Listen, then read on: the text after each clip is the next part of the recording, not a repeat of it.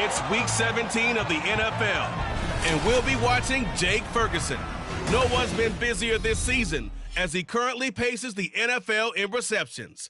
It's the Cowboys and the Giants, and it's all up next.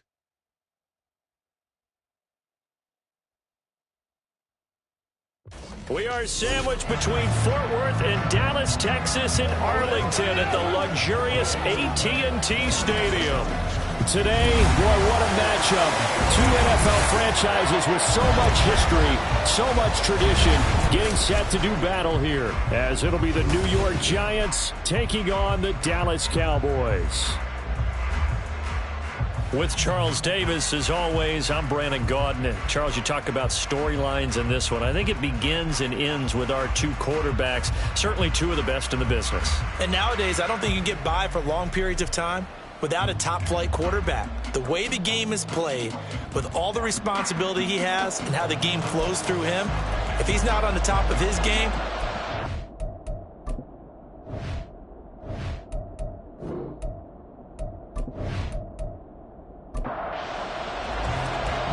two teams more than ready to get this one started. And we are underway from AT&T Stadium. Get up past the 25 to the 26-yard line. First look at the Cowboys offense as Dak Prescott gets ready to guide them. I guess we're going to have to nickname him the thrower, aren't we, or something like that. After last week? I mean, man, you're talking about over 400 yards throwing the ball. The running backs and everyone else may be looking at him like, hey, don't forget us. And he'd probably just tell him, listen, you want to get involved? Go out. Go out and catch some passes. I'll make sure you touch it. They'll start this drive out on the ground. That's to about the 28. Second down coming up. We take a look at his numbers on the ground last week. North of 100 yards, the two scores. And, you know, you got to give a lot of credit to the O-line. We talked a lot about him, but offensive line was good too. They're obviously in sync with each other, whether it's zone blocking, power running game, no matter what. He understands how to read them and find the creases that they provide. The throw over the middle, taken in. And brought down, but not before reaching the 45-yard line. 17 yards on the catch and run. It's a first down. That's good for the Cowboys. First and 10 at the 45. One back in the backfield. He'll get the carry. And he's going to get this past the 50 and into Giant territory. It's a 6-yard pickup, but it gets him to second and 4. So, Charles, you know, for this offense, we've been talking all year about how difficult it would be to run the table. And you gave me your chances early in the year. You thought maybe 25%. A few weeks ago, you thought closer to 50, but not quite 50. Now, here they are, 15-0. This is happening, isn't it? I think it is, Brandon, because I do believe this team is too invested, too well coached to fall asleep at the switch now. And I think it ultimately benefits them to stay engaged all the way through the season because make it to the finish line, then they get the open week to refresh and re-energize. But if you get off the gas now, that can really hurt you come playoff time. He's done it. 1,000 career catches with that last reception. I don't care what you've done in your life. How many things have you done 1,000 times of significance? How about this? With that catch, now closing in on the top 10 all-time in NFL history, a very significant achievement. And inside the 20 before he's brought down. Another nice gain. That's now 30 yards between those last two plays. Quite the opening drive march they're on right now. It looks a lot like what we saw in practice prior to the game, doesn't it? You know, because on that last big practice beforehand, you go through your offensive script. You go through your play call. Touchdown! CeeDee Lamb, his 19th touchdown now of the season. And the Cowboys are on the board first here this afternoon. One of the keys to their long winning streak has been scoring first. An ideal drive right there, getting the first 6 points of the ball game. Do you go back to our meeting with the offensive coordinator? Yeah. What he told us? Absolutely. With some teams, I script to probe in the early part of the game. Other teams, I script to attack. They've been in attack mode for these ball games and continue that in this one. Aubrey good with a PAT. And it's now a 7-0 game.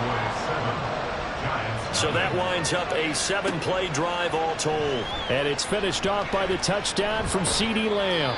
And they will wrangle him down a couple yards shy of the 30. So now here are the Giants as they'll get their first opportunity here.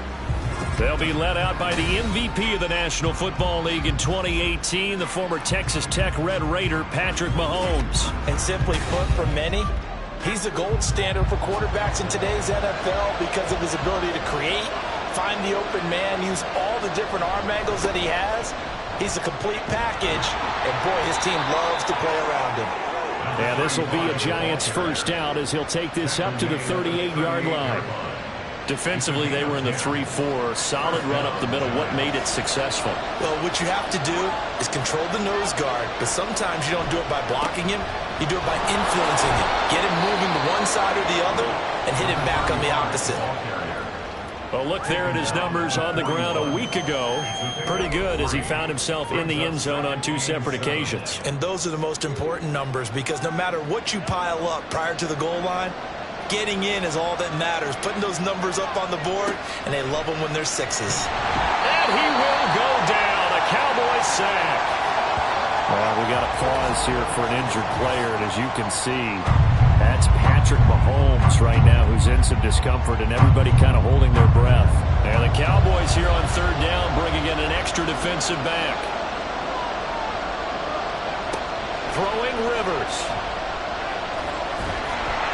Well, the pressure too great, and he goes down once more. Dropped for a loss of 7 by multiple defenders. I think you saw the same thing that I did there, partner. Remember, he's their backup quarterback, so the last thing they need is to lose another one right here on the sack. Looks like he's going to be okay, though. Yeah, he looked like he was favoring something in the left leg. Appears to be fine now, but you're right. That O-line, they got to protect it. That'll go as a punt of 34 yards that time.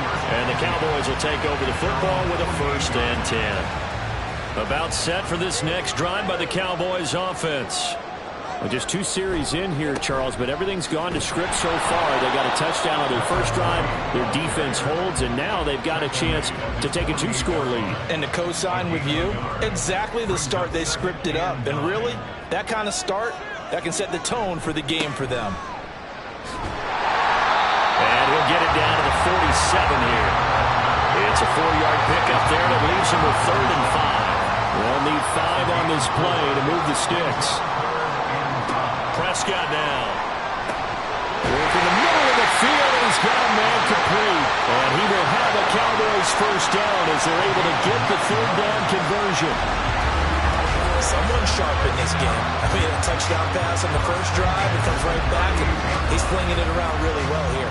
Really nice throw there to pick up the first down. You kind of just feel a laser focus and confidence about him, and I think we saw that this week, didn't we? Talking to him and the coaches, they felt good about his performance coming up. Yeah, I was really impressed with that last practice we saw when they went through 2-minute drill, when they went through all the different situations. Ball hardly hit the ground, and I thought, yeah, he might be locked in for this one. Prescott now on 2nd down. He's going to hit his man out of the backfield. Complete. 4 yards the pickup. 1st down.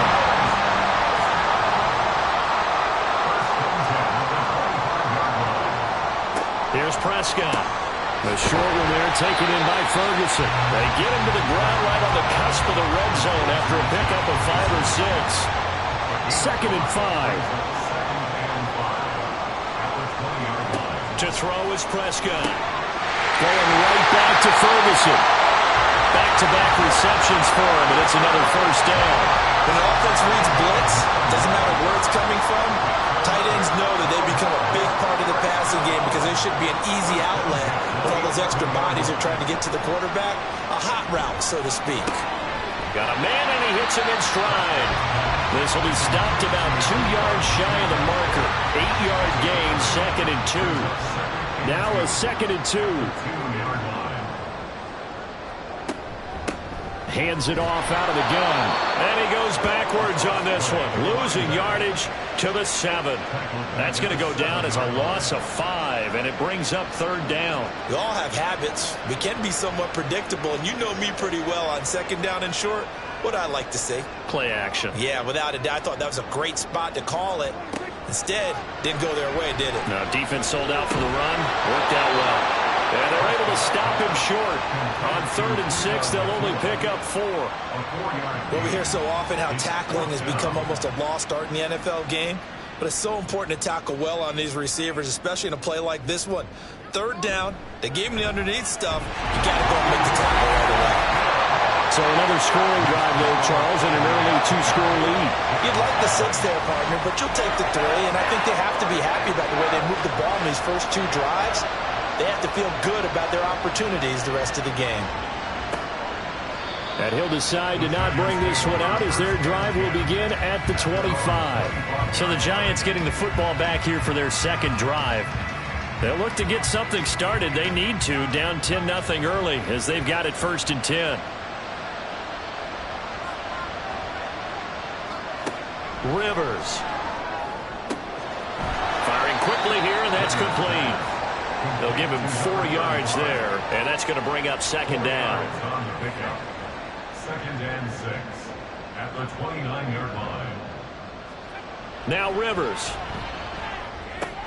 Underneath to his tight end, Wilson. His first catch, good for 9 and a 1st down. Many different ways to create space, but on that play, he did it with that big, wide body of his. Didn't get a whole lot of yardage on the play, but it did what it was supposed to. Pick up a 1st down. And a pretty good burst there as he'll get this across midfield and down to the 46.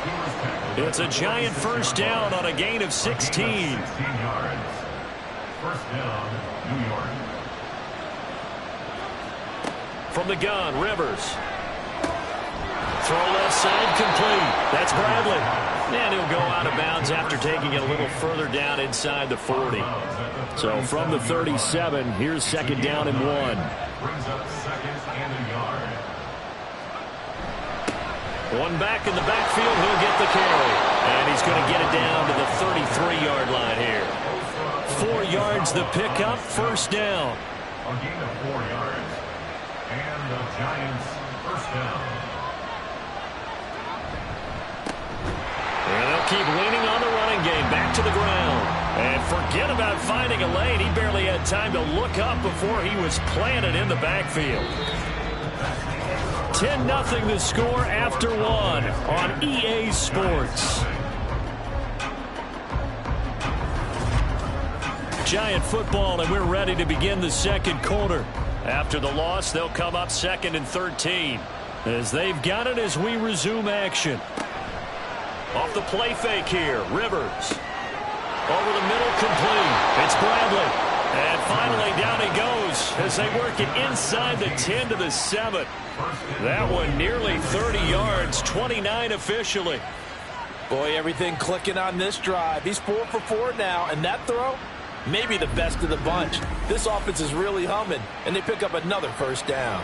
1st and goal, and they got to be thinking a chance to get right back into this football game. They'll run with Patterson. And he will take it on in for a giant touchdown. A great effort there. His 2nd rushing touchdown on the year. And the Giants have cut it back within a score.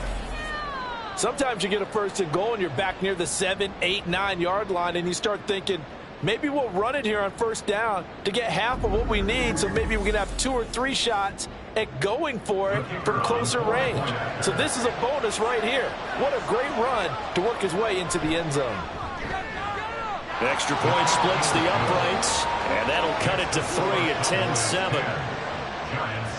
So just a 3-point game now as they send this one away.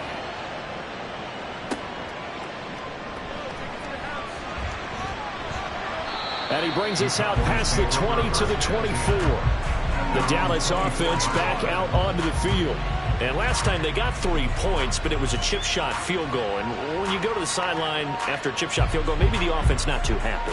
It's a balancing act, isn't it? Because you're exactly right. They're none too pleased that they didn't punch it in for 6 points. But they also have to remember they did put points on the board. 3 points is 3 points. And in this league, you take points when you can get them. Not easily done. Just what you want on a 1st down run. Call it 8 yards. And it's 2nd and 2. At the 32-yard line. Now Prescott. And he can't get rid of it. He's taken down. The offense on third down, they've been okay. 2 for 3 thus far. This will be 3rd and 5. He's going to fire one deep over the middle. That's going to be knocked away and incomplete. They decided the opportunity was there and launched a deep ball, but he was unable to get away from the defender. Couldn't create space, couldn't uncover at the end of the route, and that one winds up incomplete. They only punted twice in the win last week as he gets this one away. So just a 3-yard return following a punt of 45. And it'll be Giant football 1st and 10. And New York set to take the field.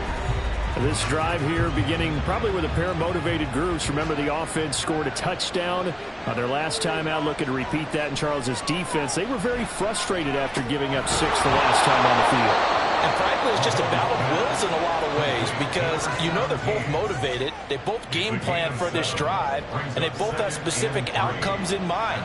To me, it just comes down to who can execute better and which side can step up and assert its will over the other.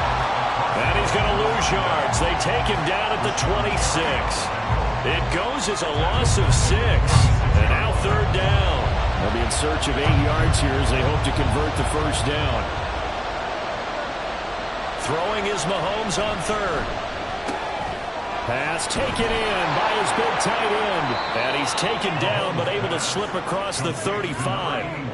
2nd catch for him today, and it'll wind up a 1st down. And that's well executed there on 3rd down, and I love the confidence that they had to let their tight end try and find some space in the middle of the field, right in their quarterback's line of vision. And QBs love to make that easy throw, and they hooked up there for a 1st down. Line of scrimmage, the 37 on 1st and 10. Now here's Mahomes. Got his man complete over the middle. It's Bradley. And this will be good for a pickup of 9 to the 46. 2nd down and a yard. 2nd and 1 at the 46-yard line. One back in the backfield. He'll get the carry. And he'll get it out to midfield. Let's say, yeah, they'll spot it right at midfield at the 50. 4 yards the pickup, 1st down. A 4-yard pickup on the play. 1st down, Giants. And they'll give him another shot here on the ground. And just 1 yard here from the 49 to the 50. Now 2nd and 9. Brings up 2nd and 9. From midfield, here's Mahomes. Throwing the out route incomplete. That's Bradley. And he's got this down a yard or 2 shy of the 40 before he's out of bounds. This will be play number 8 here on the drive. It's 3rd and a yard. They'll try and run this one right up the gut. And he's going to run into a brick wall right in the middle of the field, and I don't think he got there. Call it no gain that time, and they're going to be left looking up at a 4th and 1. Remember, that was less than a yard. That was not a full yard. That defense, they were having none of it. Yeah, the surge offensive line was seeking actually occurred on the other side of the ball. They reestablished the line of scrimmage and stuffed them. And out of bounds, sailed over, looked like right near the pylon. This one's going to be perfect. Directional kicking at its finest, right down at the 1-yard line.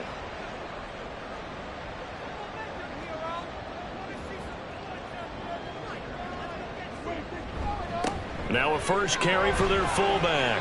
And he'll get him a little bit of breathing room across the 5 to the 6-yard line. 5 yards on the carry. Good pickup on 1st down. Prescott to throw it. He finds his man complete. That's Ferguson. And able to get this one out just shy of the 25 at the 24. Catch number 4 for him on the afternoon, and it'll give him a 1st down. A handoff as they run the counter play. And just no chance of turning the corner. He can only get back to the line of scrimmage. 2nd and 10 coming up. No gain on the play. Brings up 2nd and 10 at the 23-yard line. And they'll keep leaning on the running game. Back to the ground. And he'll take it ahead to the 28-yard line. Give him 4 on the ground there. They're now left with 3rd and 6. Brings up 3rd and 6. Throwing. Prescott. He's going to get that to his running back out of the backfield. And he will have a Cowboys first down as they're able to get the third down conversion. And a good quarterback facing zone coverage. If he has just a little bit of time to survey the scene, that's what's going to happen. No doubt about it. If there's no pressure, he's going to continue to pick them apart because he'll have all that time to find someone open downfield. You can only cover for so long. So maybe they want to go. And now off to the races down the right side. Touchdown, Cowboys! 2 first-half touchdown passes now for Dak Prescott. And the Cowboys are able to add on to that lead. Well, he's used to running at that distance. Here he had to catch it, too, before making the run. Heck of a play for the score. There's not many things better for an offense than a back who is a complete guy who can run it and catch it. And we just saw him complete a big-time play for a touchdown. Aubrey now for the PAT. It's good to make it 17-7. So the drive there took 6 plays. And it's capped off for the Cowboys touchdown. No run back here, down to a knee, and this drive will start at the 25. The New York set to take the field.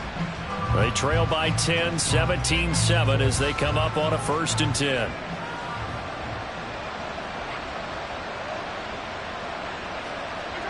To throw, it's Mahomes. And the Cowboys pressure gets there this time for the sack. Buried by multiple defenders on the drive's first play. At the 23, it's 2nd and 12. A shotgun handoff to Patterson. And he'll get this up over the 25 to the 26. They'll get 4 on 2nd down, but it leaves them with 3rd and still 9 to go. They'll come to the line here needing 9 yards to pick up the first. Now a 3rd down throw, but it misses the target, incomplete. So after 3 drives and 3 touchdowns combined between these two clubs, finally we get a defensive stop. Yes, and welcome to the party, defensive players. I'm glad to have you because for a while there, it almost felt like it was 11 going downfield on air. Okay, so to be able to have someone come up, make a stop, now we got a football game going. Following the punt return here, there's someone shaken up.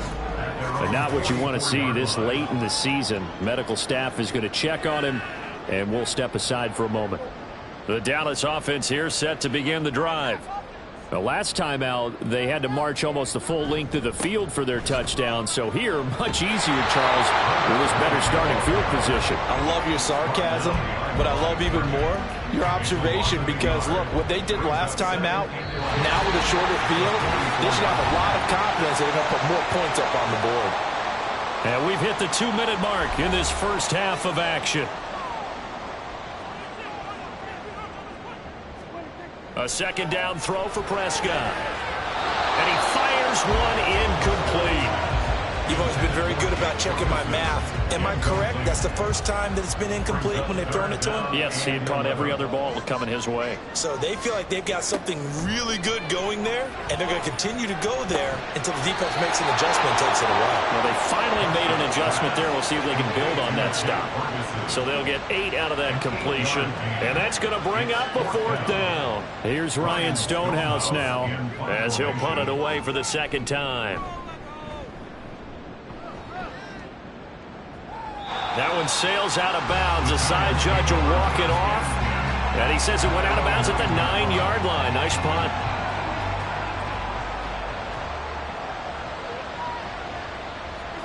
On 1st and 10, here's Mahomes. And he's got his man in stride, complete. And he'll have this past the 30 prior to going out of bounds. 22 yards on the catch and run, a 1st down. A lot of times the key is just get him the ball and let him do his thing, and they got it out to him on the left side, and he did exactly that. Excellent run after the catch. A 1st and 10 here, and you know, if they could just get 3 out of this, something about whittling it to a 1-score game at half that might provide a psychological boost. Now Mahomes. Now he's free to midfield. And he's got it across the 50 to the 47-yard line. The Giants going to go ahead and use the first of their timeouts as they'll stop it with just over a minute to go before halftime. Not only have they completed a couple on this drive, but they peeled off some pretty good chunks of yardage, too. Absolutely. Great start. 2 nice plays in the pass game. Now can they continue to feed off that? And he will find his man on the outside. And he's going to get this inside the 30. And now we're going to get a stoppage. A member of the Cowboys shaken up. Always unfortunate to see an injury, especially this close to the end of the regular season. We'll step aside. And again, it's Mahomes. Throw out right, taken in by Patterson. Short completion, just 4 yards, and it's second down. A gain of 4. It's now 2nd and 6 at the 24-yard line. Looking to throw is Mahomes. And it's caught over the middle. Wilson. Now the Giants will use the second of their 3 timeouts as they'll stop it with 27 seconds remaining here in the second quarter. Now a throw to the end zone on first down, but it winds up incomplete. Here's 2nd and 10.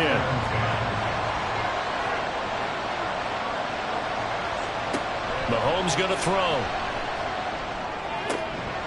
And this time he's got the hook up. It's complete. Down he goes at the 10 with a solid pickup of 8.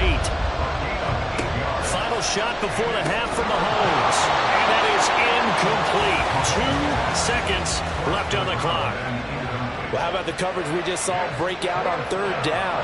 Dime defense, blanketed the field with extra defensive backs and speed, unable to find an open hole to complete that pass.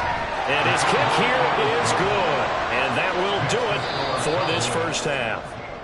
So we've come upon halftime here in Week 17 as we send you on over to Orlando for Jonathan Coachman in our EA Sports Halftime Report. Take it away, Coach.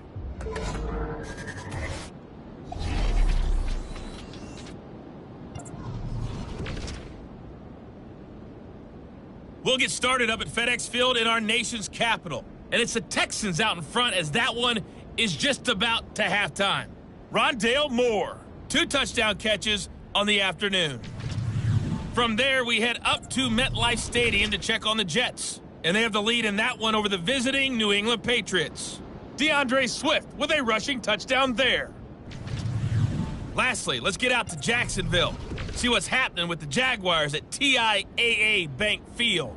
As you can see the score there in the second quarter. Trevor Lawrence has thrown a touchdown pass. It was the veteran quarterback Dak Prescott who had it working in the first half. He fired his guys into the lead with 2 first-half touchdown passes as they were looking like a well-oiled machine in the first half of play. All right, Coach, thanks. Yeah, both teams likely to make some changes in what's been a closely fought battle to this point.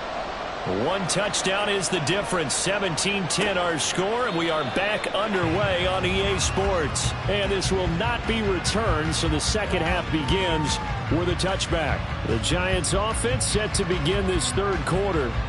But, Charles, we saw a pretty entertaining first half, close ball game. Remember there toward the end of the second quarter, the opposition scored to take the lead. Now we'll see if these guys can get a score of their own to regain that lead. Yeah, they want to have that type of a response, don't they? Because they want to fight. And he's free going down the left side. It's a foot race.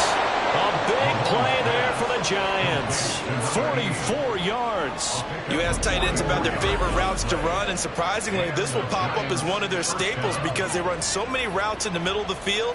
How about this one? Starts downfield, bends it to the corner, great touch on the football, and they turn that one into a big play. So the big play changes the complexion of things. Here's 1st and 10 just outside the 30. A throw there, but that's going to wind up incomplete. He's had trouble finding open receivers all game, CD, and that's because really there hasn't been many. This defense has been all over him. Yeah, they're one of the better defenses in the league, and every time I talk to someone around the NFL, they all say the exact same thing. They're so fundamentally sound, it's hard to execute against them. So now 3rd and 10, a big play to start the drive, but nothing since. Mahomes now to throw. And now look at this. Big gain, but a fumble. Oh, one of the linebackers has got it. And now, meanwhile, after the dust settles on the fumble, we've got an injured player here as well. And not what you want to see this late in the season. Medical staff is going to check on him, and we'll step aside for a moment. So Prescott of the Cowboys now with a 1st and 10 at the 20. They'll start this drive out on the ground. And he is brought down at the 22 after a gain of 2, and it brings up 2nd down. From the 22, here's 2nd and 8. Prescott. To the right side and complete to Jefferson. And they're able to get this one across the 35.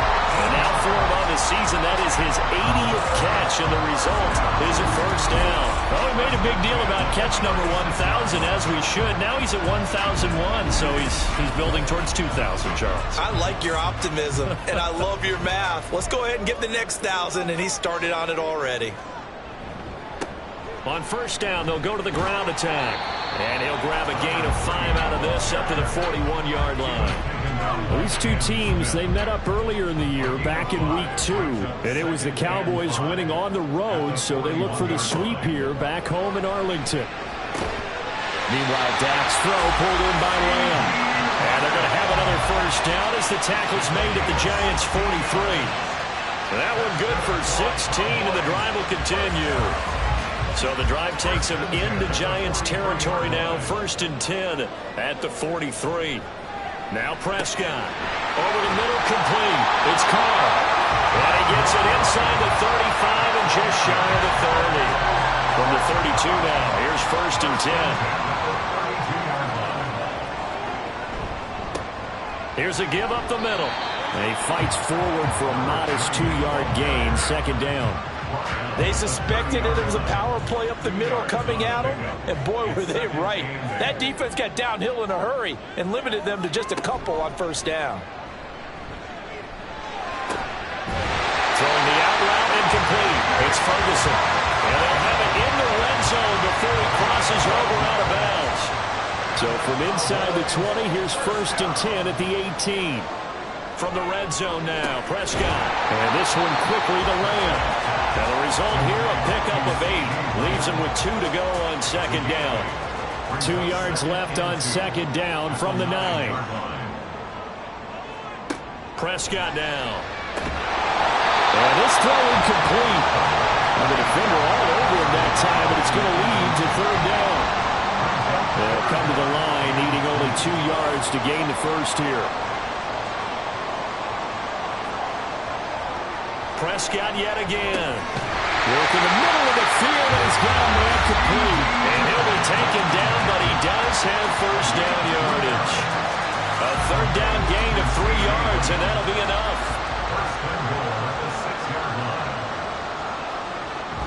Now it's a bootleg with Prescott. And that is caught. Touchdown, Cowboys. 3 touchdown passes now for Dak Prescott. And the Cowboys have taken a 2-touchdown lead now.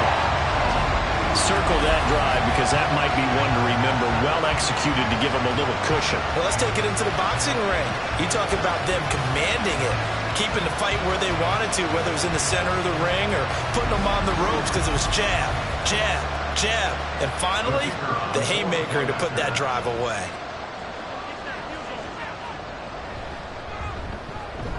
Now the extra point up and good by Aubrey. And the lead now up to 14.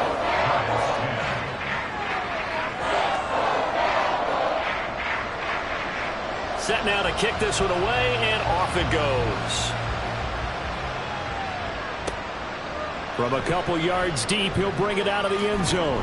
And he'll get it up past the 20 to about the 22. Possession switching back to the New York Giants.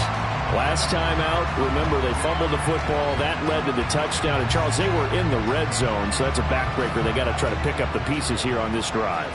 Yeah, and I actually started to do the math here, so be patient with me. 12-point swing is the way I calculate it, because not only did they drop the ball in the red zone, they watched the opponent score a touchdown right after that. So their goal, have a drive here and try and get some of those points back.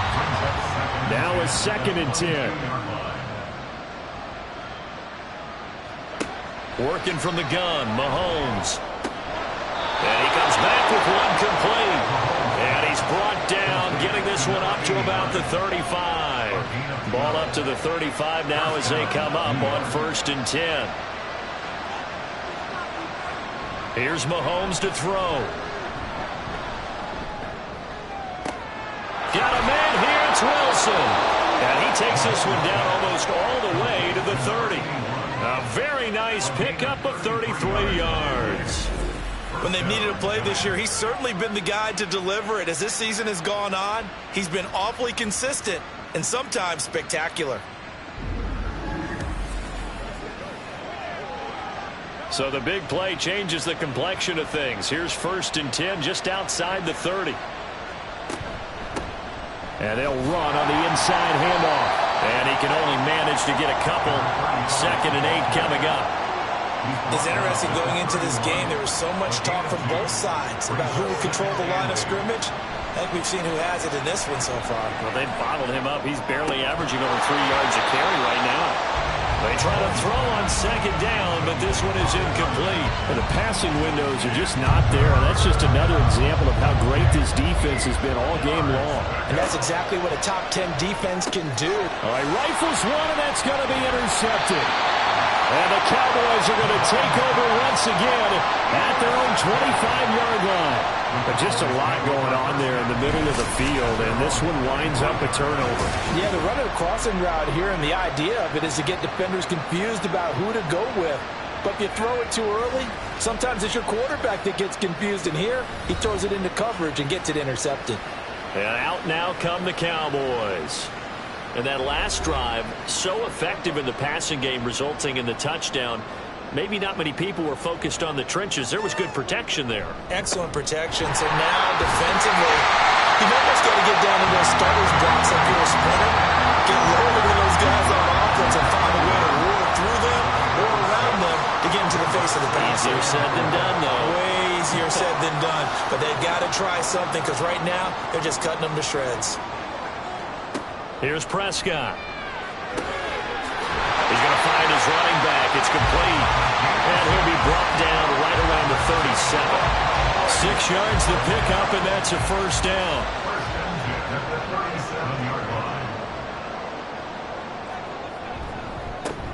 One back in the backfield. He'll get the carry. And he'll go down right around the 47 this time. 64 yards rushing for him now in the ball game. Still a few inches short of a 1st down as they come up now on 2nd down. Looking to throw. Prescott. Quick hitter here. It's complete. And he'll get it down to the 47 here. 6 yards to pick up, and that's a 1st down.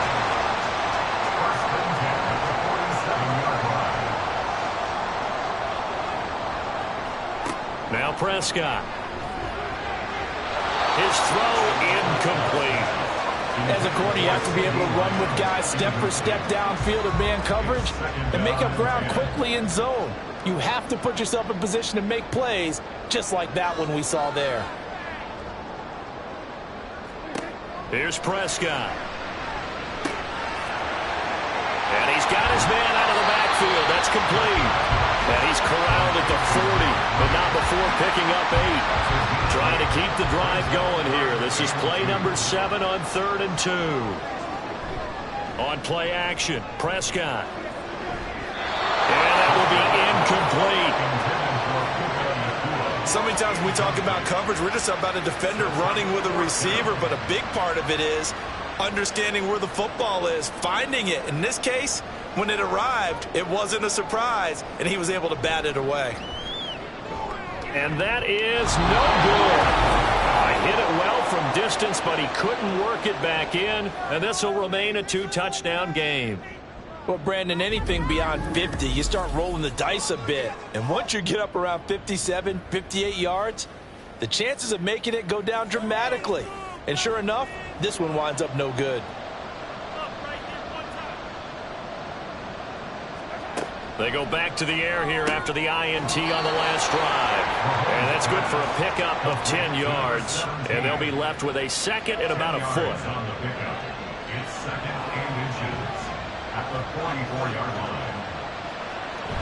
They fake the give. Now Mahomes. And finding the tight end Wilson. 68 yards receiving now for him in the game. And a first down on that last catch as well. First down, Giants. To throw, it's Mahomes. Looking left side, and he's got a man. That's Bradley. And brought down, but not before they're inside the 25. And the Giants first down. Mahomes now on first down. And that's off the mark, incomplete. Well, they certainly aren't letting up today, partner, because they've forced big turnovers already, and it's been incredibly tough for them to get yards against, let alone put points up on the board. Now Mahomes on the bootleg. That is incomplete. Really good coverage all over the field. They took away his intended read and almost dared him to try for his guy out of the backfield. No surprise on that one. It doesn't connect. And again, it's Mahomes. Oh, this will be incomplete. The rush gets home just as he was letting that go. That could have been worse. Instead, it's fourth down. So the Giants now are going to turn it over to their field goal unit. He hit his first, this one from 40 yards out. And his kick is indeed good. And that will get the disadvantage now back down to 11.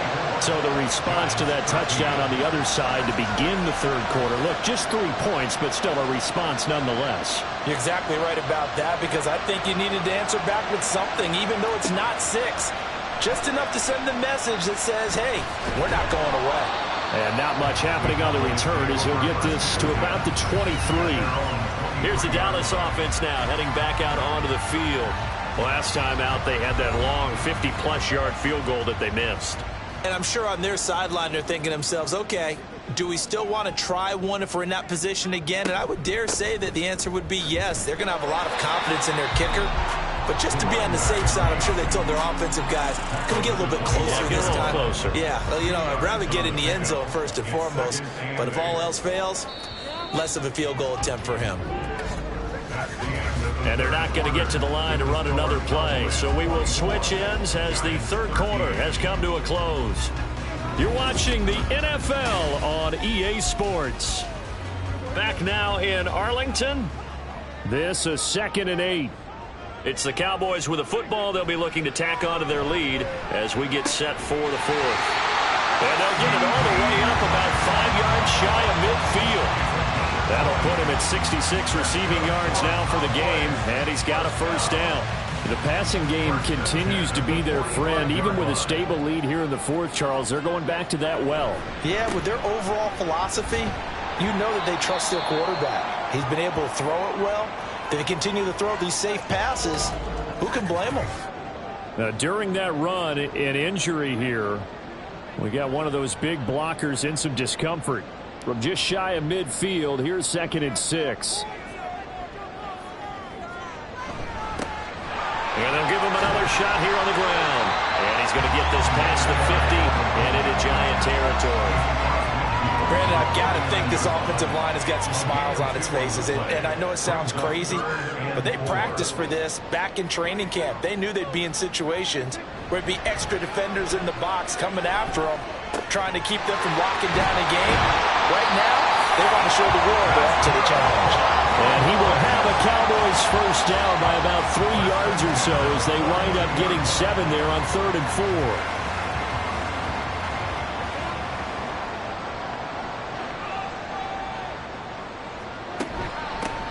From the gun, he'll hand this off. And he is met in his tracks behind the line of scrimmage. He'll lose a yard there, and it's 2nd and 11. Sometimes I think these defensive tackles get a little bit of a bum rap. We just see them as big guys that eat up blockers for others to make tackles. Oftentimes they're quicker than they get credit for. And this time he uses quickness to make a play. Now here's a throw right side taken in by his tight end. The result, only 4 yards there on the play. 3rd and 7 now. So 7 yards from the first down here as they come up to the line of scrimmage. On 3rd down, it's Prescott. And it's knocked away and incomplete. And they're at the point of the ball game now where they've got to take some chances. They've got to put the ball in the air and just see what happens. But this defense knows that all too well.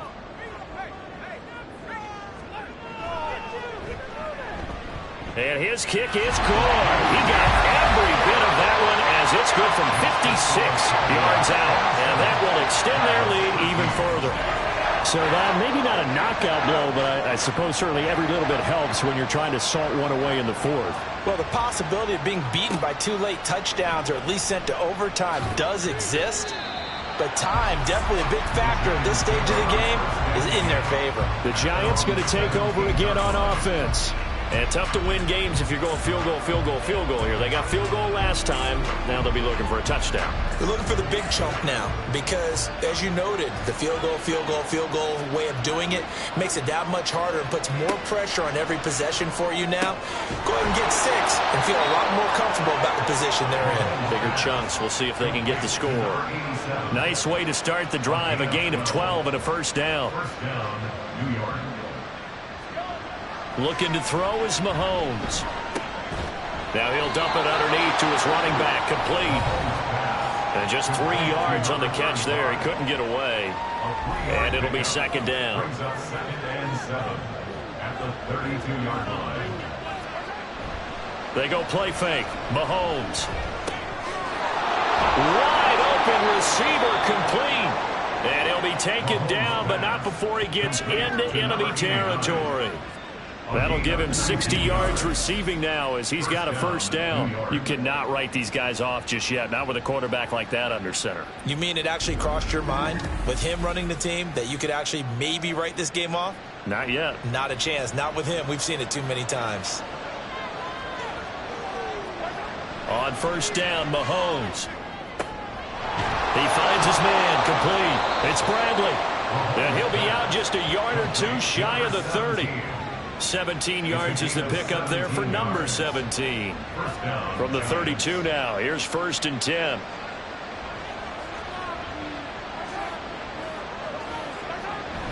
Play action. Now it's Mahomes. He finds his man, complete. It's Shepard. So 5 yards here, 5 on the play. And that'll make it second down. Brings up 2nd and 5 at the Cowboys' 26-yard line. Mahomes to throw once more. Over the middle, it's complete. What a methodical drive. This is turning out to be that time 9 yards, and the sticks move again. So from the 17 now, here's a 1st and 10.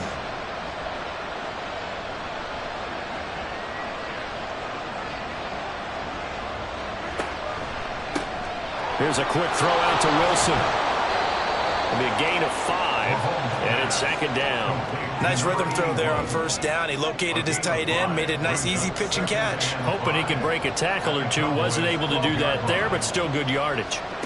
Throwing now is Mahomes.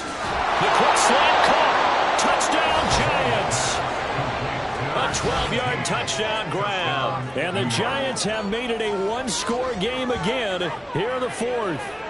Big score, first step in their attempt to climb back into this game. Yes, but still some work to do as they get within a score here.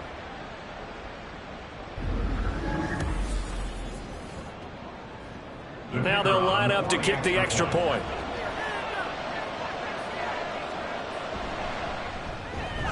And that'll cut the lead down now to a touchdown. So that drive in total 8 plays. And it was finished off by a touchdown by the New York Giants.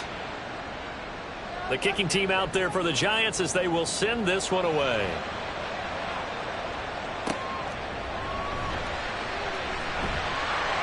And able to take it past the 25 and up to the 28-yard line. Cowboy offense heading out. Let's take a look at the playoff picture coming into the weekend in the NFC. What we do know, Charles, they will be in the playoffs. They currently sit at pole position number 1, but nothing's set in stone right now. They still have to earn that top spot. And it makes me reflect back to preseason when you and I do our tours of camps. The prevailing message in each and every one of them was what? Win the division. Win the division. Win the division. You know you're in the playoffs. It means something. It means a home game. It means a number of other things, but winning the division is paramount. You're right. They won't step off the gas here. Now a nice throw here, right side. He hauls it in. That one good for 26 and a first down. These guys certainly are not hiding what their intention is. They're absolutely showing it. They're definitely not going to sit on this lead here in the 4th quarter.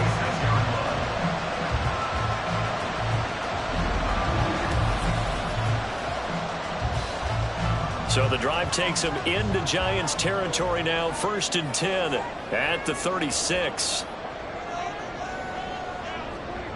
To throw is Prescott.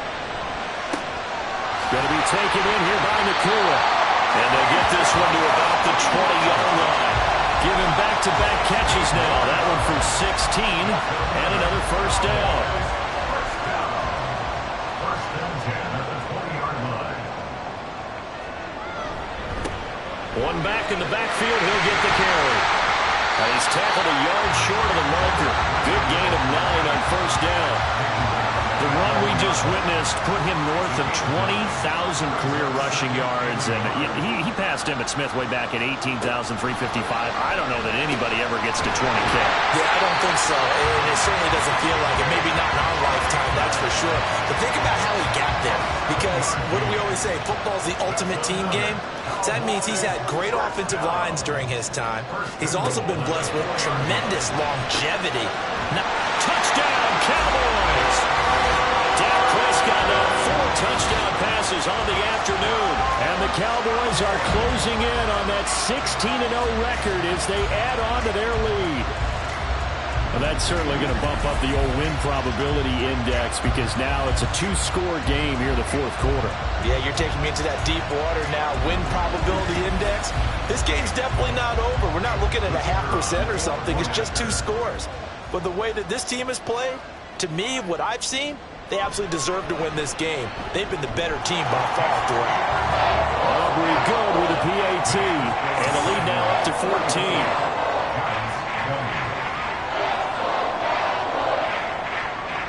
The kickoff unit is out on the field, and they will send this one away.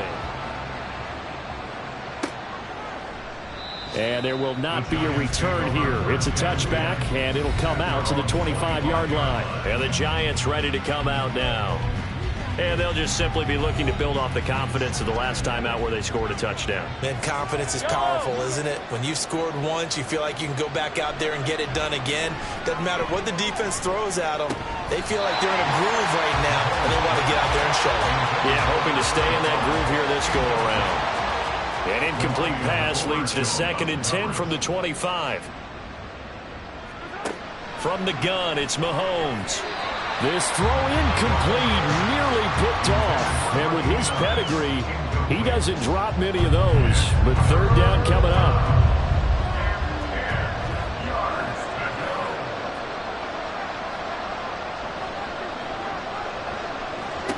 Now here's Mahomes. That is caught. And they'll get it up just short of the 45 at the 44. And they're going to hurry back to the line now. Now it's Mahomes again.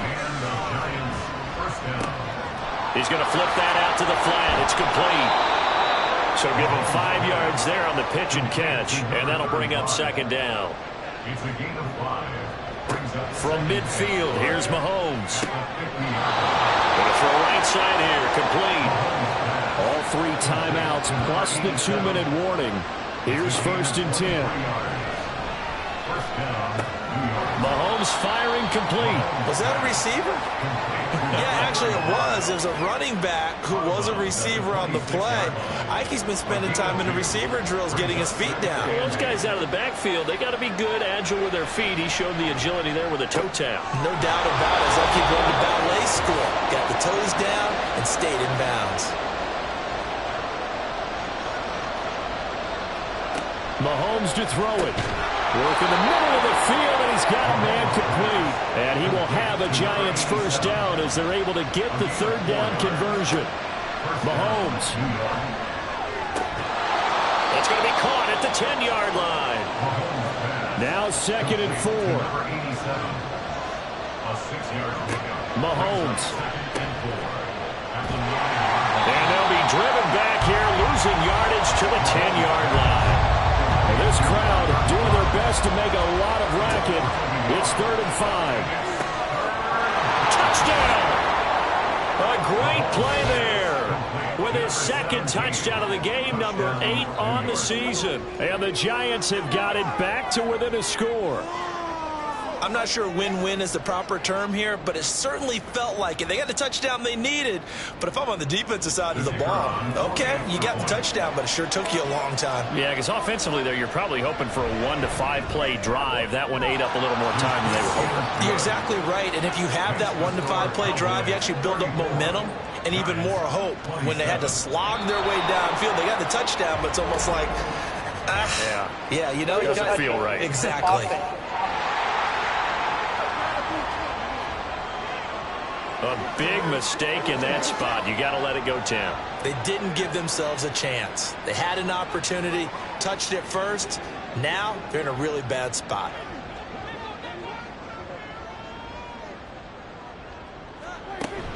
They got to have two hands on the football here as they run on first down.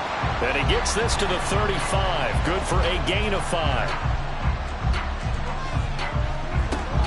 Another run on second down, trying to cover up. And a short gain down to about the 33.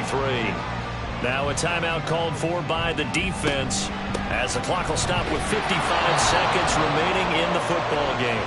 The Giants going to burn their third and final timeout as they get the stoppage with a little over 50 seconds left to go in the game. And his kick is good. And that will extend their lead even further. So barring something extraordinary here in the closing stages, that field goal should just about put this one on ice. Yeah, they've got to find 2 scores. So, you know, we're not going to exactly move it over there yet. It can be done, but, boy, it's going to be a little bit of a stretch for them, isn't it? Yeah, they would have to move incredibly quick and have some luck, too. Powering his way forward. And they finally get to him out near midfield, but he's all the way across the 45 to the 46. Patrick Mahomes in the offense. Down by 10. 43 seconds to go. It's a tall order, but they do begin with decent field position on first down. And this is intercepted, and that should do it. Still going inside the 20. And he takes this one back into the end zone, and the Cowboy defense has a touchdown. Well, this defense, Charles, we know how good they are, but they've been beat a couple of times in this game. However, they got the latest laugh. And how about the way they hung in there? Because you're exactly right. They're not used to being dented as they've been so far in this game. But what they just did there with that pick 6, that's the equivalent of what was happening to them. They're throwing touchdown passes against them. Okay, we'll take one back against you. The extra point up and good by Aubrey. And that'll make this a 3-score game now. The lead moves to 17. So they throw the pick 6. They'll get another shot at it now as this one's in the air. And this will not be returned. It'll come out to the 25. And now out come the Giants. We certainly had a sense coming in here that these guys were in for a tough one on the road. That has been how this ball game has played out. They trail big as we continue on now here in this fourth quarter. Now Mahomes to try again after the pick 6. Got a man, and he hits him in stride. And they're going to have this across midfield and inside the 45. It's a gain of 32. One final try for Mahomes. And this will be incomplete. 1 second left to go. Well, he's smart enough to avoid the taunting rule, but I'll guarantee he quietly has told them, you might want to stop coming after me downfield because I just broke up another pass and took away a big shot that you were trying to succeed with. One last shot at the end zone. They're unable to connect, but a late flag comes in. And the contact may have come too early. So the game will continue for at least one more play. To not finish a game on a defensive penalty, that's why they get one more untimed attempt. And this is going to be caught. So it affects the final score, not the outcome, but it is a late touchdown here on the game's final play. Doesn't affect the outcome, but, hey, nice job there to put it in the end zone for the final play. Could it affect other things? Sometimes these types of scores are ones that we don't consider big at the time. Then later on we find out maybe that was a tiebreaker. Yeah. Or, of course, in the fantasy football world, these points mean a lot there. Well, on the one side, if you try to take away something positive from this game, they played to the final whistle, getting the touchdown there on the last play. But still, all for naught, really. Yeah, I'd say give them points for positivity. I like that. That part is good. But I often wonder, when the game is settled and the clock is run out, do we really need to kick the extra point? Oh, yeah. It's silly. It's silly. It doesn't make any sense to me. I know that people have explained before, well, you got to play it all the way through. Come on, this thing was done. So for the Cowboys, they're a win away now from running the table here in the regular season. They moved to 16-0 on the year. Thanks for tuning in, everybody. Alongside Charles Davis, we thank our entire crew. I'm Brandon Gaudin. This is the NFL on EA Sports.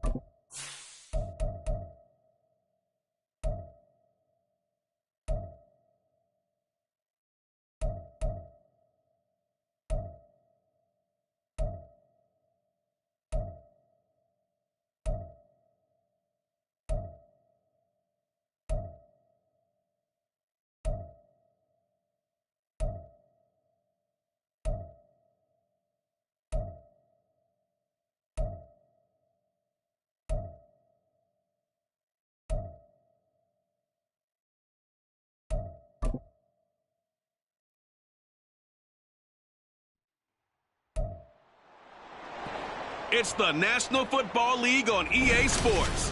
And we'll see Garrett Wilson. He's been a quarterback's best friend, nearly 1,300 yards receiving on the year.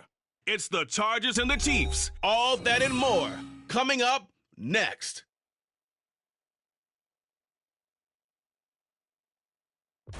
We are just a couple miles east of the LAX airport, just off the 405 and the 105 at the beautiful SoFi Stadium in Inglewood. Today, Week 17 is upon us, and we've got a good one in store here, as it'll be the Kansas City Chiefs taking on the LA Chargers. With Charles Davis, as always, I'm Brandon Gaudin. And Charles, you talk.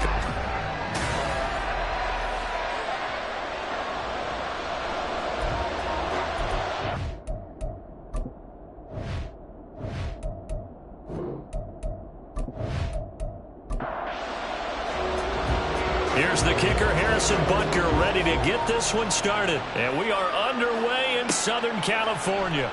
From a yard or two deep, here comes a return. And they can't. And a nice return sets them up pretty good here right at the 30-yard line. So here's the Charger offense making their way out. And they'll be led out by their 8th-year quarterback. If you ask coaches at any level to design their ideal leader of a team, I think they're going to check every box with this guy. He's got the poise to handle responsibility. He stays calm under any kind of pressure, and he brings out the best of his teammates each and every week.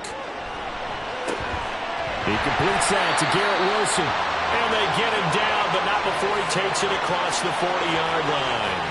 Just like that, it's a gain of 12 and a first down on their first play. They'll set up to throw. He finds his man, complete. That's Curry. Pretty darn good, as you see right there on your screen. I'll echo that. Darn good. 2 touchdowns, right? And the ability to be in sync with each other, right? To understand that he's going to be where the quarterback expects him to be when the ball's thrown. 2nd and 4. And that falls to the ground, incomplete. A nice job of bodying him up defensively, and now it brings up 3rd down.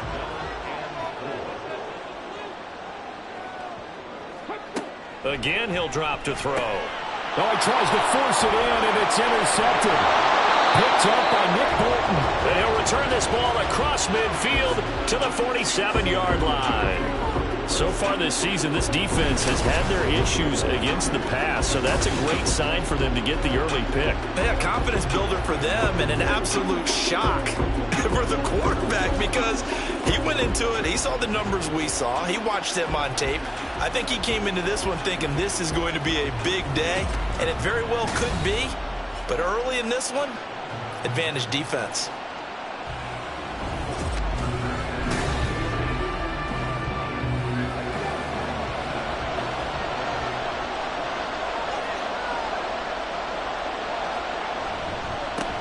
On 1st and 10, here's Pacheco.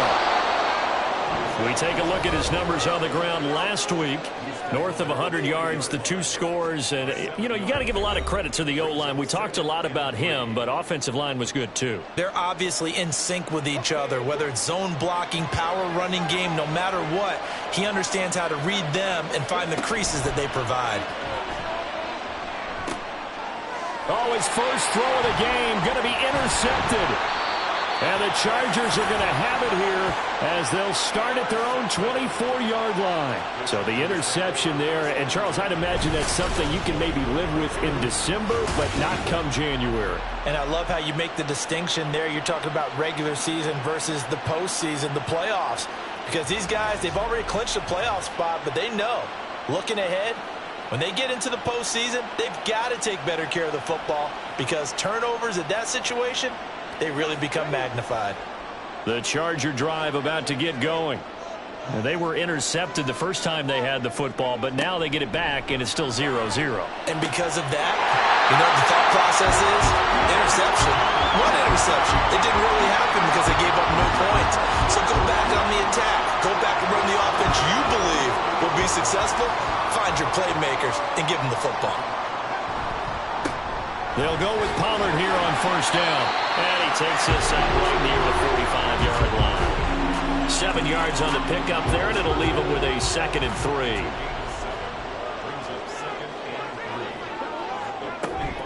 Here's Pollard again. And he'll be brought down just shy of midfield at the 49-yard line. 4 yards the pickup, first down. First and 10 at the 49-yard line. He'll look to throw. And that is incomplete. He couldn't hold on through the contact. Brings up 2nd down.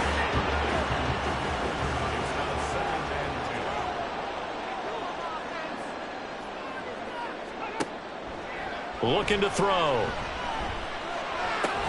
And a completion to Wilson. And he's able to take it across midfield before going out of bounds. Now on 3rd down, an extra DB out there for the Chiefs. He'll drop to throw. Able to find the open man. That's complete. And he'll be brought down with a first down as the tackle's made at the Chiefs' 26. Give him 22 there on the 3rd down conversion. And that's how you shake off the interception you throw on the opening drive, come back and throw another strike and gain nice yardage. And I give credit to 2 people on this one. The man throwing the ball and the person calling the plays. They're not shutting him down early in this game. They'll stick with the passing game as he looks to throw. And he bats it away, and it falls down incomplete. The Chargers at 13-2 on the year. And they come in feeling pretty good after back-to-back victories, CD. And I thought that they played pretty well last week. Their execution, their discipline, their resilience, all on display in that victory. He'll get only 3 there, so it leaves him with a 3rd and 7 ahead.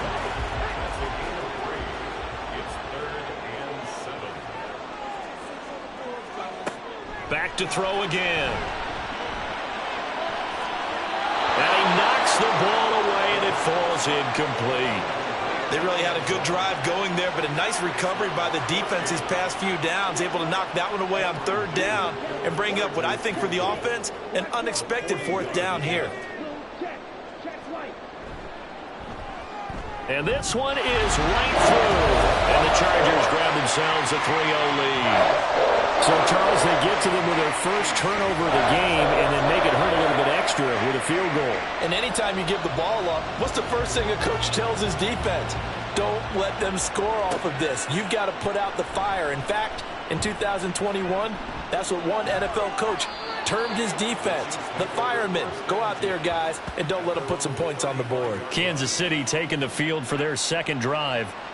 They threw an interception the first time they had the football, only gave up 3 points off of that, so it shouldn't be a difficult hole to overcome. It really shouldn't, as long as they're not. Oh, and his early struggles continue. Here's another one intercepted. And they'll set up shop in enemy territory at the 45-yard line.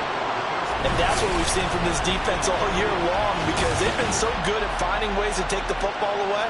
And they just gave us another example right here. A strong defense, that's something you're going to need to rely on come playoff time. And this crew has got one. There's no doubt about that, Brandon. The offense for Los Angeles returns to the field. Well, what do you think? You get the ball off the turnover near the middle of the field. You take a shot here on the first play? You know I'm big on that. I love when I have great field position. After a turnover, I feel like I might have a little bit off balance.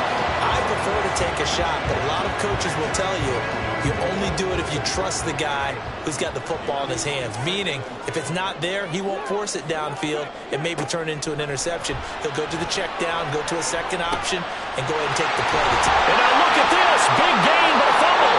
Oh, one of the linebackers has got it. And a big turnover there as his guys will get the football back. Well, my friend, this has certainly been a comedy of errors here in the first quarter. Neither side able to really hang on to the ball. Yeah, now I'm just curious to see which team can adjust, because both have made their mistakes, as you said. Yeah, and whoever can do that can seize firm control of this game, something they haven't done with the ball so far. And he's been throwing the ball up for grabs here early on. 2 passes, 2 interceptions. He'll try and rein things in a bit here as he starts again on first down.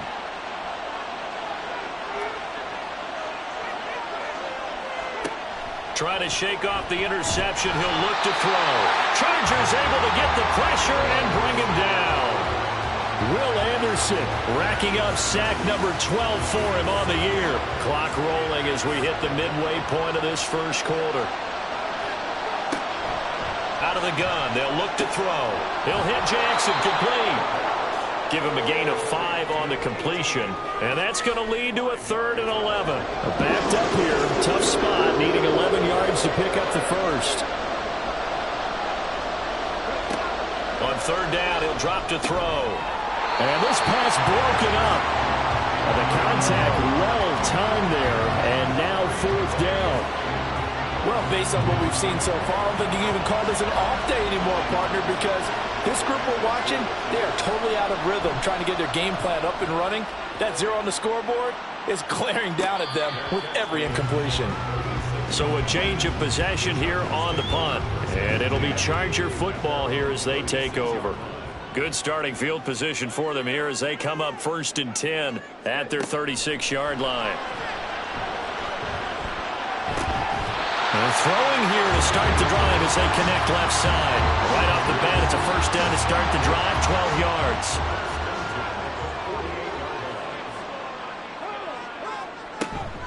Pollard will take it up the gut. And he's going to take this ahead for right around 3 yards, but no more than that. 2nd down.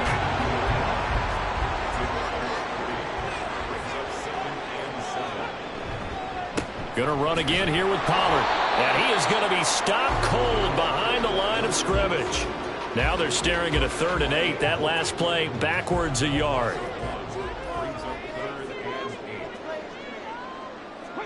From the midfield stripe, they'll look to throw. Ooh, the juke. And he's got this down a yard or 2 shy of the 40 before he's out of bounds. A good decision in the end to pull it and run, gets him 9 yards and a 1st.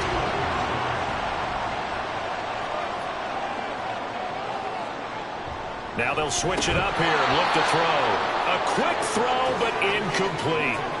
I know tight ends love this route because a lot of times they'll fake a block first and get a little bit of space and then come across the middle because in their mind, they're thinking catch the ball and then drop the hammer on the little guys in the secondary. Not able to drop the hammer, he just dropped the pass. 2nd catch for him today, and it'll wind up a 1st down. And that's a more than acceptable read right there because it's zone coverage, so timing is everything. This time he waits for his man to come open, puts it right on him, and they pick up a 1st down.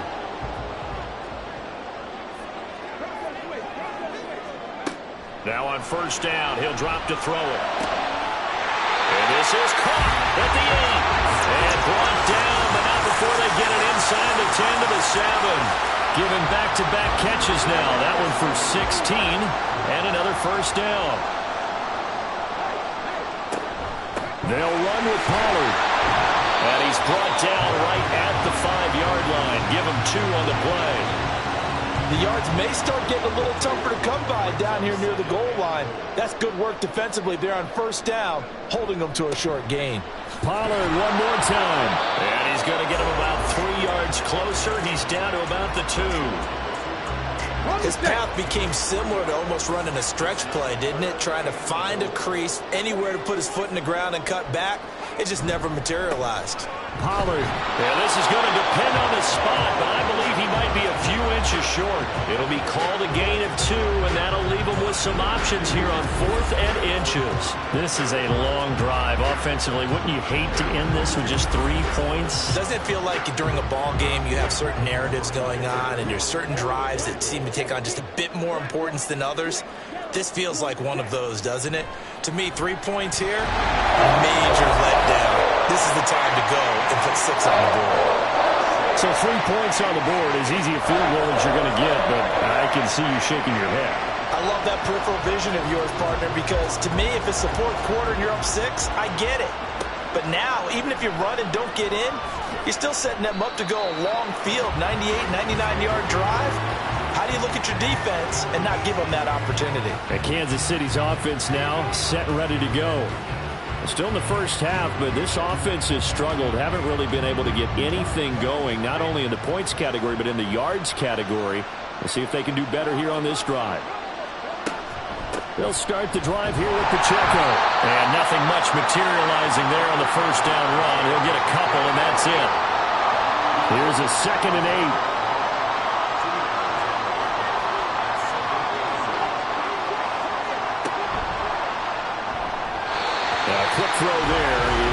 complete. When you talk about the defense for these Chargers, coming into this one ranked number 19 in the NFL against the pass. Defending the pass has not been one of their strong suits throughout the season, but they have any hopes of making waves in January, they've got to improve in this area. And now the third down throw incomplete as well. I think the punter might start to get into a pretty good rhythm here if he keeps getting opportunities. But that's the last thing his team wants to have happen, right? The last thing you want to see is your punter feeling pretty good because he's out there all the time. Yeah, first quarter only, but they're 0 for 2 on third down conversions to start this thing. A well-hit ball there. 50 yards on the punt, 3 on the return. And it will be 1st and 10 as they take over. There again is the running back as he trots onto the field. Last week, a strong showing, up over 100, also 2 trips to the end zone. It's the kind of week that if you said, listen, I'll let you have this type of a game each and every week, you'd sign up for it. You wouldn't try and get too greedy. But let's face it, good runners always want to be a little bit more greedy at the end, try and squeeze out every last yard. He's going to try and duplicate that and exceed it in this game. 6-0 our score after 1. Charger football to start quarter number 2 as they've got a 2nd and 8 forthcoming.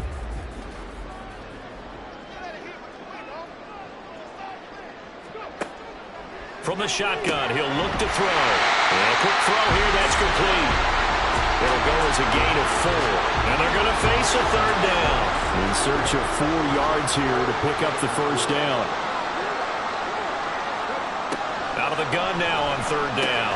Pass taken in by his big tight end. And he'll have it past midfield almost to the 40 before being taken down. A good pickup there, 21 yards. Normally on third down and short yardage, you're thinking of throwing to your tight end. It's just going to be a simple chain mover. But this time they let him roam down the field, and a nice dart picks up the first down and then some. They'll look to throw again. Got his man complete over the middle. It's Curry. So just 3 yards on the completion there, and it'll be 2nd down.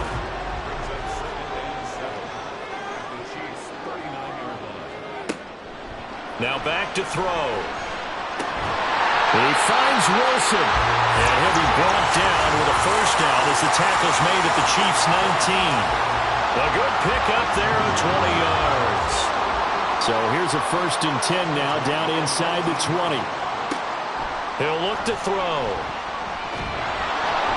Under pressure, and he'll go down back at the 26-yard line. It'll be a loss of 7 on the sack, and it brings up 2nd. Well, remember, they had the nice gain on the previous play, but they just gave a lot of it back right there on that sack. Yeah, they get the sack, get back some real estate. Felt like the type of play that can spark a defense and swing some momentum. The pressure gets to him again. That was Nick Bolton rushing in and burying him behind the line. There's a reason inside linebackers are often captains of a defense. They call the signals. They have the opportunity to affect the game in coverage, against the run, and, of course, on blitzes. Living in the best of both worlds here.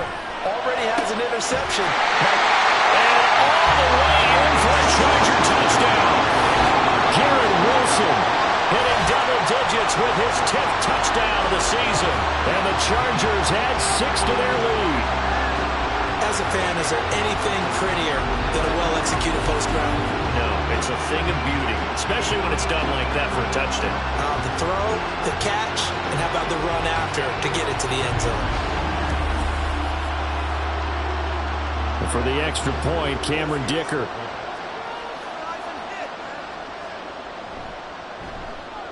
And he's got it to make it now 13-0. So an 8-play drive covering 80 yards. And Garrett Wilson capped things off with a touchdown grab. The kick unit on here for the Chargers as they will send this one away.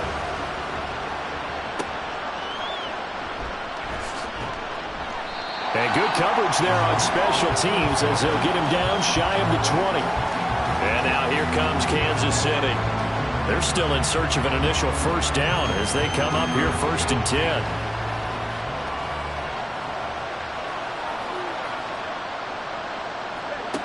They'll try and start this drive in the air. throwing over the middle, and it's incomplete. Got an open man that time, but ended up putting a little too much heat on it, don't you think, partner? Absolutely. Just needed a touch more air under it. Instead, he fired an absolute bullet. Now here's a throw right side taken in by his tight end. That'll leave him with a 3rd and 2 coming up. They got 8 yards there.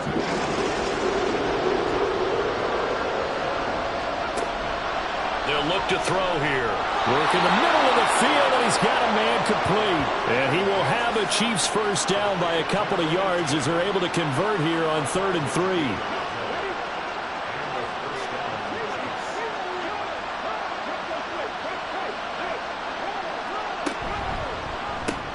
This out quickly to Williams.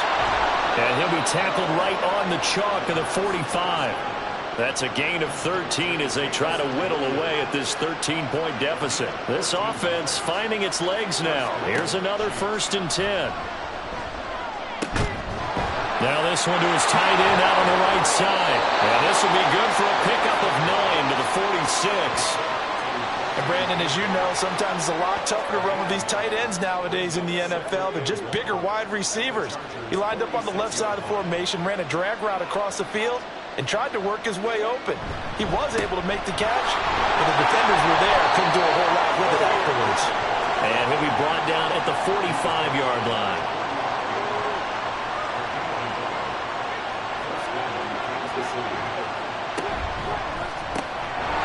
And that one drops down, incomplete.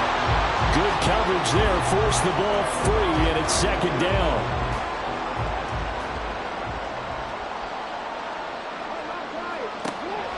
Back to throw here. He'll check this one down to Pacheco. And this winds up a gain of 4 to the 41. I know it was a gain, but you have to sense probably a little bit of disappointment there because when it's out there in open space, I think they expect to get more out of a play, don't you? Especially when you're getting it to your guy out of the backfield. You're expecting him to be able to create something, be a little more shifty. Yeah, no doubt about it. Good open field tackling held it to an okay gain. A nice job there on the escape and scramble. A 1st down, a 16-yard gain. It was starting to become a game for him to forget with the interceptions, but that's a step in the right direction. Not only did he choose to run it instead, but he saw the field well and made a nice pickup to get a new set of downs. They'll look to throw now on 1st down. Throws out left. It's caught by Williams. Call it a gain of 3 on the play, and that will bring up 2nd down. He'll look to throw. Finding Williams once more, complete. A gain of 3 last play. This time they double it and pick up 6.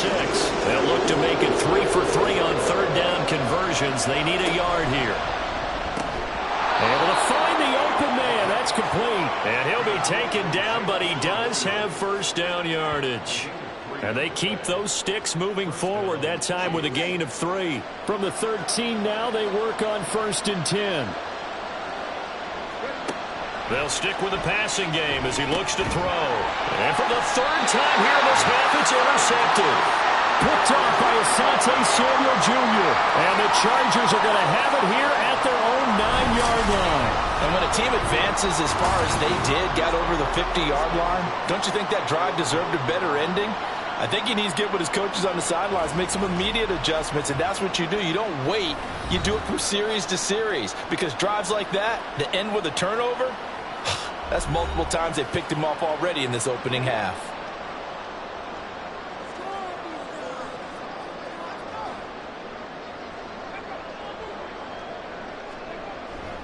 So the drive's going to start with Pollard. And he'll find some room to get this up to about the 14. 5 yards is the tally on 1st down. That brings up 2nd and 5. Off the play fake, he'll look to throw. And he can't find a receiver, and he's brought down. This offense so far on 3rd down, they've hit 4 of 7. This is 3rd and 7. He's got his target. That's complete. And he is going to have the Chargers 1st down as they're able to get the 3rd down conversion. And defensively, they were in zone coverage there. Do you have to be a little careful you're losing playing against a good quarterback like he is to not play too much zone? Yeah, you have to be careful about how much time you're giving up. I think it's a good point you just brought up. So maybe if you still want to play zone, you go to a zone blitz scheme, and you can drop anyone out of your defensive front, defensive end, defensive tackle. It doesn't matter. You just exchange someone to bring more pressure towards the quarterback and still try and cover downfield. They'll set up to run the quarterback draw. The Chiefs will use the first of their timeouts. So as they talk it over, we step aside. They'll set up a throw. And it is caught. And he'll be out of bounds, but able to get it up past the 45. 25 yards that time. Well, things are definitely going right for them here in the first half. Pick a down, any down, even third down, no problem. They get a connection there and pick up a fresh set of downs, continuing to move the ball. Couple of first downs to kick off the drive. Here's 1st and 10 up at the 46.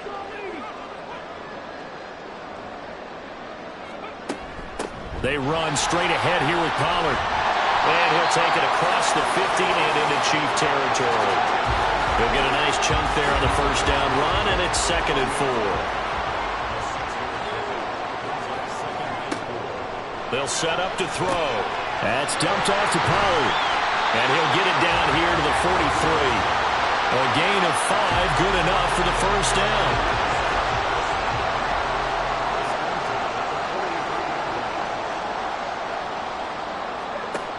They'll look to throw.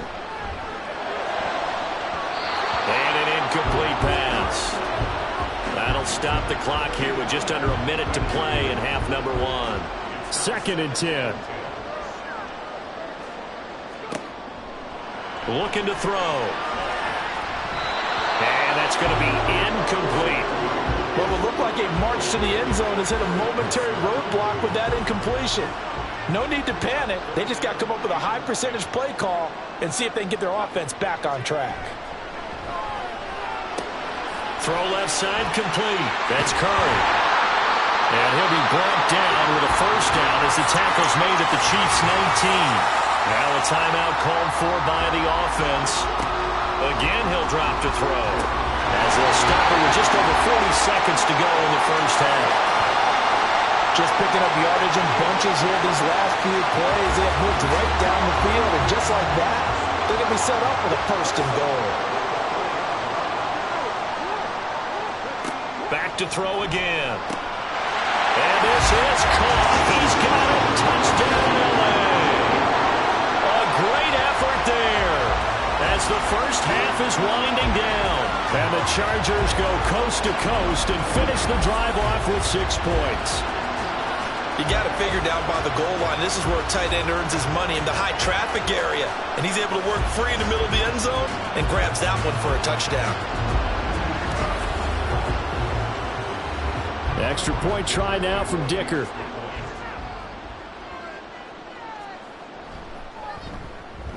And that one pushes the lead up to an even 20. So not much time to speak of remaining in this first half as the kick's away.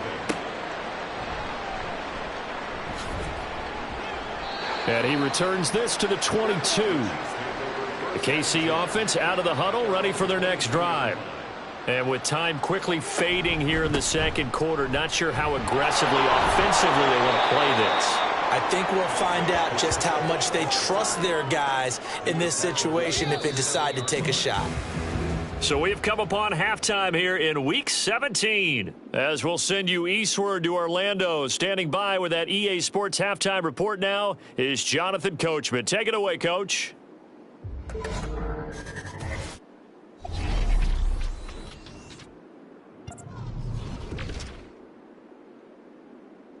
We'll start our tour out in the City of Angels, Los Angeles. And that's been a back-and-forth game, all tied in the second quarter. Next, we head off to check out another game. And they were winners in that one over the visiting Houston Texans. 28-17, your final score. Finally, let's get to the country music capital of the world and see what's happening with the Titans at home in Nashville. And they were winners in that one over the visiting Raiders. The Titans found the victories to be few and far between this year, but the win here in Week 17 gets them to 4-12 with one game to go.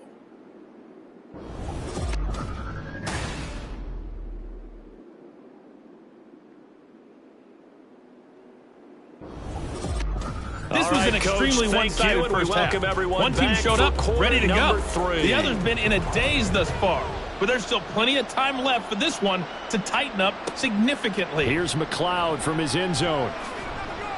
And he's up past the 20 to the 22-yard line.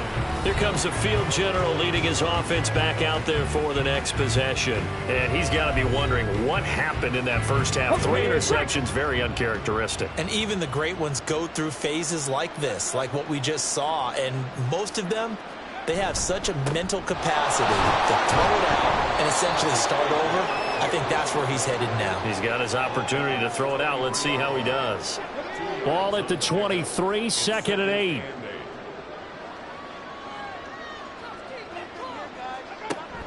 He'll drop to throw. And his throw's going to be incomplete. And there's another stop. One of the league's best defenses is certainly bringing it again this week. Out of the gun now on 3rd down. And this pass broken up. And the contact well timed there. And now 4th down. Good clean play. No flags coming out of the pocket of the officials. Turns into an incompletion, and that should get him off the field with a 3-and-out. On is the punter Townsend as he gets this one away. And the fair catch is made at about the 27-yard line. So possession goes over here on the punt. And they will take over 1st and 10.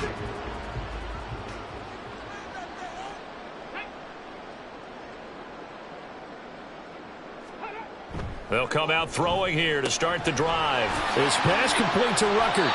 And he takes us beyond the 35 before going out of bounds.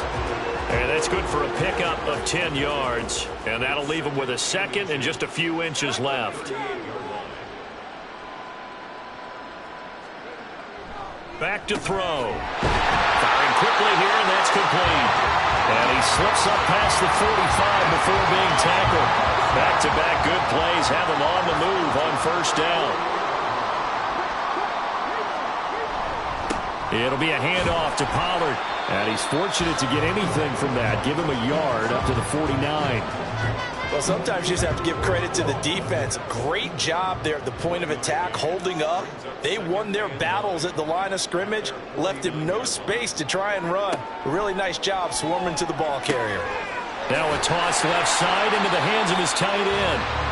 Let's not quibble about the gain there on 2nd down. That was a positive play because that was a take-what-you-can-get situation. Got out to the tight end.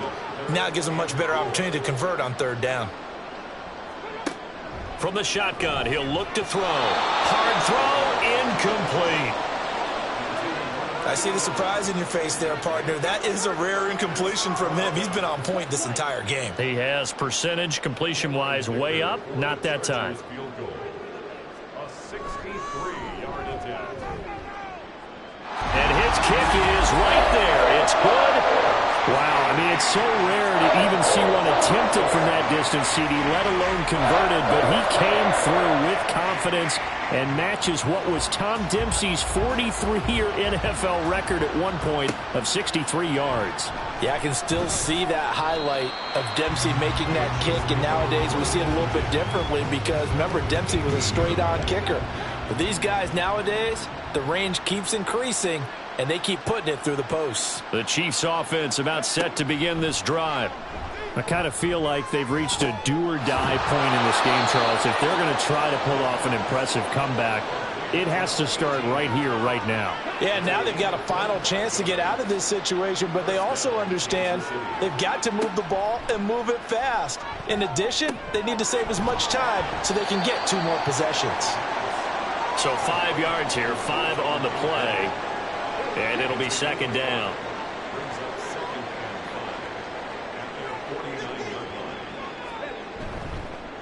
Here's a play fake as they set up to throw. Throwing quickly there, but it's incomplete.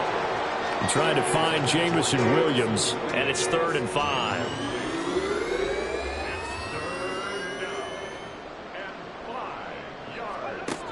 They'll look to throw again. Pass taken in by his big tight end. And he's brought to the ground with another first down at the Chargers' 39. They give him 13 yards there on the play and a fresh set of downs. They'll look to throw here on first down. It's Williams on the catch. And he works it past the 30, almost to the 25. Still in search of their first touchdown of the game, but they're on the move. 1st and 10. He'll look to throw. Under pressure, and he'll go down. Sacked back at the 31. Will Anderson able to get in there for his 2nd sack of the afternoon. So after the sack, here's 2nd and 14.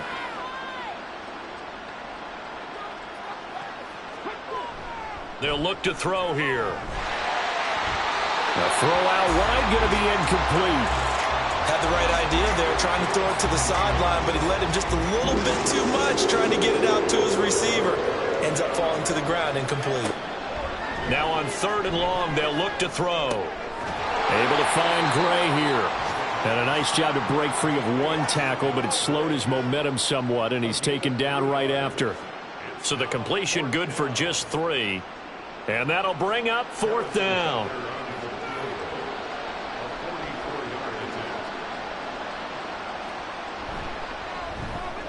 Butker's kick here is good. And that'll get this back down to a 20-point spread. So the 3 points there, and CD, that helps him inch a bit closer. Yeah, partner, when you're losing, any points you see go on the board in your favor, you're happy to take them.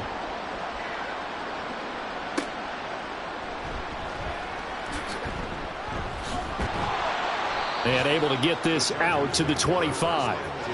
So out come the Chargers. Last time out, you remember their drive stalled, but thanks to their kicker, booted a long field goal to at least get them 3. Now here they'll try to do better and find the end zone. And in our experience, how much fun is it for coaches to know that they've got a kicker who can nail it from long distance? Now, the hard part is, as an offensive play caller, you don't want that in your head too much where you're relying on it, and he goes out and gets the job done for them. But I'm quite sure he would be content to just kick extra points from here on out. Yeah, absolutely no question. I think his teammates would be okay with him just kicking the extra points as well. And he'll take this up to the 30, a gain of 4.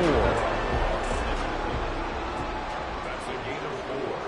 Brings up 3rd and 5. They're going to look to throw.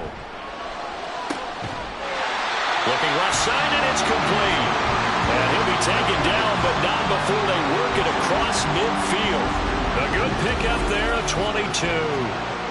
With the kind of game he's had so far, you had to know that on 3rd down, that they would be looking his way, and they did, for big yardage and a first down.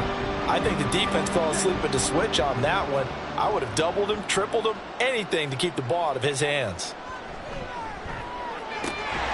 Now this throw caught left side, and they'll get him down as he's inside the 40. So 1st and 10, and if they score on this drive, might have to start digging in our second half blowout material. The 38-yard line. Now back to throw. Going right back to Wilson. And he is out of bounds inside the 30. So the completion results there in 9 yards, and it'll bring up a 2nd and short.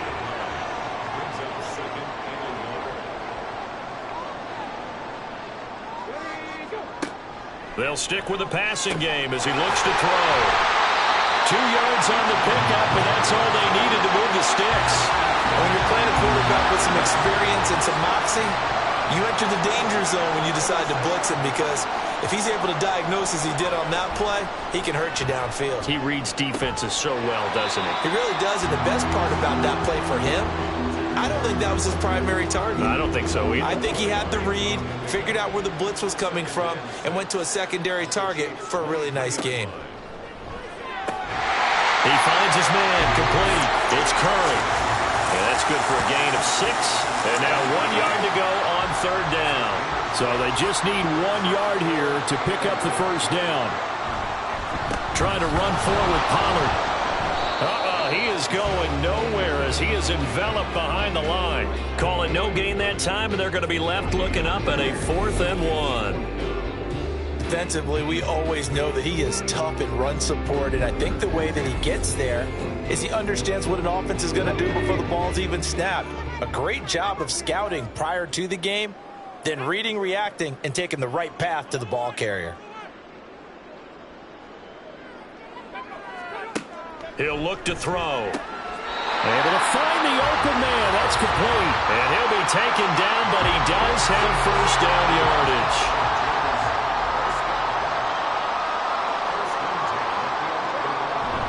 Now a give here to Pollard.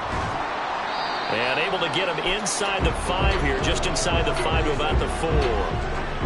45 yards rushing for him now to this point. Second down, ball on the 3. First down marker at the 1 yard line. Here's Pollard. And he's in for the score. And his spectacular season continues as he ties the NFL touchdown record. He is phenomenal. So we have a tie now atop the all-time single-season rushing touchdown list. LaDainian Tomlinson, you've just been joined by this man. And they share similar traits in running the football. Excellent vision, cutting ability, determination, will. They understand where the end zone is and will not be deterred. Extra point up and good by Dicker. And that stretches the lead all the way up to 27. This taken in right around the goal line. And he'll get it up past the 20 to about the 22. The KC offense out of the huddle, ready for their next drive. Well, we haven't exactly been treated to a nail-biter in this one, CD, and if they cannot score here, this one's pretty much all but over. Are you saying that you feel like people are starting to think about getting out of here and maybe beating the traffic in order to get home or to their final destination? Yeah, I don't think there's a whole lot of reason to hang around, especially if they can't score here. Yeah, you're right about that because it has been pretty clear who the better team has been in this one. And in a league that we talk about every game being a one-score game as we go into it, watching this blowout, let's just say it's been unusual. Now here's a throw right side taken in by his tight end. And they're going to get this beyond the 40 before he's taken down. It's a gain of 20. First down, Chiefs. They'll look to throw now on first down. They'll set up the screen to Pacheco.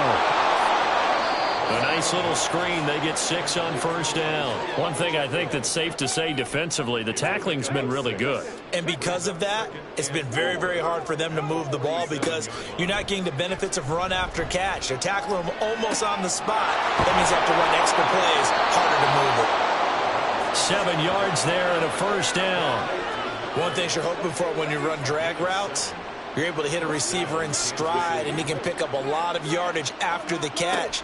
But in this situation, the defense was effective, able to stop him before he could get a good head of steam going. And he'll slide to a halt here, still a little shy of the first down marker. The improv on the scramble there gets him 6, and it'll be second down. Back to throw here. This taken in by Kincaid. They call his number again. It's his 6th catch and a first down. I know sometimes we can get fooled when we watch him make catches, as we just saw him do there, because he really looks like a wide receiver the way he goes about his business. Yeah, 230, 240 range. Yeah, not super huge. Maybe not counted on to be that inline point-of-attack blocker that we used to have in the good old days, but you can flex him out. You can run wide receiver routes with him. You can make him a primary target, and that's how he'll shred a defense. A run by Pacheco on second down. And this won't be enough to pick up the first. A gain of 2, 3rd and 1. The Chiefs on third down. They're at 50%, 4 for 8. They need just a yard here. It's 3rd and 1. And some determined running there as he'll pick his way down to the 12-yard line. An 11-yard pickup, and it's enough for a Chiefs first down.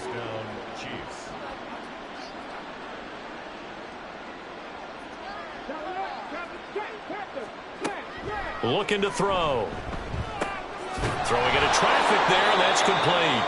And they'll get him down after a pickup of 8, 2nd and 2. From the 4, it's 2nd and a couple. Brings up 2nd and 2 at the Chargers' 4-yard line. They'll drop to throw. Rolling to his right. Feeling the pressure here and taken down. A sack back at the 7. Tui Pelontu able to take him down. It's a loss of 3.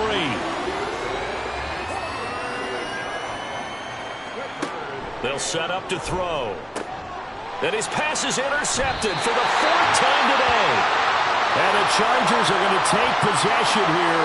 It's a touchback, and they'll take over at the 20-yard line. Well, this is one heck of an individual performance we're witnessing. That is now his 3rd interception. And keep in mind, folks, this isn't a safety or a cornerback. This is a linebacker. Does this feel to you like he's having a flashback? Because a lot of these linebackers we see in the NFL, in high school, they were offensive stars. They touched the football all the time. It's like he said to himself, let's go back and put on the leather jacket and go get the football. How about this one? 3 interceptions thus far. They'll run with Pollard to begin the drive.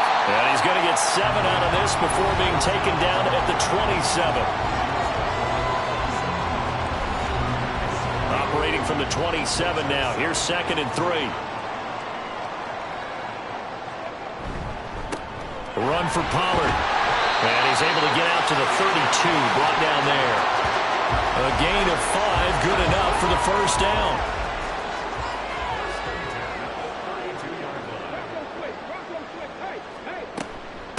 Out of the gun to give to Pollard. And he has a big gain inside the 40 before being dropped. 90 yards rushing for him so far as his terrific season continues here. So now 1st and 10 in Chiefs territory at the 38. Now a shotgun handoff to Pollard. And they will only muster a yard here to the 38. Run blitz there defensively, something we might see more of here in the 4th quarter. I think we'll see a lot of it, and the difference between that and a pass blitz, you're just trying to get to the quarterback. You're trying to scheme someone open who will get to the QB and make sure he gets on the ground. In a run blitz, you're actually trying to cover up gaps, trying to cover up holes so they can't run the football. And carries like that, that's how they're going to continue to salt this thing away here, Charles, in the 4th quarter. Yeah, how about that? A new set of downs. Clock continues to move. No better way to close out a game than to tap those mastodons you have up front and say, guys, keep pounding them. Let's keep the ball, keep their offense on the sidelines, and let's close this one out. Really an excellent run. Sidestepping tacklers on his way to a pickup of 8. 2nd and a couple. Up the middle they go. Larson. And this won't be enough to pick up the first. A gain of 2, 3rd and 1. This will be play number 8 here on the drive. It's 3rd and a yard. 3rd and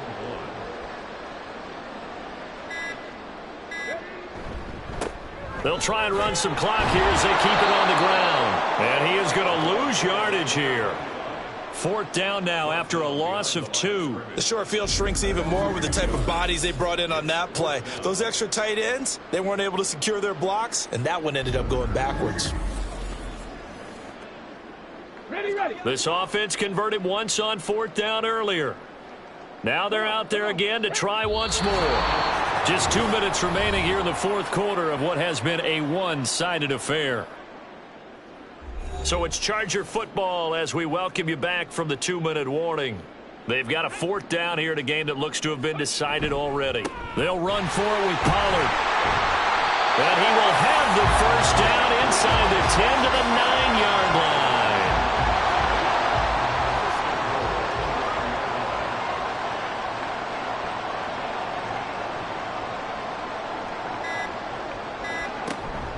Here's Pollard again. And they'll get this from the 8 to the 5. Pickup of 3. You know, when this offense gets down here near the end zone, they're going to turn to their bell cow, and this guy's been a touchdown machine all year. Excellent job stopping him there on 1st down. On 2nd down, it's Pollard. And a minuscule gain of maybe a yard from the 6 to the 5. I have to laugh a little bit because he actually handed it off. I thought with the 2 touchdown passes he's thrown in this one already, he'd go ahead and fling and try and get a third one. Yeah, now from this spot on 3rd down, I think he'd probably throw it here. Yeah, I don't think there's any question about it. They won't even send in a running play here, I don't believe. I think they go ahead and try and throw it for a touchdown. So this one's over. It's in the win column for the L.A. Chargers. And it was their defense that led the way, allowing just 3 points, that lone field goal in the entire second half. And remember the old adage, offense sells tickets. Defense does what? Wins championships. And in this game, maybe a championship wasn't won, but a game was by the defense, right? Held them to just a field goal. That's a heck of a job. I mean, when they went out there with that determination and a pretty good game plan, pretty good idea what they wanted to accomplish, just love the execution, love the tenacity, love the way they finished. So for Los Angeles, they continue to show they'll be a tough out in the playoffs as they move to 14-2 on the year. And for Charles Davis and our entire crew here at EA Sports, I'm Brandon Gaudin saying so long, everybody.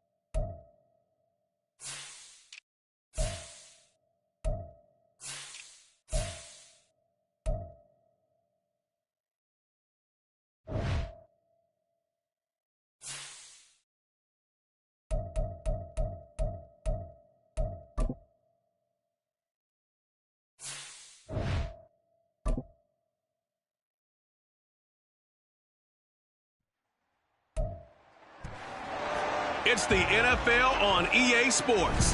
And front and center is Sam Laporta, who's third in the league in catches this season and ready for more this week. It's the Ravens and the Eagles, next on EA Sports.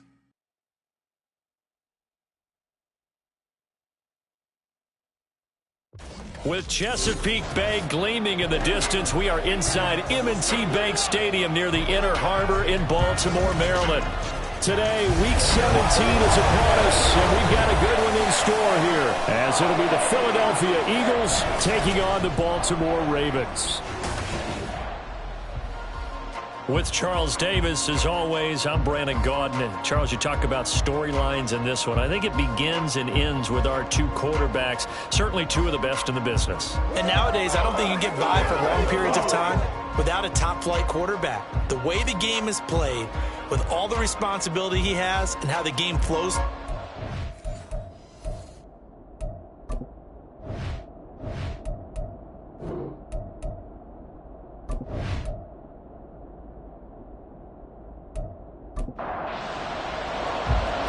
Charles and I have been looking forward to this one all week. And off we go from M&T Bank Stadium. And here comes a return from just beyond the goal line. And in hindsight, probably should have taken a knee as he only gets this out to the 16-yard line.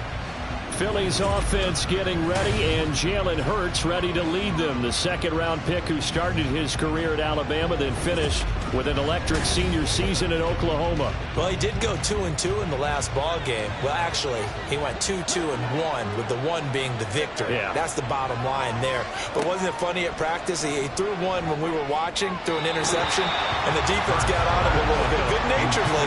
But they're letting him know, you got to cut down those interceptions. We can't bail you out all the time. Yeah, 2 touchdowns, 2 picks, but as you said, they got the win in that effort last week.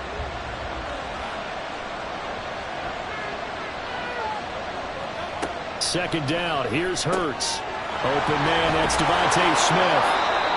And he's taken down, but not before he gets this across the 25-yard line. Now, whistles and a stoppage here. Looks like one of the Eagles is in some discomfort out there. Well, always unfortunate to see an injury, especially this close to the end of the regular season. We'll step aside.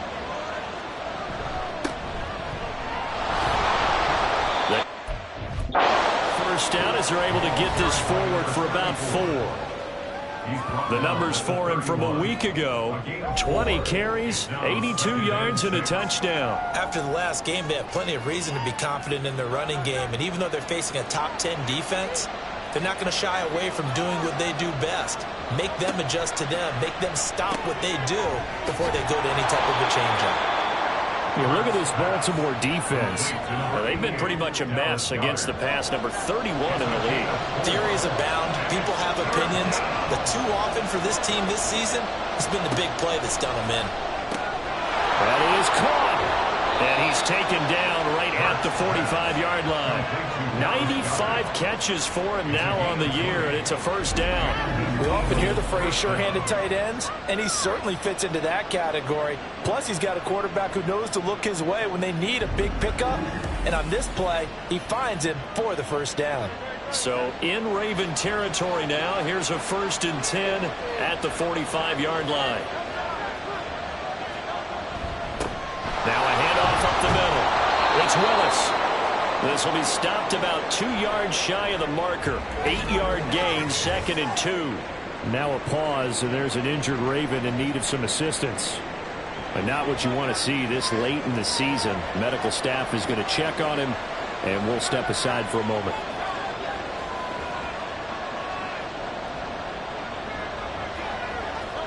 Second down, here's Jalen Hurts. It's caught, Smith. And Devontae going to pick up the Eagles' first down as the tackle made at the 31-yard line.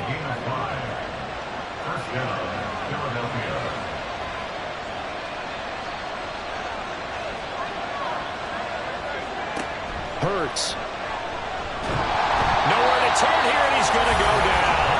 Back at about the 37-yard line.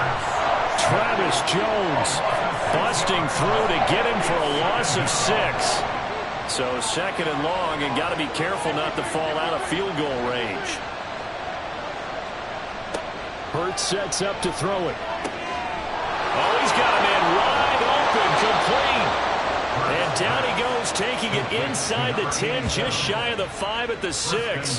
That goes for a gain of 31. Well, things are looking pretty darn good on this first drive, aren't they? Came right out, set the tone, this time with a big pass play. And if the peek behind the curtain that they gave us or their game plan, I don't think that's going to be the last one we see. I think you're exactly right about that.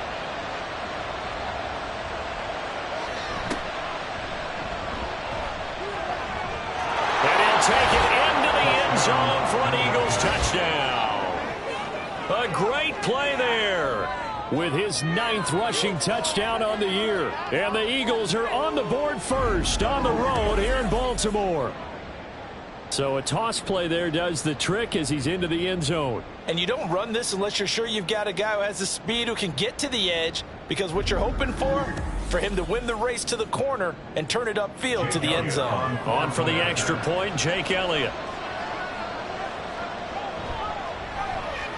He's got it, and the Eagles lead at 7-zip.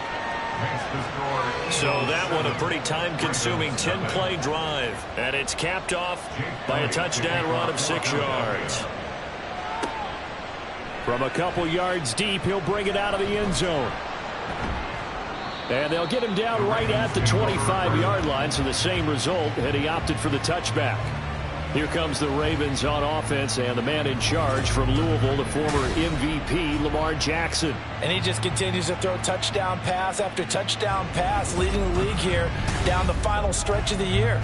Guys will say that the numbers and rankings, they don't matter to him very much, but I don't know how much I actually believe that. Sure, he's team first, but I think everyone would like to see him finish number 1, including himself. And he's going to be dropped following a pickup of 7 past the 30 to the 32. Brandon, to me, what's important right here on this drive is for them to get at least 2 first downs. They've got to give their defense a chance to settle down, catch their breath a little bit after they give up a touchdown on the opening drive. Oh, he's got some breathing room. And he'll have it past midfield almost to the 40 before being taken down. 25 yards the pickup there, and also a first down. As always, no looting interest here.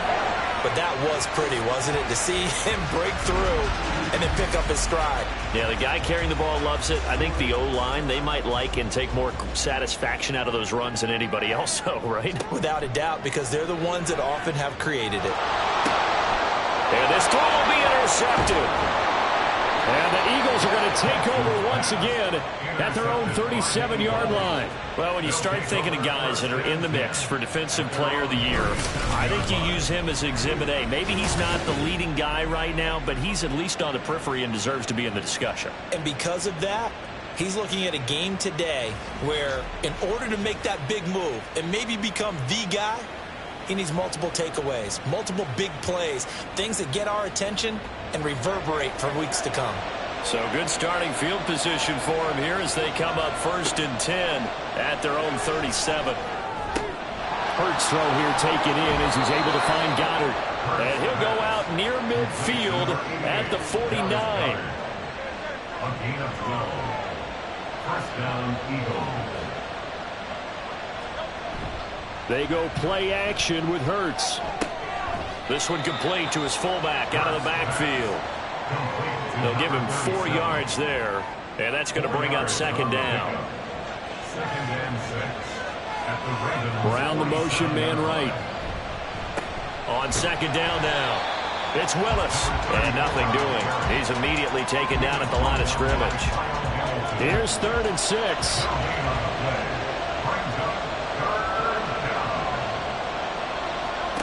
Here's Hurts to throw. Looking here for Smith downfield. And unable to connect. Incomplete. Now give them credit. They took their shot, but it's going to bring up 4th down. Well, they've got man coverage on the outside, and my scouting report on these DBs tells me that they love to take matters in their own hands. They want man coverage, not zone. And there was good coverage there that forced the incompletion. The Ravens heading out on offense as we look at the playoff picture in the AFC. And for them, it's no longer a question of will they make the playoffs. They've clinched the division title. The question, can they hold on to that #1 seed? And this is where the mental fortitude comes to play, doesn't it? Because now you're not just the coach talking about it, this team talking about it to each other, supporting each other, carrying each other along, because having that #1 seed means everything in the NFL. It does. So even though the division title's clinched, shouldn't take the foot off the gas. No, not at all. Play it all the way through, and I think we've seen that in recent years in the NFL. The teams that play and play to win each and every game, they're the ones to deal with in the playoffs. And he powers through the first wave, but he's going to be swallowed up behind the line of scrimmage. So after the loss of a yard, they'll look to push forward here on 2nd down and 11. Here's Jackson to throw. That's complete. It's Zay Flowers with it. And he'll be taken down, but not before they work it across midfield. 85 catches for him on the year now, and the result there is a 1st down. It's a game of matchups, and that's why you take your receivers and move them around a bunch, especially your best guys. And when they work out of the slot, you often hear the coaches talk about how great it is because it gives you a two-way go. You can break out or you can break in. That makes it hard to defend. And he probably should have given that one off as he's going to get hit and taken down behind the line. 2nd and 11.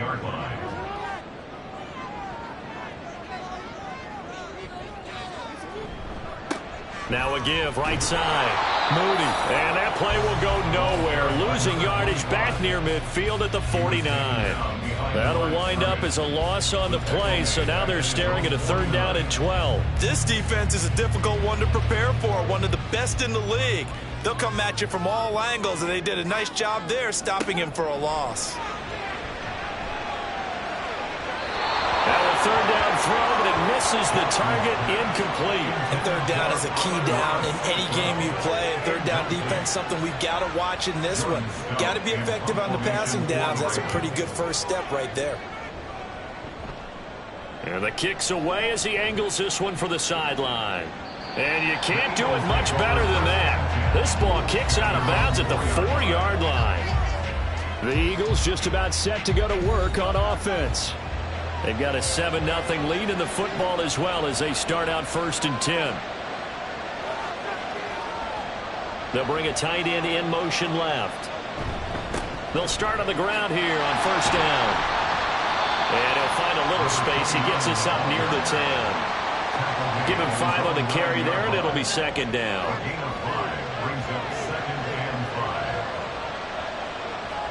Throwing is Hurts. This short throw caught by Goddard. And Goddard going to have an Eagles 1st down as he's brought down at the 17-yard line. A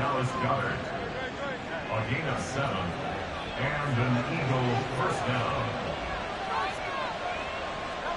They'll throw on 1st down with Hurts. And that one's going to be off target and incomplete.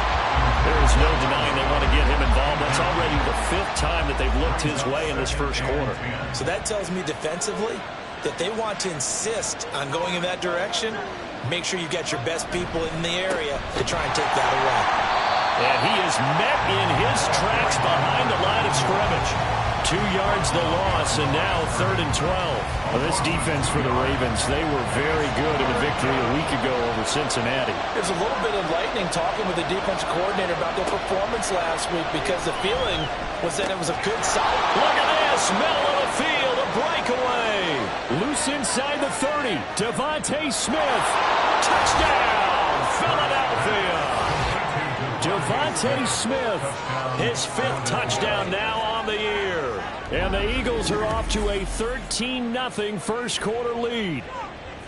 And Charles, I had an offensive coordinator tell me one time that they design every play to score. I don't know how true that is, but he had to run a long way after that catch. Heck of a play. I think that when he was telling you that, he was designing run after catch in every play. I mean, that's the only way to put it in there, and that's what we got on that one. Nice catch, an even better run for big yardage. Elliott good on the extra point, and it's now 14-0. Now after the touchdown, here's Elliott on to kick it away. Taking it about the 1. And he returns this to the 22. Now the Baltimore offense heading back out onto the field. They've been outplayed early, no question. Down 14-0 already as they come up 1st and 10.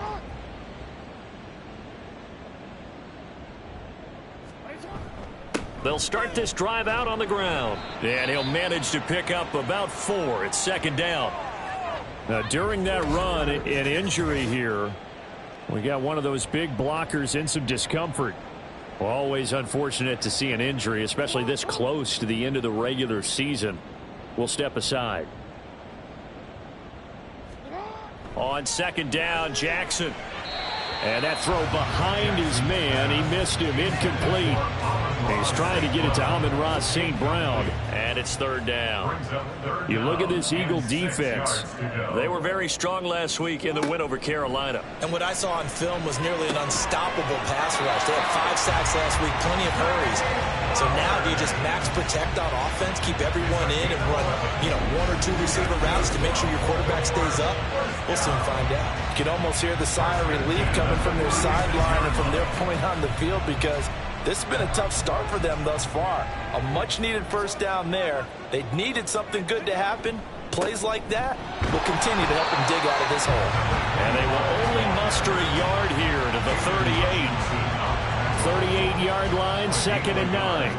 Brings up 2nd and 9 at the 38-yard line. Jackson now. Over the middle, complete. That's Moody. It'll be a gain of 5. And now we've got a 3rd and 4. Brings up 3rd and 4. 14-0 the score. This is the NFL on EA Sports. 14. Ravens nothing. 2nd quarter now from Baltimore. It's the Ravens in possession as they've got it with a 3rd down coming up. Throwing is Jackson. He's got his target. That's complete. And he will have a Ravens 1st down as they're able to get the 3rd down conversion. The Ravens at 13-2 on the year. And they've gone a full couple of months now since their last loss. Winners of 8 in a row. And we always talk about how a team has to play complementary football in order to really be a good squad. I think in this league, if your offense isn't playing really well as this one is, you're not going to run off this kind of a streak. From the 38 now, here's 2nd down at a yard. Up the middle they go. It's Moody. And a lot of talent on this Eagle defense, and you've seen it on these last 2 plays, both losses. That's a big loss of 3, and it brings up 3rd down.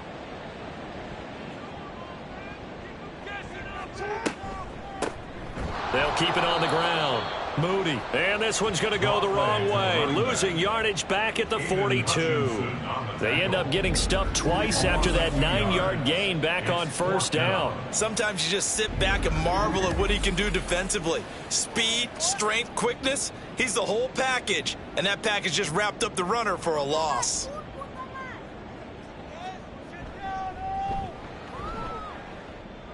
And he hits the upright, but it caroms in anyway. There's plenty of distance there as he banks it in. And they will get themselves on the board here at 14-3. Distance wasn't the problem, but he did need some help from the right upright, and he got it. A little kiss and in. Yeah, fortunately caught on the inside of the upright, and that pushed it through. This isn't like a baseball foul pole where you hit any part of it and it counts. It's got to go through the post. If he hits it on the outside, that's no good. The Eagles offense set to begin their next drive. On 1st down, Hurts.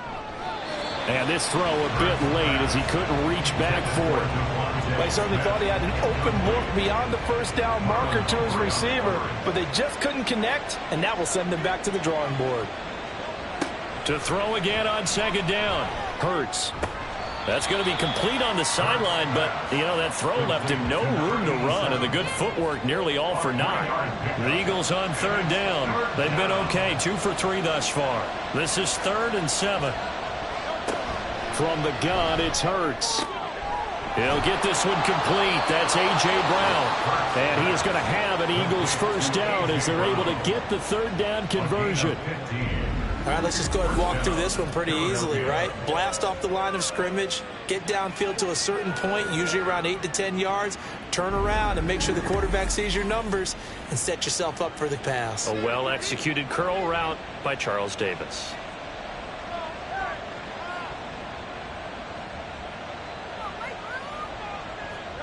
On 1st and 10, it's Hurts. This short throw caught by Goddard.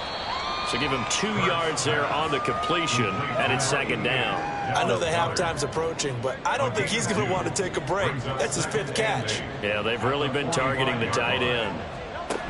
Looking to throw again on 2nd down. Hurts able to find Willis. And he's out of bounds just before the midfield stripe at the 49. And just 3 yards on the catch there. He couldn't get away. And it brings up 3rd and 5 now. Back to throw again. Pass taken in by his big tight end. And he's going to be taken down with the 1st down at the Ravens 30. Give him 22 there on the 3rd down conversion. Well, a lot of times when you get a manageable 3rd down situation like this, you have to think about your tight end, and he comes through for him, picking up the 1st down. So in Raven territory now. Here's a 1st and 10 at the 30-yard line. Throwing from the gun, it's Hurts.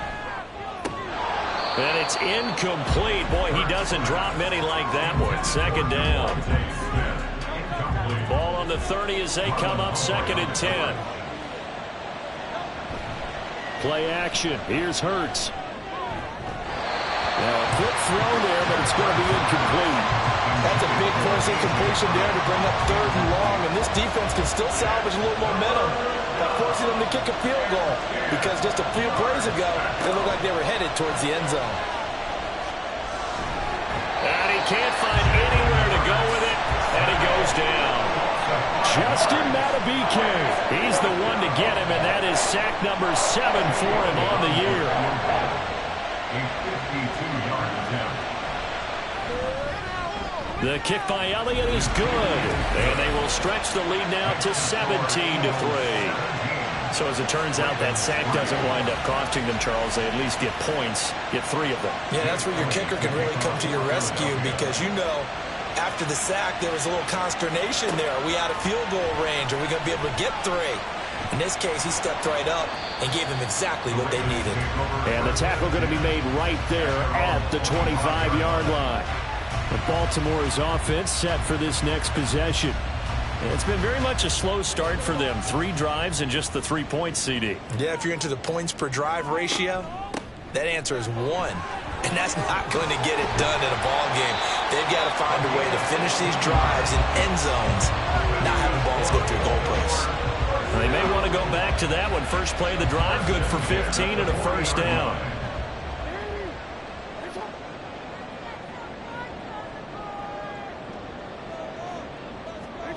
Jackson. Got St. Brown running the quick slant here. And the result here, a pickup of 8. Leaves him with 2 to go on 2nd down. Now a 2nd and 2. 2nd and 2 at their 48-yard line. To throw is Jackson. Throw caught by Flowers. They'll get 3 as the drive continues. It's a 1st down.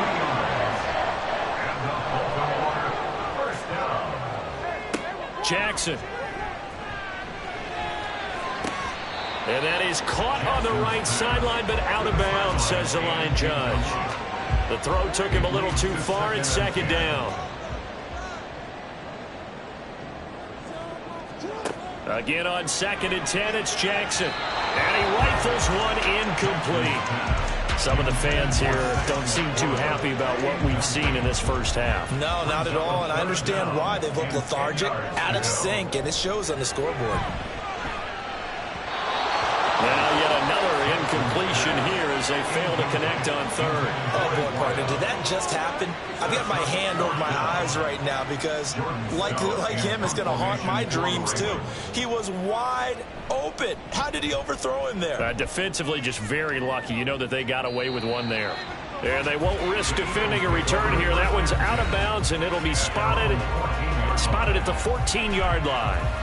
It's Devontae Smith and the Eagles ready to go on offense. He's up over 100 yards, has the touchdown. He's a big-time receiver in this league, so the question becomes, how do you limit him going forward? Well, you know the guys trying to cover him, they haven't had a whole lot of success thus far, and while they will still accept the challenge, maybe you have to change your focus. You have to get after the quarterback a little bit, disrupt his timing. Because right now it feels like pitch and catch.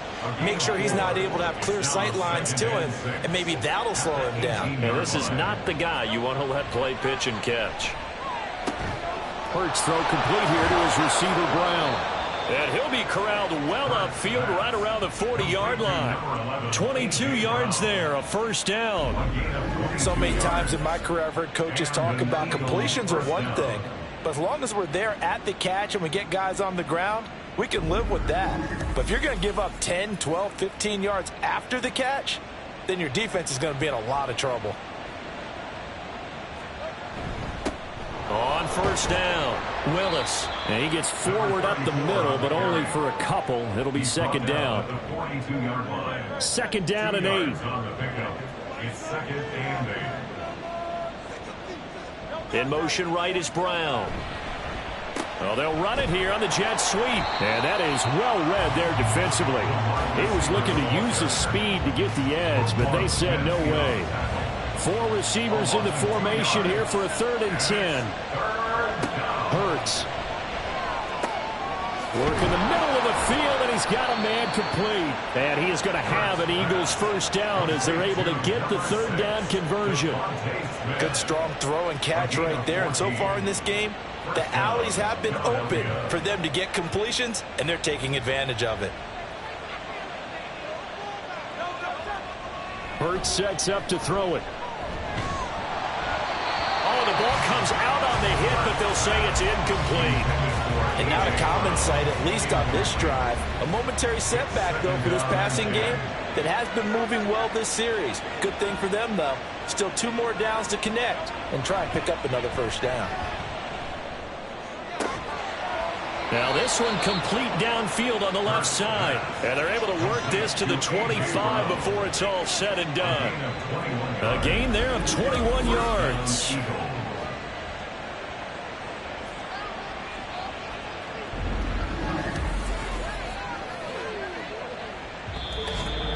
2 minutes remaining in this first half of football.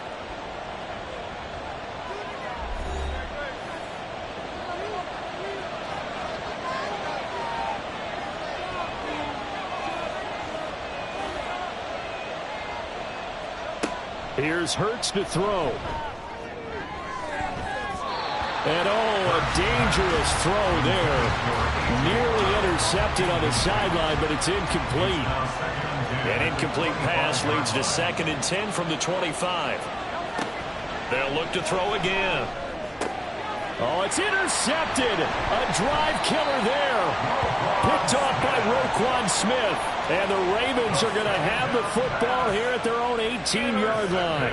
That's now a 2nd interception in as many weeks from his linebacker position. And think about all the different techniques he has to employ in a passing situation. Is he spot dropping because it's zone? Is he picking up man-to-man? Is he having to run with a running back or a tight end? In any event, great eyes, head on a swivel, and excellent hands. Yeah, versatility and showing those hands.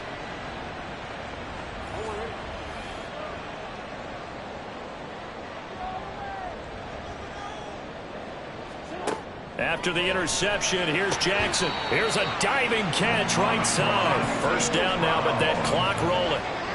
It's a gain of 14 yards. From the gun, Jackson. And he'll lose yardage here, going down back at the 28. Jackson trying to hustle his unit up quickly to the line of scrimmage.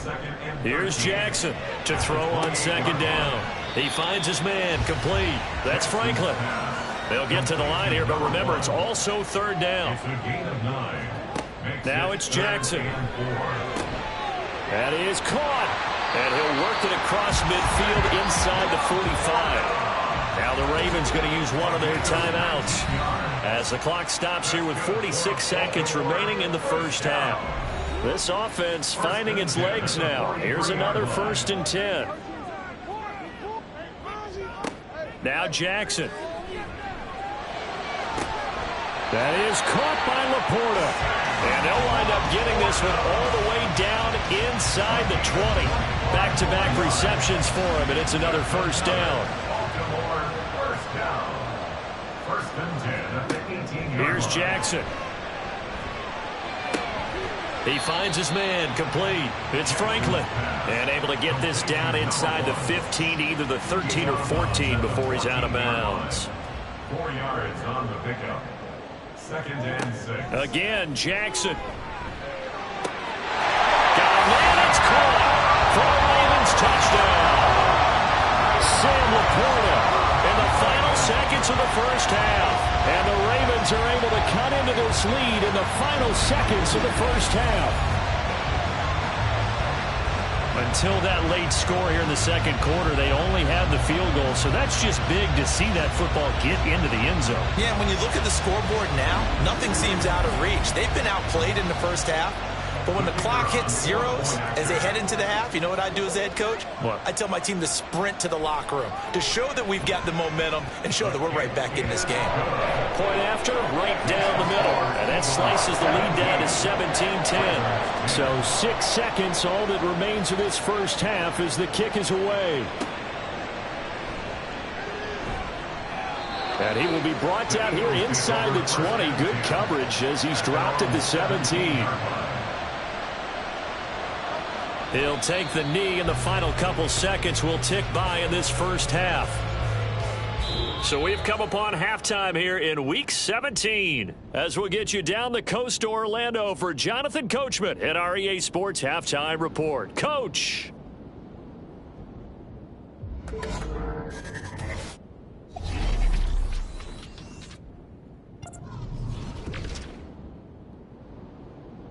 We'll start over at Raymond James Stadium in Tampa. And that's been a back-and-forth game, all tied in the second quarter. From there, let's head off and check out a second game. And they were winners in that one over the visiting Houston Texans. 28-17, your final score. Lastly, we head to Southern California to check on the Rams at home at SoFi Stadium. And that one, all tied.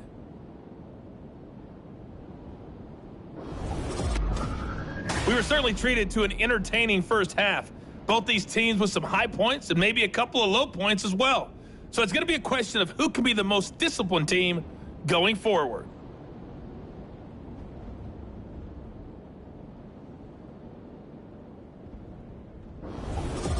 Okay, Coach, yeah, adjustments likely going to play a big role in this third quarter in what's been a tight contest so far.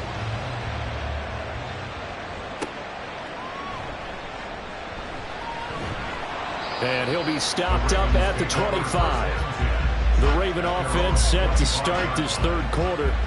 This offense, Charles, had a strong first half throwing the football, at least in terms of yardage, but that hasn't translated so far on the scoreboard as they begin the third quarter here, trailing and looking for a little momentum.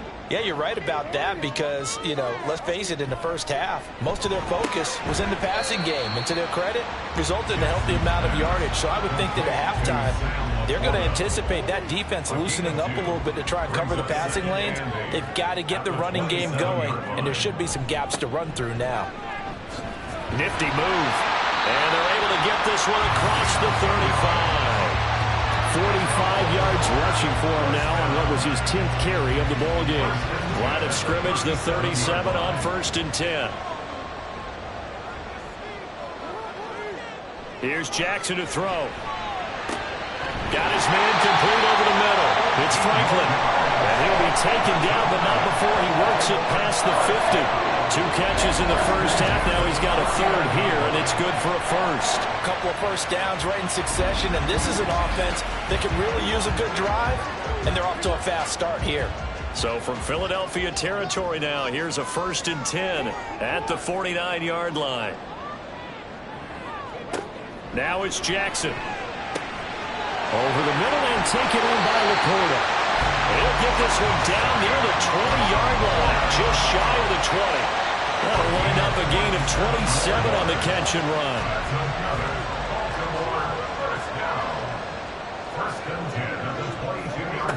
Jackson on first down. He rifles one, and that's going to be intercepted. And the Eagles are going to get the football here at their own 23. So it was a drive that had real promise here to begin the third quarter, but ultimately derailed by the INT. And that was the position you wanted to be in. Coming out to start this third quarter, get a nice drive going, looking for the end zone. Possibly got a little bit too greedy right there. So here are the Eagles now as they get set for their first possession of the second half.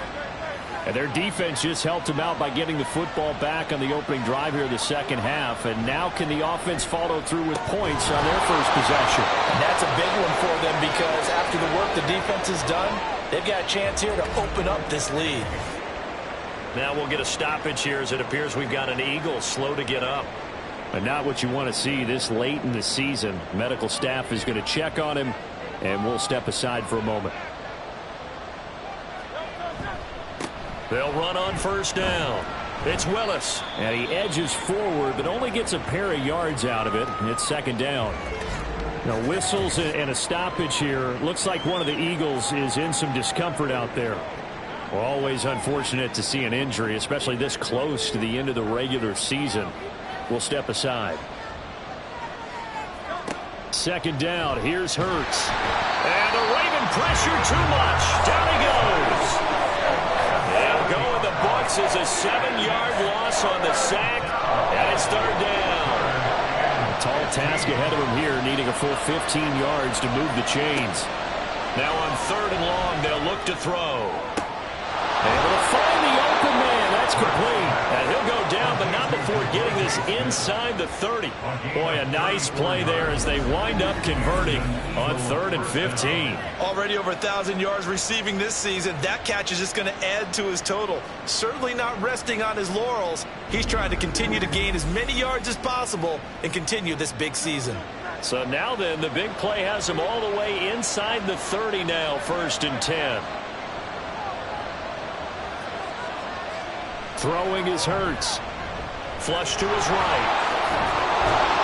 And they'll get him down after a pickup of 8. 2nd and 2. I do think it's fair to say that they were caught off guard a little bit. We decided not to throw it on first down. But give them credit. They recovered in time to deny him the first down yardage. But it's only 2nd and short. So that run is still likely to lead to a new set of downs. And on this one, he'll get to the 15, right at the 15-yard line. Line of scrimmage, the 15. It's 1st and 10.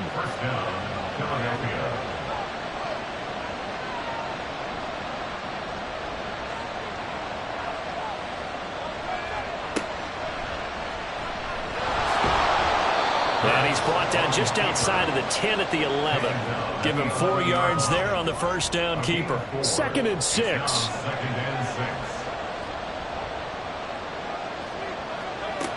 Now they'll switch it up here and look to throw. Quick throw there is incomplete. Not sure what happened out there, but it looked like the timing was a little off on that throw. Now, you know I'm a defender, so what am I going to say? Great defense. Darn right. They did something to disrupt that timing. On 3rd down, he'll drop to throw. And that's going to be caught for an Eagles touchdown.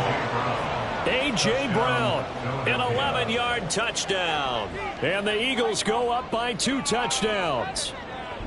That seemed pretty ideal there for the offense, Charles. You take a little bit of time off the clock here in the third quarter, decent length drive, and you pad your lead as well at the end of it. And what it does is let you feel like you're in control of this game, even more so than a 2-touchdown lead, right? Because you have taken that time off, as you noted, which means they couldn't get you off the field. You ran your playbook the way you wanted to, and you gave your defense some rest. What a big-time drive in that situation. Elliott good with a PAT, and the lead now up to 14.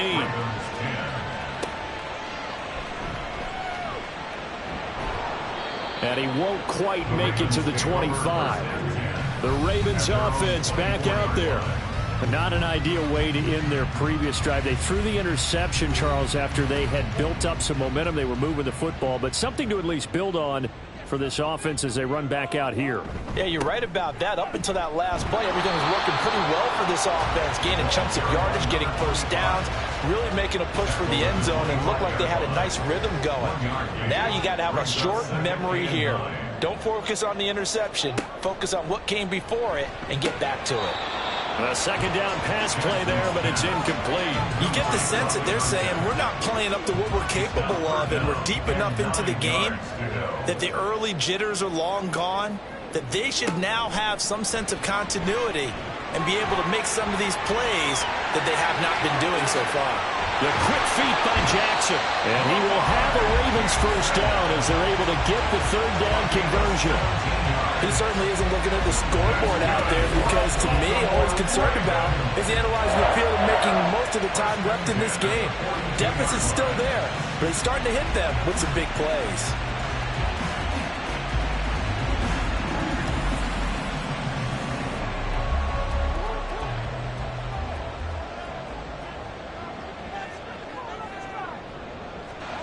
Jackson on first down. That's caught. It's Flowers.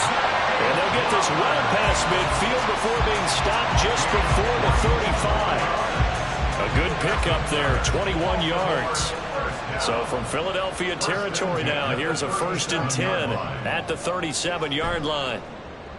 They go play action with Jackson. They'll get just a yard on the scramble. It's second down. I'm actually looking at this play with defensive eyes here, partner, because they were still laser focused on him after his earlier exploits on this drive. I think they went back to the well just a little bit too soon. He got across the line of scrimmage, but they certainly weren't giving up much more than that. Short completion, just 4 yards, and it brings up 3rd and 5 now. That's a good job there by the corner. And we do talk about this a lot, that a lot of corners see their job as simply covering receivers. Tackling isn't everyone's thing. But in this case, he came up quickly and made a nice, sure tackle. Now throwing on 3rd down there, but he cannot connect. After watching him drop that slant, I can hear my old coach's voice ringing in my ears right now. You can't run with the ball until you catch it. Trying to get those rack yards before he secured it. And this one is right down the middle. And that will get the disadvantage now back down to 11. So chalk that down as an 8-play drive, capture the field goal. Yeah, as a friend of mine used to say, they were moving and grooving for a while, but they couldn't keep the momentum going enough to get a touchdown out of it. And it'll come out to the 25 as he will not attempt a return.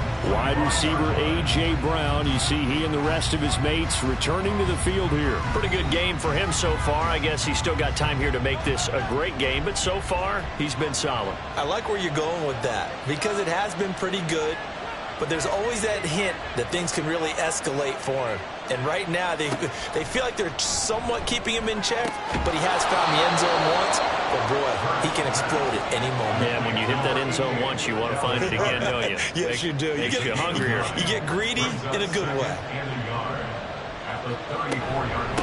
On second down, it's Willis, and he'll be brought down right around the 37. They'll get 3 as the drive continues. It's a first down. First down, Eagles.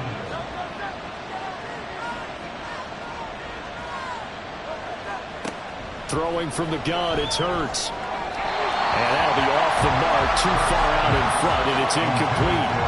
Not his best throw there, but where we sit right now in the 3rd quarter, he's had a pretty good game throwing the football. He certainly has, and it's not exactly at the point where we're doing 4-minute offense yet, but they've got to think about, I'm not going to say milking the clock, but understanding clock management here on that. Another throw on second down, and this one incomplete as well. And that's a defense coordinator's got to be happy with that result. They took away all options downfield and forced the incompletion.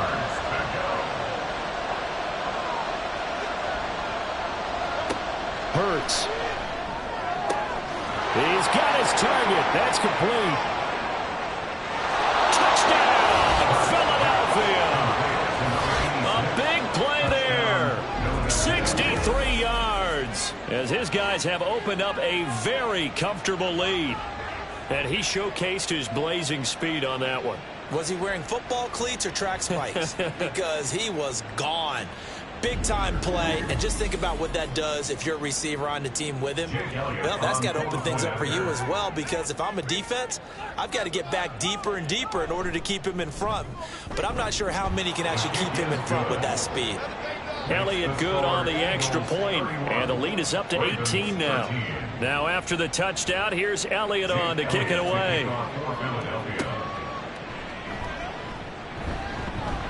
And he'll be tackled just shy of the 25. And now Baltimore gets set to take the field. And last time able to get 3. It's not what they wanted. They wanted 6, but they got at least something. They mustered something out of the drive. They'll take it. I like the way you've described it. Not ideal, but they'll take it. Anything to put some points on the board. But this time on offense, they don't even want to see the field goal kicker trot on the field. They want that ball in the end zone. Yeah, they'll be going for 6. Credit him with a 1-yard gain there to make it 2nd and 9. Jackson. And it's incomplete. Just what they need, a lecture from me, but subpar offense is what helped get them into this spot. And now they're continuing the trend with incompletions. That won't get them out of it if they don't change something soon. They're looking deep here for Flowers. And that will be incomplete. Well, they weren't scared to let it fly, but it falls to the ground and brings up 4th down. The Ravens send their punter out now as he'll come on to kick this one away. And he'll get this away into the icy winter air. With it is Brown. That'll be a 50-yard punt with 8 on the return. And it will be Eagles football, 1st and 10.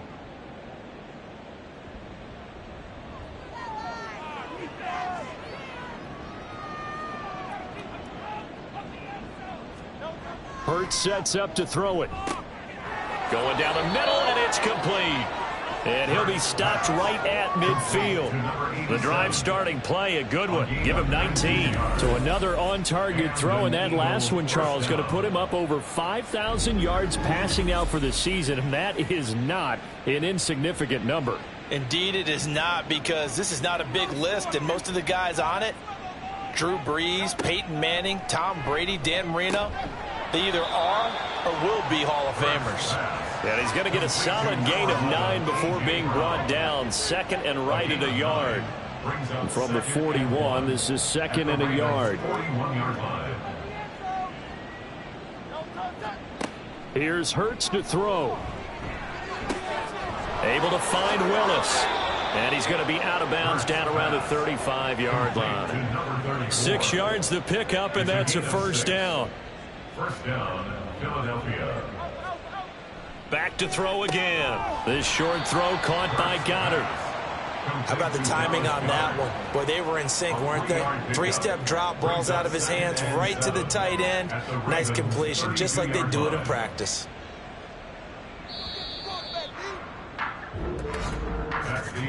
And as they come to the line, they will not be able to get off another play as time has run out on this 3rd quarter. You are watching the NFL on EA Sports. From the 32-yard line now, here's a 2nd and 7. Back now in Baltimore. It's the Eagles in possession of the football and leading this one as we get ready to start the final quarter. Still about 3 yards shy of a first as the 4-yard pickup brings it to 3rd down.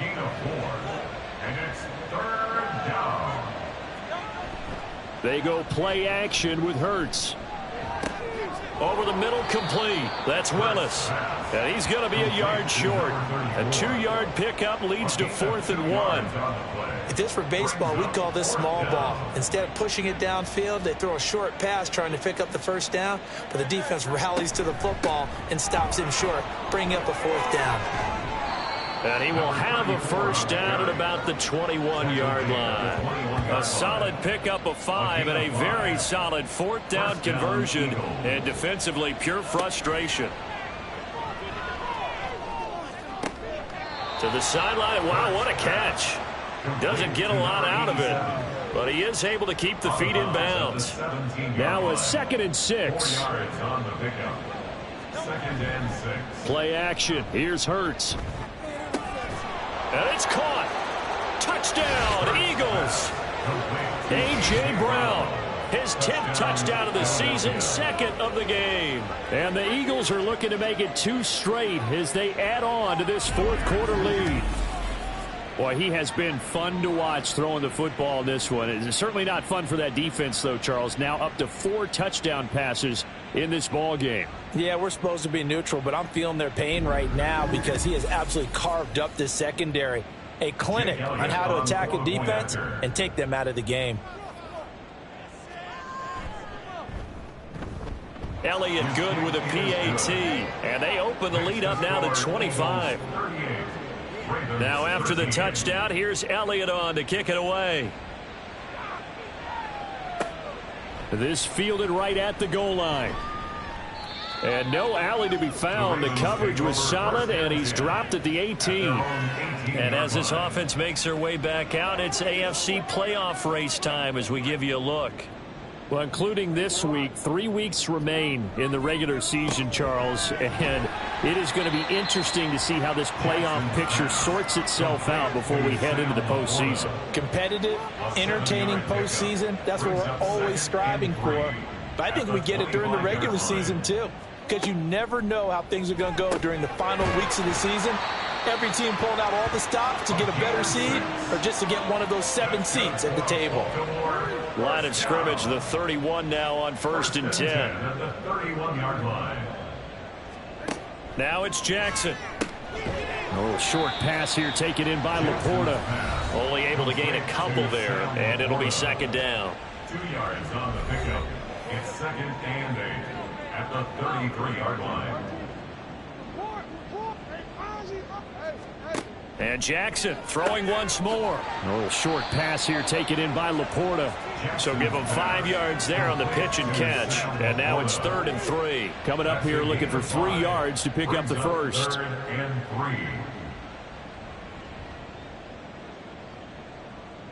3. Jackson looking to throw on 3rd. Work in the middle of the field, and he's got a man complete. And he will have a Ravens first down as they convert on 3rd and 3 with a nice gain of 7 yards. First down. 1st and 10 at the 45-yard line. Throwing now, Jackson on 1st down. To the sideline, and that is a heck of a catch as he was able to get both feet in. So from Philadelphia territory now, here's a 1st and 10 at the 41. From the gun, Jackson. Got his man complete over the middle. It's Franklin. And he's taken down inside the 30. Back-to-back nice gains. That one for 14 yards and another first.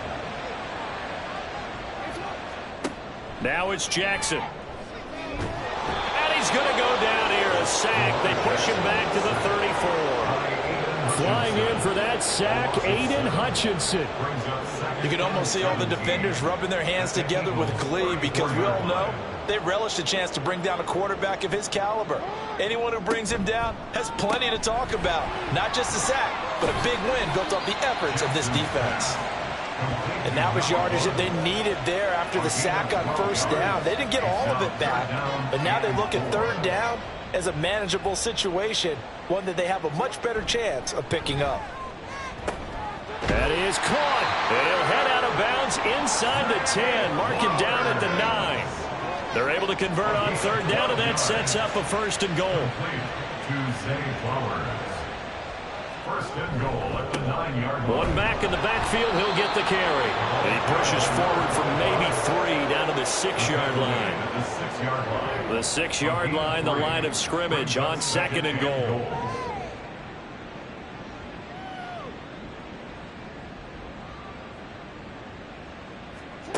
Jackson now. This is caught. That time the completion goes for 4 yards, and we're set up with a 3rd and goal. They gave up the completion there, but this is what zone defenses count on. Catching the ball and not much run after the catch. On 3rd and goal, they're going to run the option. And he'll get him a bit closer as he's down to the 2-yard line.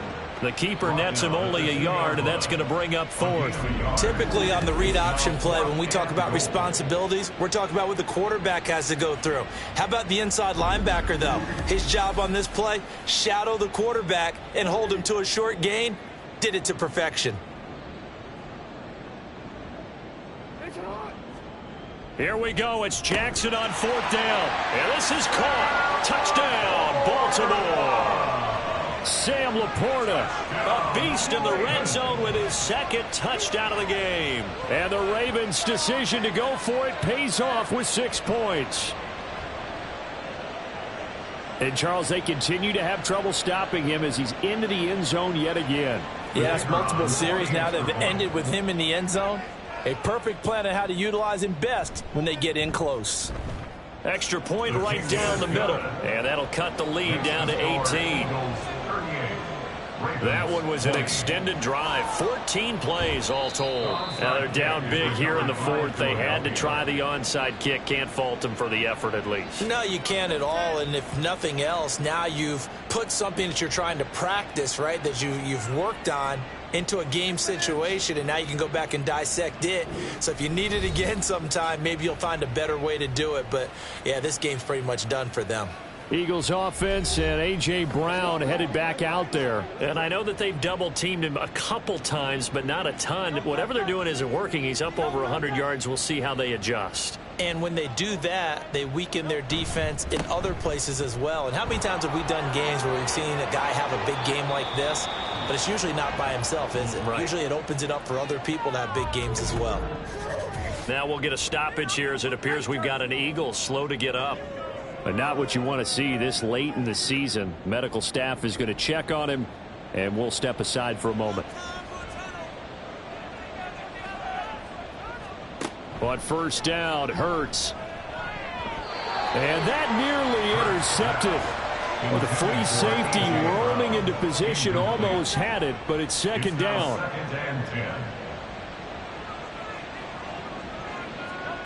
From the gun, it's Hurts. Being chased out, and he's going to have to eat this one as down he goes.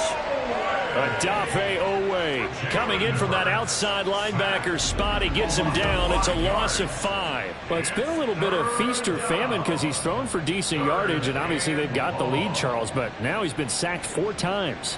And what I'm focusing on is his toughness in the pocket. Because you mentioned the feast or famine part. He's played well in between being dumped on his back. But every time he's had a chance to throw the football, he's been impressive. On third down, Willis. And they'll hustle up to stop him well shy of the first, right around the 15. That'll be good for 6, but now it's fourth down. And once again, leverage wins. The offensive line, lower than the defensive front. They moved them and found some good space for the guy carrying the ball. So it's Eagle football here as we get you reset. They've got a fourth down here in a game that looks to have been decided already. The kick by Elliott is good, and that will extend their lead even further. Well, ultimately not really sure that they're going to need those 3 points, but they'll take the 3 and they pad that lead. Yeah, this one's already wrapped up, but you and I both know if you're an offensive coordinator, you never let up on the gas unless the head coach tells you to do so. And maybe you've actually clicked him off in your headset so you can keep calling plays and trying to add to this lead. And tackled at the 21-yard line, so a net negative there of 4 yards. The Ravens offense now, they get ready to head back on the field. And after all those wins that they've reeled off, it seems that they finally have met their match in a big fourth quarter hole. But still, what a run it's been. It feels like they have not lost in forever. Just a gain of a couple there, and that'll make it second down. A gain of 2 brings up second and 8. From the gun, it's Jackson. That's going to be knocked away and incomplete. Even with such a big lead late, the effort hasn't lapsed one bit. If the offense wants to score some points in this one, they're going to have to earn it. These guys are not giving up anything. Eagle pressure, too much this time. Down he goes. Now the Ravens going to use one of their timeouts as they'll head to the sideline and talk over what to do next. Fair catch called for and taken right near the 30-yard line. Eagles set and ready for their next offensive drive. And a few kneel downs should come very close to finishing this one off, depending on whether or not we see any defensive timeouts. They still have 2, but using them would just be prolonging what's really already been decided. They'll start on the ground here on first down. And he'll work this one up to about the 38.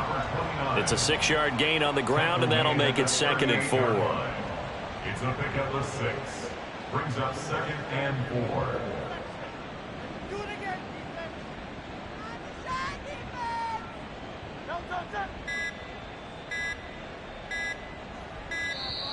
Oh, the motion comes too late, and this is going to be a delay. Delay of game, offense.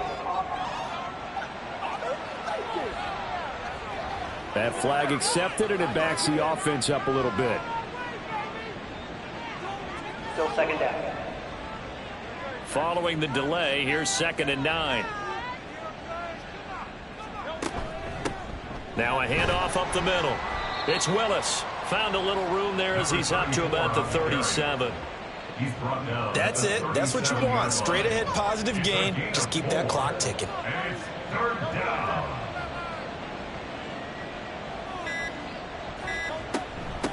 On 3rd down, Willis. Yeah, this won't be enough. Stopped a yard short after a gain of 3. 4th down. 3 yards won't be enough here as that'll bring up 4th down.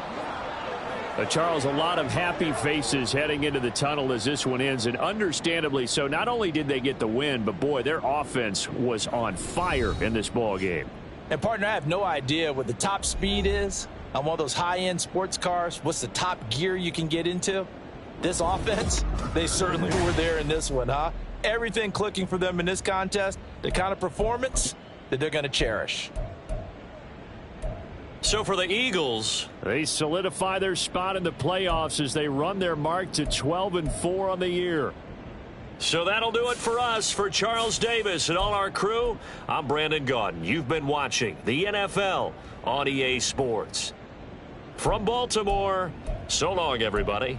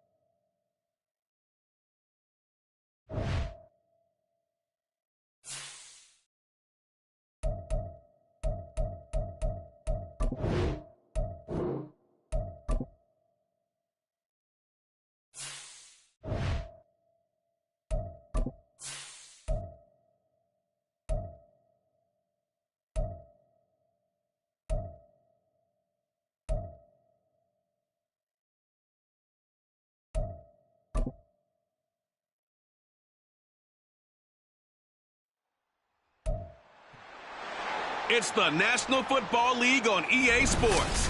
And we'll get a look at the Penguin, Jalen Waddle.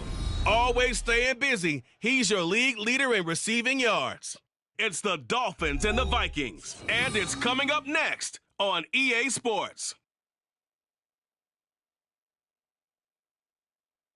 Well, much of the country is struggling under cold temps and some of that white stuff. No such troubles here at Hard Rock Stadium in Miami. Today, Week 17 is upon us, and we've got a good one in store here, as it'll be the Minnesota Vikings taking on the Miami Dolphins. With Charles Davis, as always, I'm Brandon Gaudin. Charles, you talk about storylines in this one. I think it begins and ends with our two quarterbacks, certainly two of the best in the business.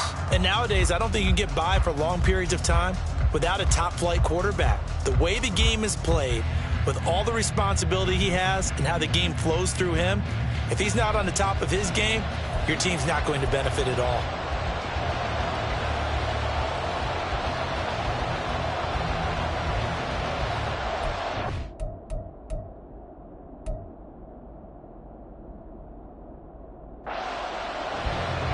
Here's the punter, Rigoberto Sanchez, on to get us started. And we are underway from Miami. And he opts to not bring this one out. The first drive will start at the 25. So here come the Dolphins now as they get set to take over on offense. And a glance here at their shifty mobile signal caller. Partner, do we still count this as the holiday season? A little bit of a gray area, but I think you can. Okay, well,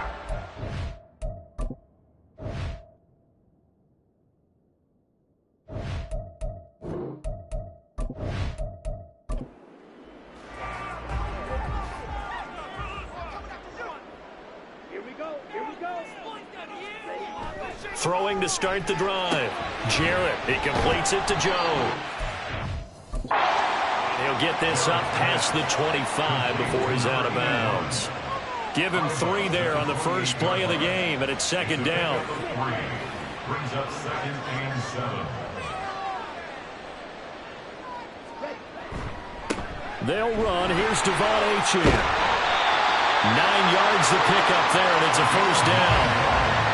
The Dolphins at 12-3 now on the year. They were winners their last time out, so they'll be looking to make it 2 in a row. And so much about football, partner, comes down to mindset. Being in the right frame of mind, and the best way to get in that good frame of mind, winning. So they come in feeling good. They got the home crowd behind them. I think they're going to be tough to beat in this one. These are his numbers from last week's contest. Charles, how do you think he ran the football? I thought he definitely had his moments. I did think that they could have utilized him a little bit better, and I'm definitely going to keep an eye on him to see how they're going to use him this week. Off the play fake. Jarrett. Pass complete. George Pickens with it. And all the way in for a Miami touchdown. George Pickens, his 19th touchdown now on the season. And the Dolphins will jump on top for the game's first score here this afternoon. Let's make no bones about it. On paper, they're the better team. They're at home. That's a strong opening drive. And just think how many times we've seen this type of a matchup. Just what you said, better team at home should steamroll them. And we've seen it go the other way. Sometimes, though, they buy into it and understand we are the better team. Let's go out and prove it right now. Out is the kickoff unit as they run up and send this one away.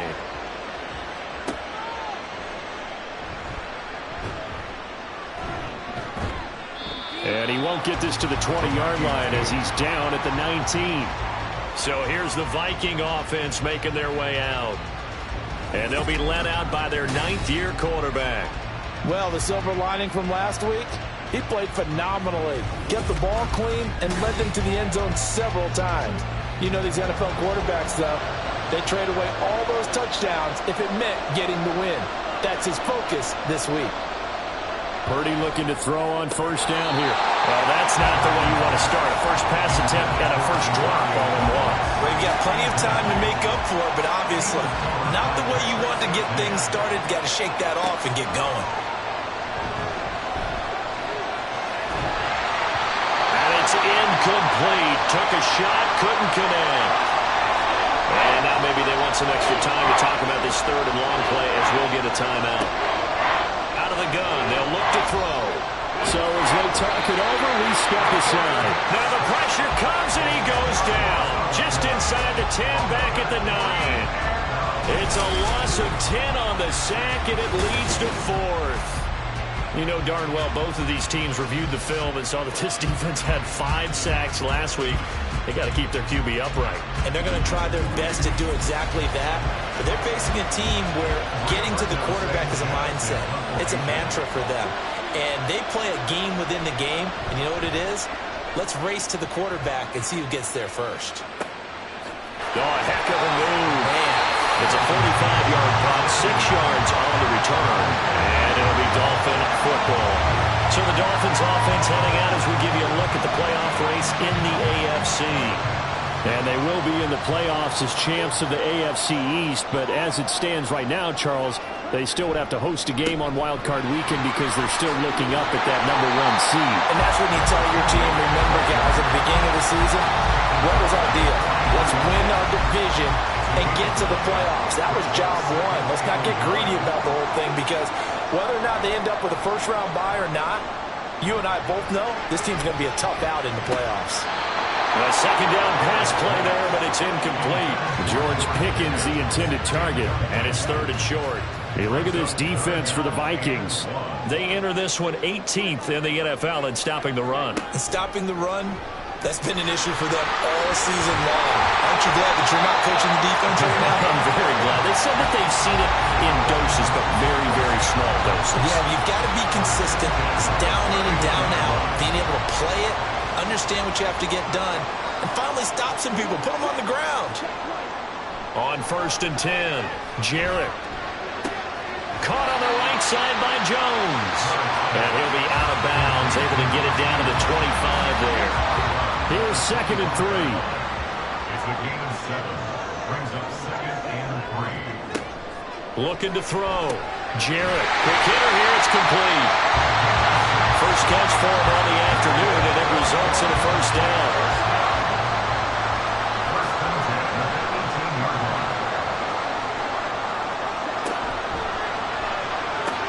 And he's got it.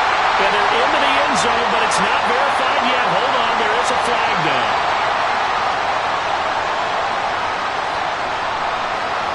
Eligible receiver downfield. Awesome. costly penalty there. A lineman got downfield, and for the moment, that cost him 6 points.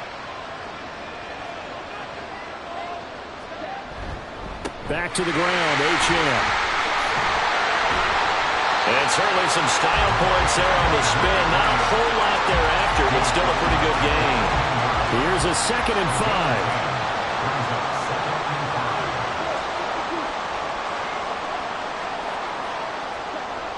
Back to throw. Jarrett firing quickly, but it's incomplete. I don't want to blow it too out of proportion, but maybe circle this play, because if they get the stop and hold them to a field goal here, that's a pretty good job. They're already down on the scoreboard. A stop now would be vital for them because it could save them from having to do it multiple. He's got it. Touchdown, Dolphins. A great effort there. His first touchdown on the year. And the Dolphins have taken a 13-0 first-quarter lead. Well, this has been a flawless start for them. They score, they get the stop, and they score again, Charles. Complimentary football at its finest. You just mentioned how they got it done. They scored. The defense got the ball back for them. They score again. That's the way you win ball games. Extra point by Patterson, up and good. And that'll make the score 14-0. And this will not be brought out. It's a touchback. The Vikings taking the field here for their second drive of the game. As the season winds down and you look at them in totality, you know, the offense has struggled. The defense has been pretty good, so I would imagine the changes this offseason may be more on the offensive side of the ball. And this is where we always hear the term complementary football, because as you know, the defense has played well enough for them to win games, and the offense has held them back. So they've got to reward that defense by improving on offense. I don't know if you make a change, a quarterback, running back, tight end, it doesn't matter. Get better players, better system, so they can play to the standards of the defense, and the win column will result. And this will be a Vikings first down as the tackle made here at the 36. Now, look, that wasn't a huge game, but those are the types of carries I think they were missing in their loss last week. They couldn't get him going on the ground. Did you get the same feeling I did during our meetings, that they kind of regretted that he didn't touch the ball? Absolutely. You know, hey, he should have touched it more last week. They weren't going to make that same mistake, and they've taken care of that early. And they'll get this well past midfield before being stopped just before the 35. A great job there, and that old cliche, taking what the defense gives you, comes right into play. Nothing too out of the ordinary about the throw. Just a little dump off over the middle. But what is out of the ordinary is what he did with it after the catch. Not only did he grab the ball, but how about the significant yardage he picked up after he pulled it in. Meanwhile, the throw here is complete. And he gets this down inside the 35 before going out of bounds. From the 33, here's second down and 7. Brings up 2nd and 7. Now Purdy. He finds Douglas complete. Give him a gain of 5 on the completion. And it makes it 3rd down and 2 yards to go.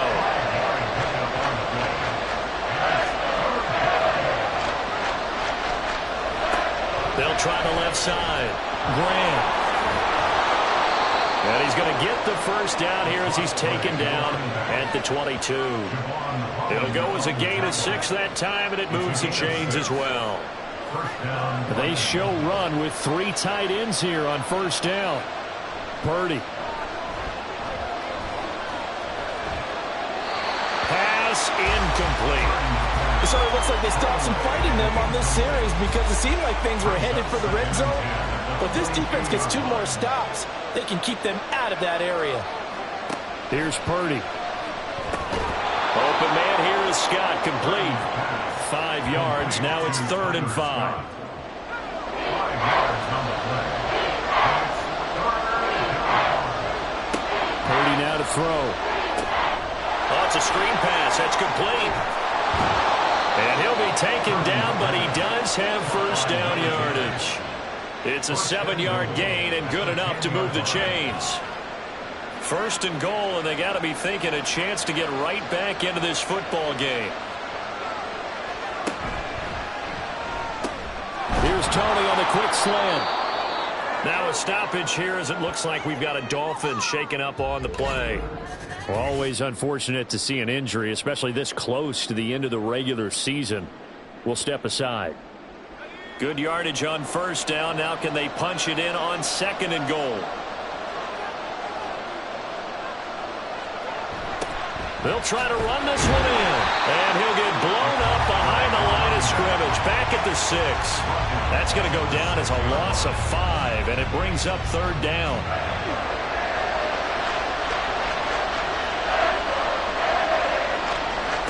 Back to throw, Purdy.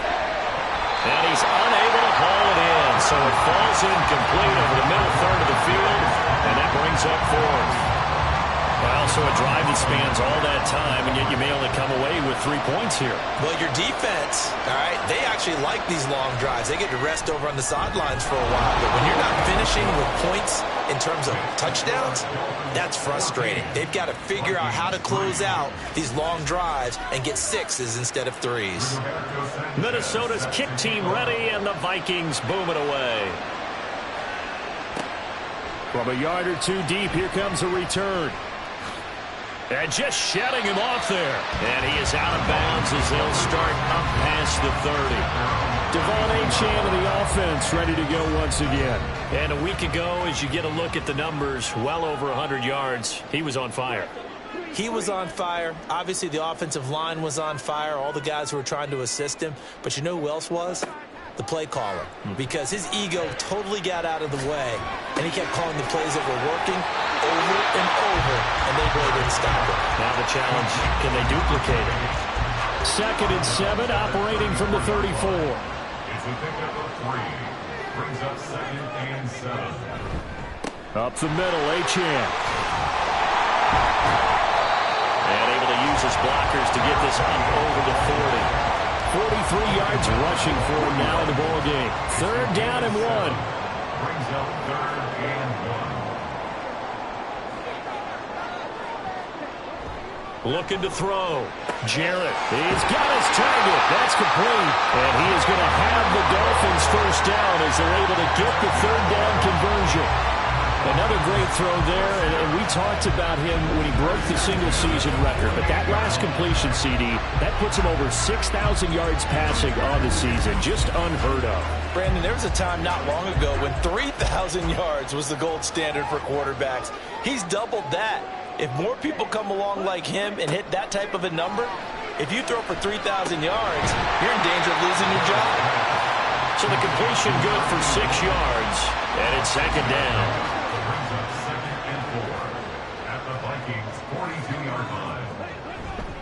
A run straight ahead with Achane. They find some open field here. And they'll wind up getting this one all the way down inside the 20. 25 yards to pick up there, and also a first down. One thing's for sure, this defense has to figure out how to stop the ground game. He's eating them up here in the first quarter. It looks like they have to go to different forces, aren't they? The conventional things aren't working too well. So I remember a coach of mine saying way back when a back's having a great game, you've got to get the ball out of his hands. See how far he can run without the ball. And what he meant was takeaways, not get loose, because maybe you can't just stop him with just regular tackling. After one, a 14-3 ball game. 14, Vikings 3. Second quarter from Miami. It's the Dolphins with the football as they go to work on a 1st and goal. They'll run. Achane. And he's able to get it down to the 2-yard line. A pickup of 4 on first down. It'll be 2nd and goal. A 4-yard gain brings up 2nd and goal. Back to throw. Jarrett to the goal line, but it's incomplete. The way he's been slinging in the first half, you expect everything he throws to go for a touchdown, but I guess he's going to have to wait to try and pick up that 3rd, isn't he? Yeah, I thought he had him for a second, but you're right, not to be. Achane diving for the end zone, and he'll get there. Touchdown. So, Charles, that's 3 touchdowns on 3 drives, and it's just been an offensive barrage so far. Great word, partner, using barrage right there. I'm going to add another word if you don't mind. How about perfection? No surprise that they're leading right now. Absolute dominance throughout this ball game, and no signs of slowing down. Extra point by Patterson, up and good. And the lead is up to 18 now. A good drive that time as they go 9 plays in all. And the drive finished off with a touchdown run from Devon Achane. And here comes a return from just beyond the goal line. And the decision to bring it out, not a good one, as he's tackled it to 15. And out now come the Vikings. And this, let's face it, an important drive if they're going to get back into this ballgame. Think about going into the locker room down 21-10 as opposed to 21-3. 21-10, a little more optimism, a little more bounce around the locker room, a little more discussion about how they're going to finish this thing off. 21-3. I think discouragement clouds that locker room. Yeah, and I think a touchdown much bigger than a field goal on this drive just to get into the end zone and get that momentum. Purdy's throw caught by Tony. And they're going to have this across midfield and inside the 45. 26 big yards on that one. It's another first down. Now that's the kind of big play you'd like to see. This first half, it hasn't gone their way, and they could use a shot in the arm, something to perk them up a bit. And they get one here in the passing game. This offense finding its legs now. Here's another 1st and 10. They go play action here. Purdy. And he finds a man with a crossing route. And they're going to work this down to about the 32-yard line. From the 32 now, here's 1st and 10. Purdy will look to throw again here. Got an open man. It's Scott. He'll be dropped at the 25 after a gain of 6. From the 25, here's a 2nd down and 4. Purdy will set up to throw it here. Wide open receiver complete. And they do get him down, but not before he's able to slip it inside the 5-yard line. And a nice gain at 21 yards. 1st and goal, and they got to be thinking a chance to get right back into this football game. And he gets halfway there from the 4 to the 2 on a gain of 2. Now whistles and a timeout. Looks like we've got a Viking slow to get up. But not what you want to see this late in the season. Medical staff is going to check on him, and we'll step aside for a moment. Play action, and now here's Purdy to throw it. And it's caught in the end zone. Touchdown, Minnesota. A 2-yard touchdown grab. And the Vikings are able to cut into that deficit. This is why a lot of play callers love play action in this spot. You just want to freeze the linebackers just for a second. Then you got a chance to get a quick pass into your tight end right behind them for a touchdown. And now, of course, all scoring plays are reviewed, and I think they're going to take an extra long look at this one. They're taking a peek at whether or not those feet were in bounds, and obviously a big call here in the end zone. And not just the feet. How about the hands? How is the ball possessed while the feet are hopefully getting down in bounds? That's what they're trying to look at to see if it all comes together. So they called it a touchdown originally, and this will stay a touchdown after the video review, so they had it right. Extra point splits the uprights, and it makes the score 21-10.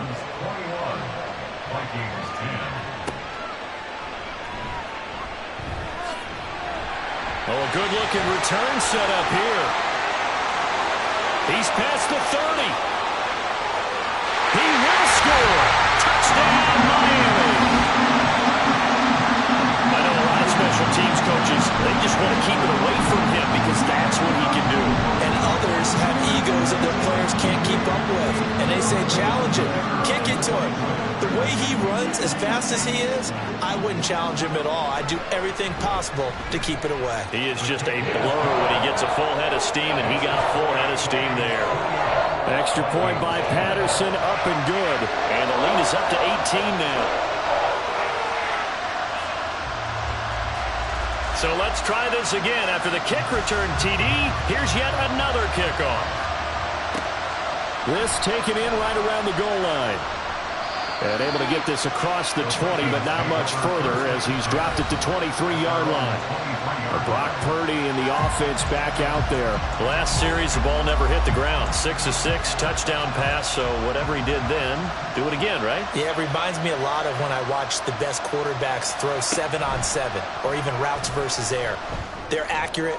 The receivers catch it. The ball never touches the ground. Or if you want to take it to basketball, a well-executed fast break, right?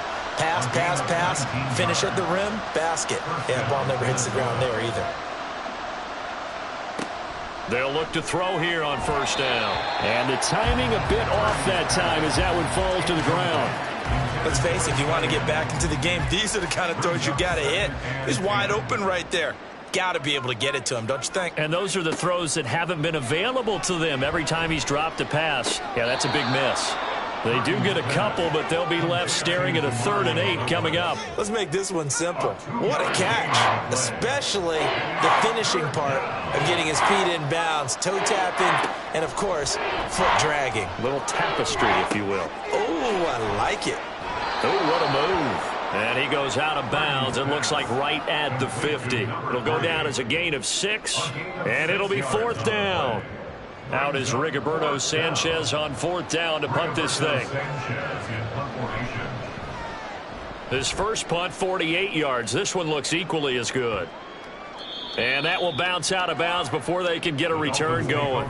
Devon Achane of the offense ready to go once again. He had the touchdown last drive, now up over 1,300 yards on the season, and still plenty of time in this game for him to keep those numbers climbing.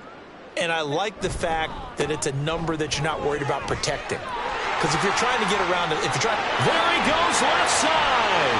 And he'll have this past the 30 prior to going out of bounds. 107 yards rushing for him so far in this one as he nears 1,400 for the year. Pretty explosive run on that inside handoff, and when you're a runner of his caliber, you don't need a big crease. You really don't, but also what we're seeing is an offensive line that's taking charge at the point of attack, aren't we? Not only are they controlling the initial contact, they're actually utilizing what they call the strain, the next 2 to 3 seconds, to continue to move people. Now a nice throw here right side. He hauls it in. And he's able to get this to the 40-yard line before he's out of bounds. The 2 big plays right in succession as this one goes for 27. From Viking territory now, they'll come up 1st and 10, right at the 40. A give left side. Here's Achane. Oh, an absolutely filthy juke. He's got some space now. And maybe a little over pursuit there as he's able to take this down to the 25-yard line. This game not quite as good as the last, but still over 40 yards between the two.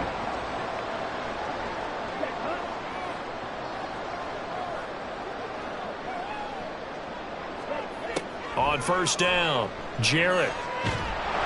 Pressure applied, and he's going to be taken down. They sack him back at the 33-yard line. They'll wind up losing 8 on the sack there, and it's 2nd down. Well, that's what they have to do more of defensively, not just getting sacks, but they have to keep getting in his face, not let him get his feet set and deliver. He's been carving them up previously. Yeah, already has a couple of touchdown passes. About time they put a few grass stains on that jersey. Got to imagine the pass rush will be equally intense here on 2nd down following the sack. It's 2nd and 18. Looking to throw. Jarrett looking middle, and it's incomplete. Now, the secondary's really struggled today, but that's a little bit of a measure of revenge, isn't it? And they just followed the basic rules. See ball, knock ball away. Turns into a nice play. They'll swing this out wide. Here's Achane. And he'll be out of bounds just inside the 25-yard line. A gain of 9, not enough, and it's 4th down. Riley Patterson now on for the field goal. From the left hash, this will be a 41-yarder. Patterson's kick is good. And the Dolphins will add on to their lead. So he's been automatic to this point of the season, and he connects on the field goal there. And what a luxury it is to have a kicker you can depend upon, partner, because he hasn't missed all year long. Converts on that one as well. And kudos to you. You didn't jinx him. And he'll elect not to return this one, so they'll bring it out to the 25 on the touchback. The Vikings offense making their way back out. Now let's give you a look at the playoff picture coming into the weekend in the NFC. And with the final fortnight of games upon us, teams jockeying for position. Some of these games really starting to take enormous importance as they always do this time of year. I like how you use fortnight. I'm impressed. I am impressed. That means 2 weeks, if I'm not mistaken. That does. But how about exactly what you're talking about? Going down the stretch, how much importance is placed on these games? Look, everyone talks about every game's important. When you get to this time of year, maybe that importance gets quadrupled. And that's where we are right now to see who can make their last run, their last push to get into the playoffs. Well executed there on second down. So do you go back to the air on third? Well, that's a possibility, but now you've opened up things to where you showed that you would run the ball in long-distance situation. You might come back again because I doubt they believe you'll do it a second time. It'll be a loss of 2 on the play, and that's going to make it 4th down. In today's NFL, we're accustomed to the tight end getting downfield and creating plays and wreaking a little havoc in the secondary. Not on this one, though. They diagnosed that one really well. Tried the dump off, lost yardage. As Sanchez on to punt here as he sends this one away. It's taken at the 26. A nice punt, but a good run back as well, 13 yards. And out will come the offense as they take over. Devon Achane of the offense ready to go once again. He's already cruised past the 100-yard mark. We haven't even gone away for halftime yet. He might not want halftime. All right, why cool off? Keep everybody here. Let's stay out on the field and keep going. But all that being said, everything is really working well for them. The play calling's been excellent. The blocking's been terrific. And obviously his vision and legs have hurdled him to this big number so far. We could be seeing something really special here. And we'll see how much they give him the ball here.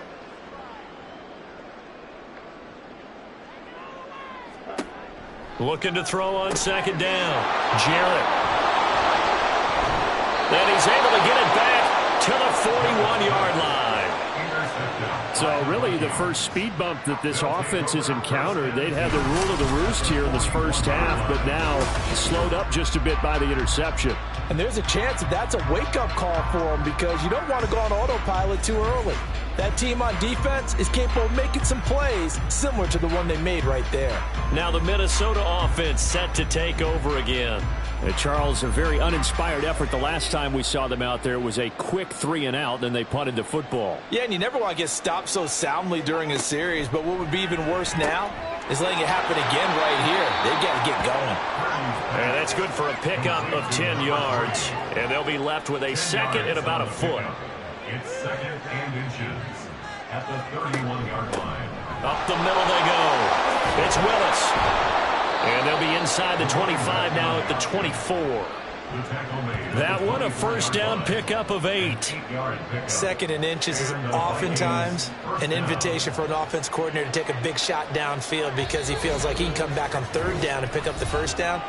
But sometimes you just don't want to break tendency. Stay with what you are, stay with who you know, and go get the first down. That's exactly what they did.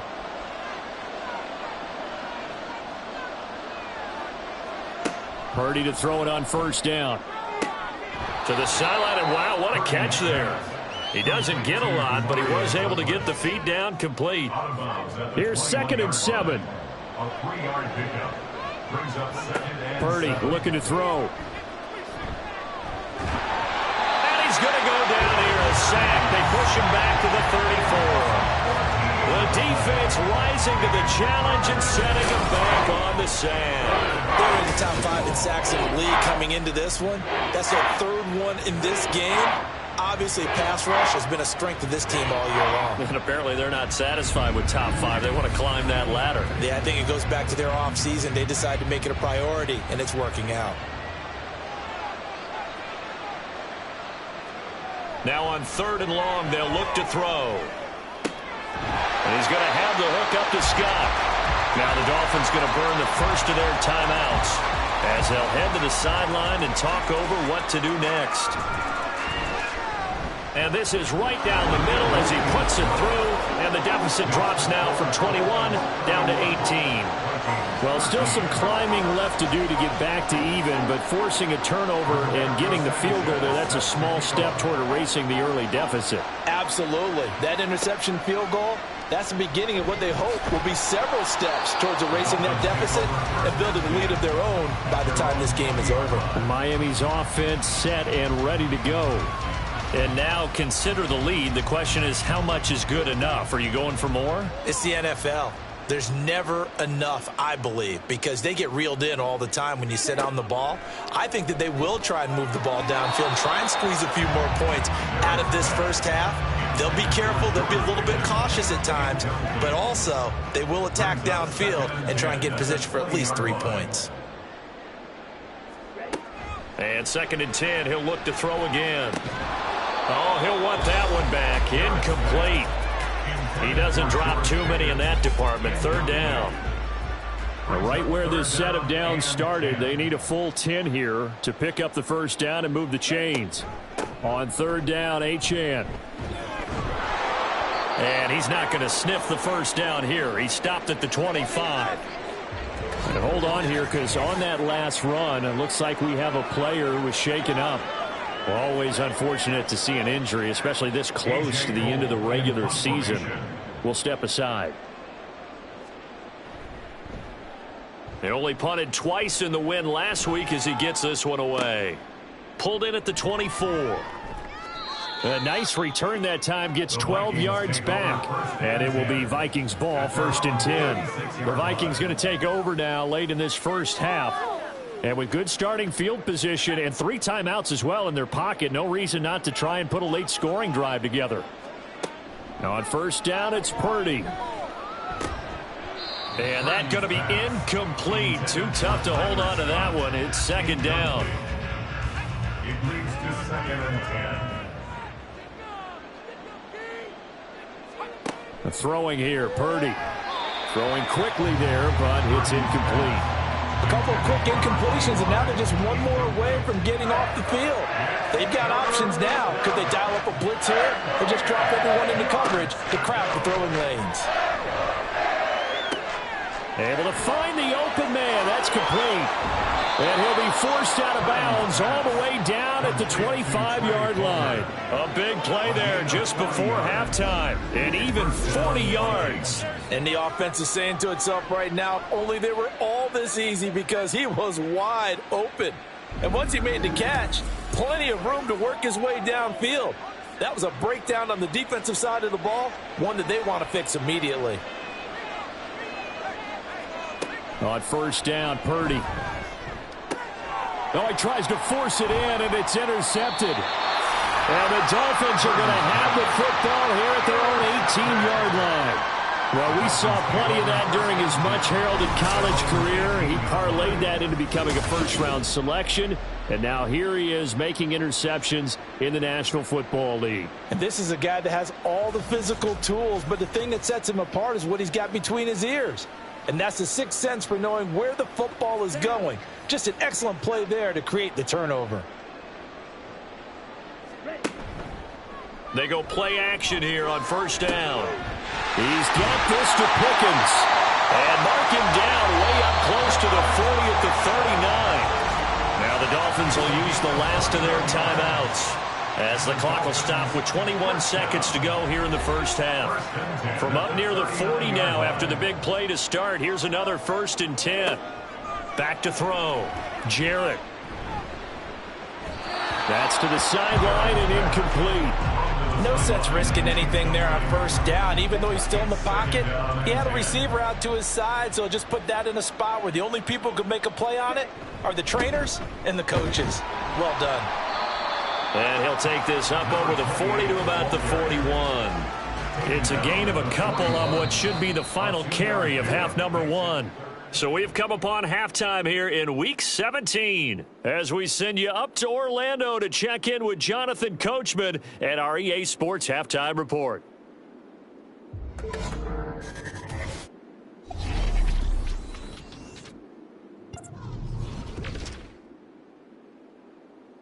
We'll begin in the Meadowlands, an AFC East matchup between New England and the New York Jets. And it is the Jets who have the lead in the 2nd quarter. DeAndre Swift with a rushing touchdown there. From there, we're off to check out another game. And they were winners in that one over the visiting Raiders. The Titans found the victories to be few and far between this year, but the win here in Week 17 gets them to 4-12 with one game to go.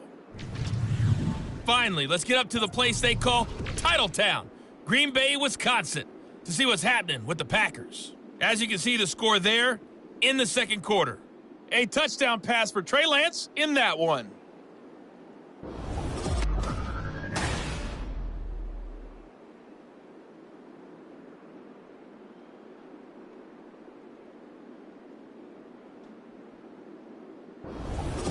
All right, Coach, thanks very much. Fine work as always as we welcome you back for quarter number 3. The Vikings set to receive the second half kickoff, and they trail it here as we resume play. And he will not bring it out. It's a touchback. The Vikings offense set to go to work to begin this third quarter. And you have to think, Charles, down 3 scores already. They need to play an almost perfect second half to have a solid chance. And that absolutely starts with finding some way to put together a touchdown drive here. They need to be smart, fast, efficient, get the ball to the end zone, and do it again multiple times in order to have a chance to win this game. On first down, it's Graham. And forget about finding a lane. He barely had time to look up before he was planted in the backfield. Yikes, a 4-yard loss really sets him back now for second down.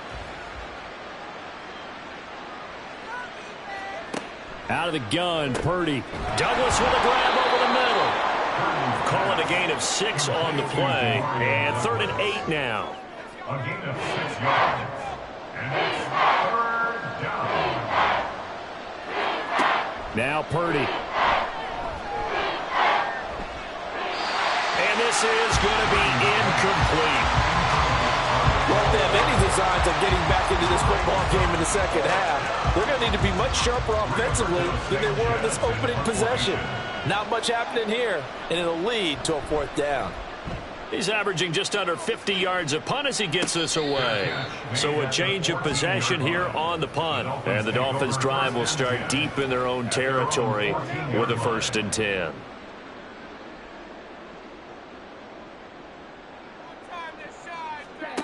Throwing to start the drive.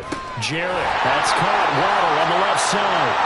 And he works it across the 25 before being tackled. Give him 13 yards on the opening play of the drive and also give him the 1st down. This offensive game plan has just been sensational. I mean, when you think about all the different ways they've gotten their receivers open so far, it's really been impressive. Scheme, design, execution.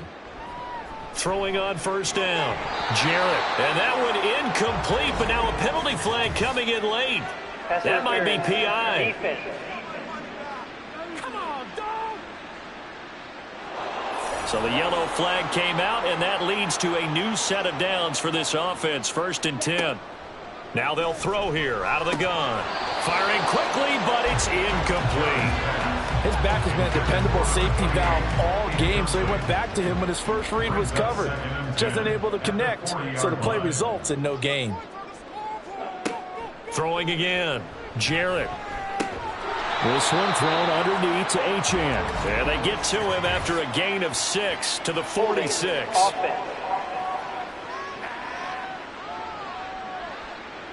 Now after the holding call, here's 2nd and 20. Operating from the gun. Jarrett Completes this one to Pickens. and he gets this to the 35. Good for a gain of 5. An extra defender in the secondary for the Vikings here on 3rd down. Again, he'll drop to throw. They set up the screen. Achane has it. And he'll take this to the other side of midfield before going out of bounds.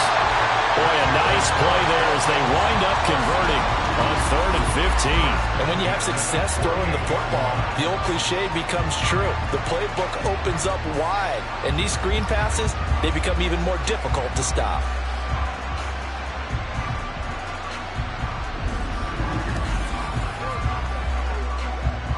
From Viking territory now, they'll come up 1st and 10 at the 48-yard line. Achane on the counter. And he's corralled at the 40, but not before picking up 8. That was a good forceful run, and it demonstrates why you've got to put your body on a runner when you're trying to tackle him. If you just go in there and just try and get him down with arm tackles, usually doesn't work very well, and we saw in that play, he'll run right through those attempted plays. Now a second down throw for the end zone, but it's incomplete. Trying to keep the drive going here. This is play number 7 on 3rd and 2. Looking to throw.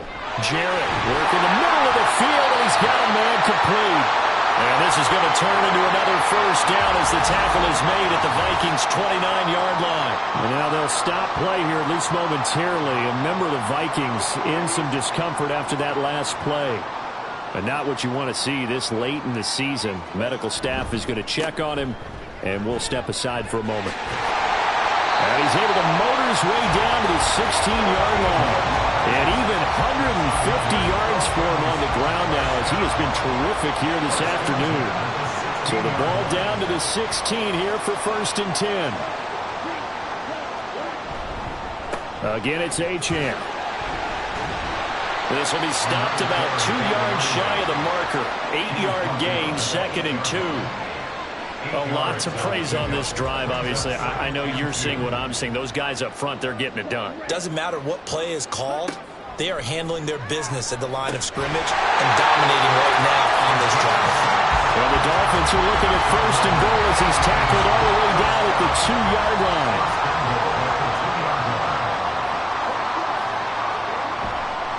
They'll run it. Achane with it. And he takes it into the end zone for the Dolphin touchdown. Devon Achane with his 13th rushing touchdown on the year. As his guys are able to push that lead out a bit further. Well, this offensive line has really stepped up to the challenge here because those Mastodons, they've been sensational clearing holes all game long. And this is great work down here near the goal line to give their back the space he needs to work his way into the end zone. Extra point by Patterson, up and good. And they open the lead up now to 25.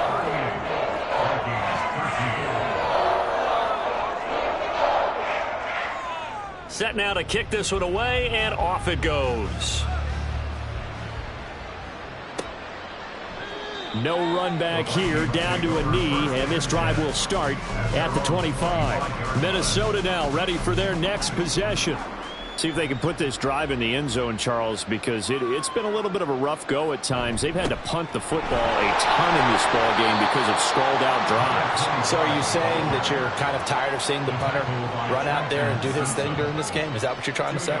Well, I mean, I'm okay with it. I have a feeling that this offense, they don't want to see the punter again. And frankly, the punter doesn't want to run out there anymore himself. He would love to see his offense put together a drive and give his leg a rest. Hang on now. We're going to pause here. We've got an injured player. Always unfortunate to see an injury, especially this close to the end of the regular season. We'll step aside.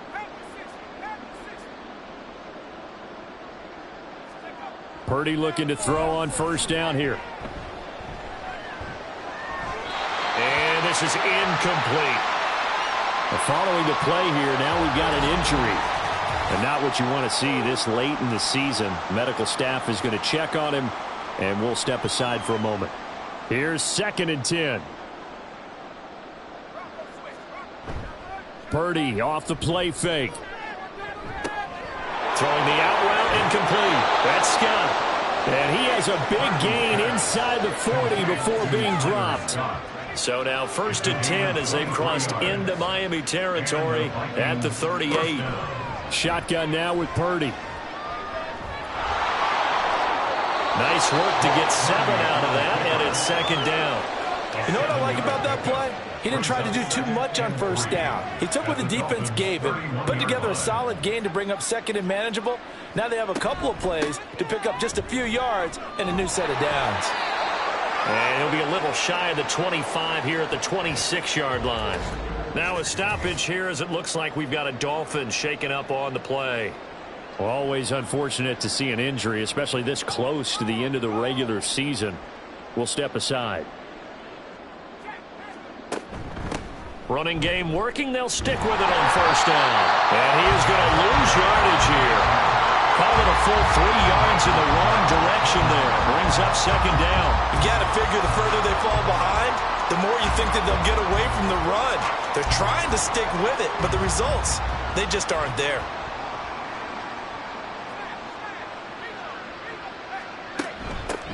On second down now, it's Willis, and he's stopped right at the 25 after a gain of 5. Not too many offenses want to turn down long drives, but when you're down what they are, they've got to pay it off with some points.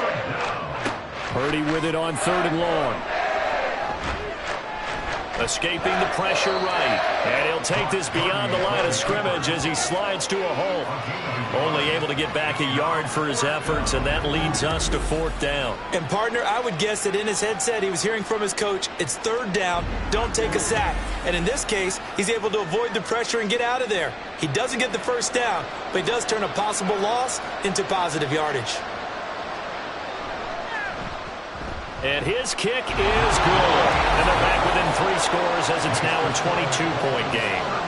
So his 3rd field goal of the ball game brings him a bit closer, but there's no question they need to start turning some of these 3s into 6s. And 7s, and probably even 8s.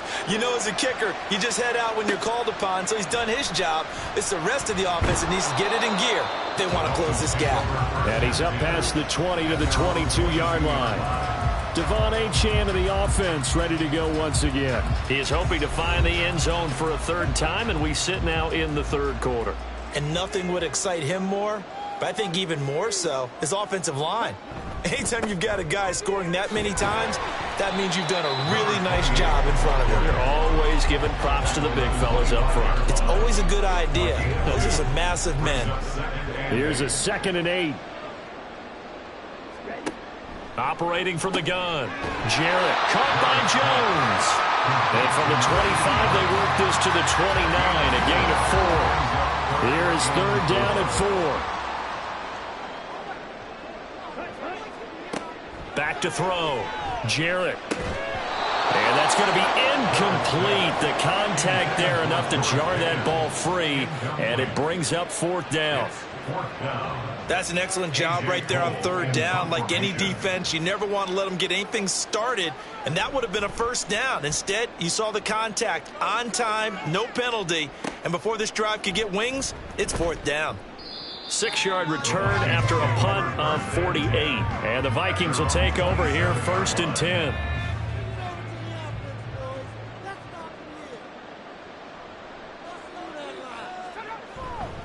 They'll start this drive out on the ground. They juked him.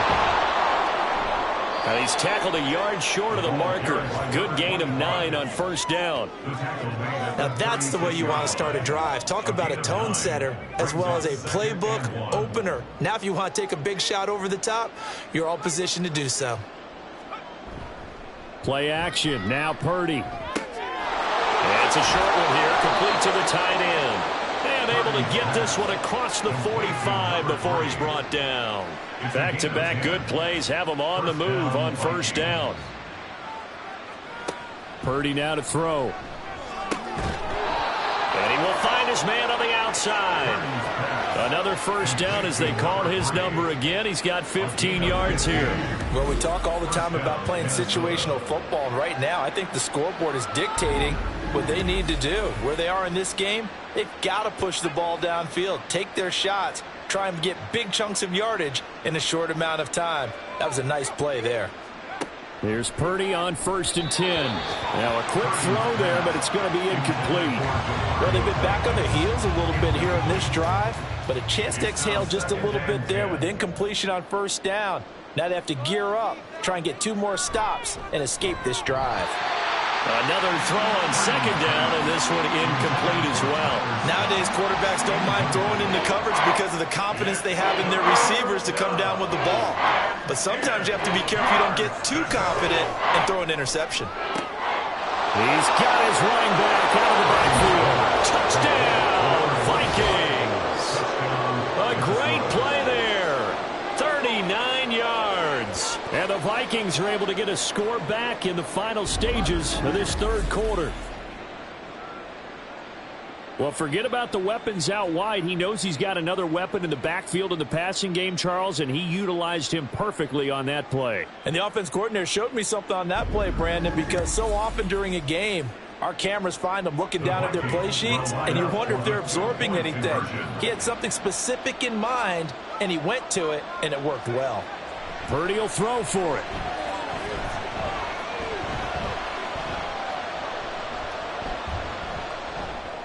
And they're going to get the two-point conversion, caught in the end zone, and that cuts the lead a bit further. And, of course, on the two-point try, had the option to run or pass. They pass it there, and it works. Felt pretty straightforward, didn't it? An open receiver, ball's put on him, 2 points for them.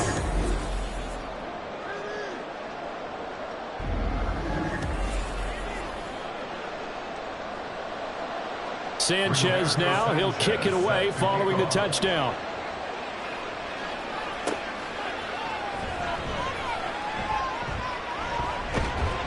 And they'll start this drive just across the 30. Pretty nice work on the return. First down Miami as they get set to start the drive. Their lead down from 21 to 14, but still sitting in a great spot. Up 2 scores here in the third quarter. Now hold on here, because on that last run, it looks like we have a player who was shaken up. And not what you want to see this late in the season. Medical staff is going to check on him, and we'll step aside for a moment. Off play action. Jarrett, this ball tipped, and it's going to be incomplete. Fortunate maybe to get that back. It's third down. Try to get one more in here before the quarter breaks. They'll run for it with Achane. And he'll be brought down on what's going to turn out to be the final play of this third quarter.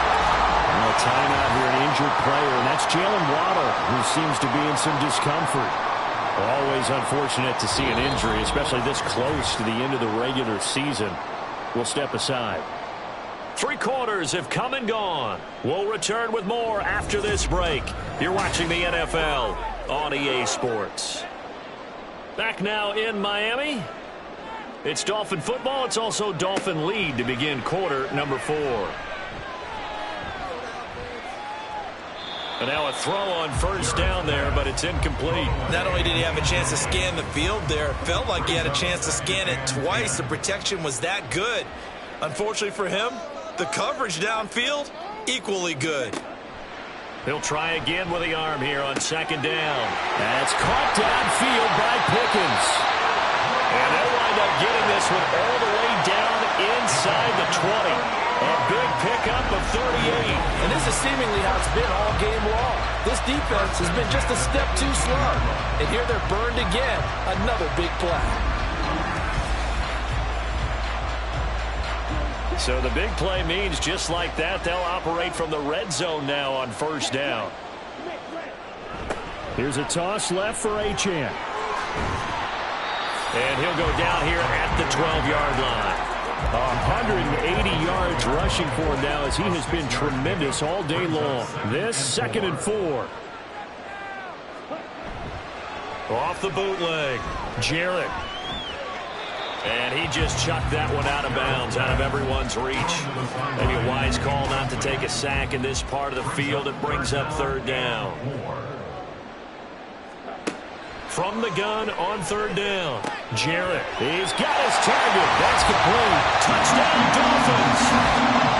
A 12-yard touchdown grab. And the Dolphins are looking to make it 2 straight as they add on to this fourth quarter lead. I've heard you use the term put-away drive, and that right there seemed like the definition of a put-away drive. Yeah, it certainly just pops right up out of the book, doesn't it? Because up 2 scores already, just wanted to possess the football, keep converting and picking up first downs. And if the drive ends in 3 points, that's terrific. If it ends in a touchdown, fantastic. Extra point by Patterson, up and good. And the lead down to 3 touchdowns at 21. The kicking team out for Miami as they will send this one away. From a couple yards deep, he'll bring it out of the end zone. And only able to get this to the 19, so probably should have opted for the touchback.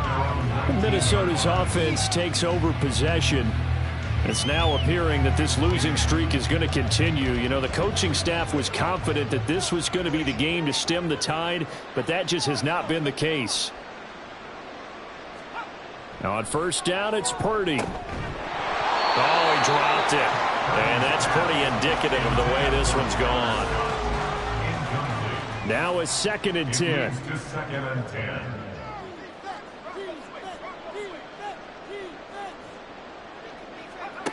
Back to throw, Purdy.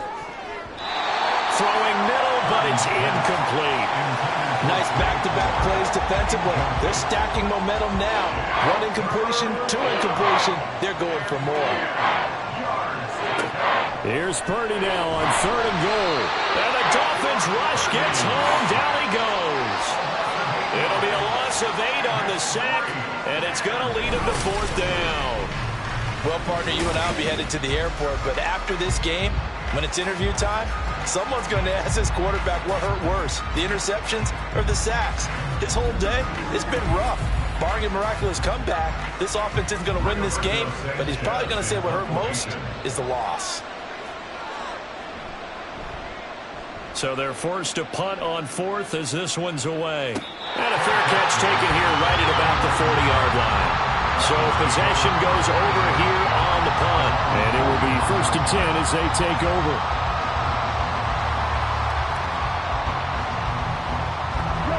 Good starting field position for them as they come up 1st and 10 at the 41-yard line. And the drive starts with a run from Achane. 5 yards on the carry. Good pickup on 1st down. Good gain there on 1st down, and keeps them in a running situation probably. They did everything right on that play, didn't they? They got the leverage up front, good blocking, nice hole for him, ends up picking up nice yardage, stays in bounds to keep the clock rolling. They're in charge of this scenario right now. They want to stay that way. And not in any rush offensively. Give him 12 yards there, and the Dolphins have a 1st down. And the slot man goes in motion left. Now Achane on 1st and 10. They're going to snuff this play out behind the line. We have not seen that much today. 2 yards the loss, 2nd and 12. On this day, the ground has been his, but at least on that individual play, we just saw the defense finally with a win. Yeah, they finally got one, and that's a win for them, but all game long, he's seen the holes, and they've been huge for him. Kind of like a baseball hitter in the zone. The ball seems bigger, and he's just whacking it. These guys, they've got it going today. The Dolphins on 3rd down. They've had plenty of success. 8 conversions, looking for a 9th. This will be 3rd and 5. He's going to get that to his running back out of the backfield. And he is going to have the Dolphins 1st down as they're able to get the 3rd down conversion. They certainly had success throughout this contest, getting him the ball in the passing game, and there he picks up another 1st down. Whatever they saw going into this one, they've been able to capitalize on it, and no adjustment has been made to take it away. On 1st and 10, Jarrett. And it's knocked away and incomplete. Partner, you and I have struggled with this for years. You've got the lead. Just take care of the football and burn some of that clock. But there's something to be said for not taking your foot off the gas as well, because you can never have too big of a cushion. That one, though, falls incomplete. He'll get only 3 there, so it leaves him with a 3rd and 7 ahead. It's 3rd and 7. Achane here, they stay on the ground. And they're going to stop him short of the 1st down as he's tackled at about the 21. 4 yards on the pickup there, but it's going to take him to 4th down.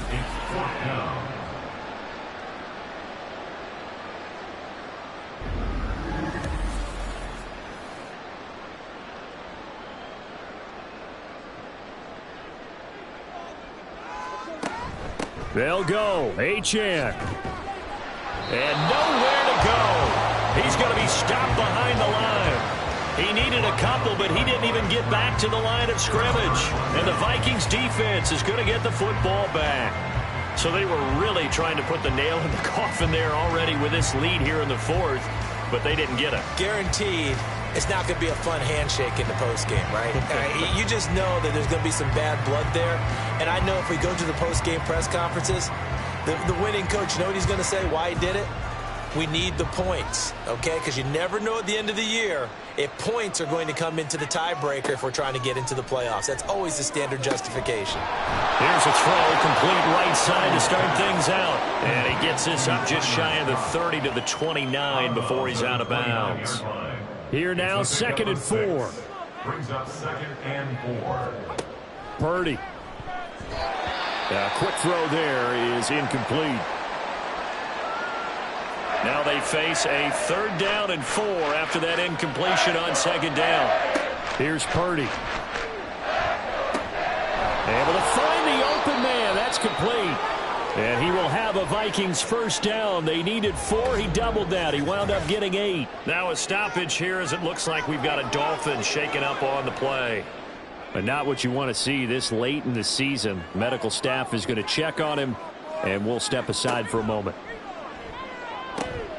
They'll try and set up the screen. It's complete. Bust through the tackle. And he'll be out of bounds after getting this one across the 40. The 1st down screen pass, good for 5. Now 2nd and 5. A gain of 5 brings up 2nd and 5. Purdy sets up to throw again. It's a short one here, complete to his tight end. And he's able to get this one out closer to midfield across the 45. A yard all they need, but it's 3rd down. Now Purdy. That is caught. And he will have a Vikings 1st down as they're able to get the 3rd down conversion. So now 1st and 10 as they've crossed into Miami territory at the 45-yard line. Throwing here, Purdy. Over the middle, that's caught by Scott. And he's corralled, but not before getting it inside the 35. From the 34 now, here's 1st and 10.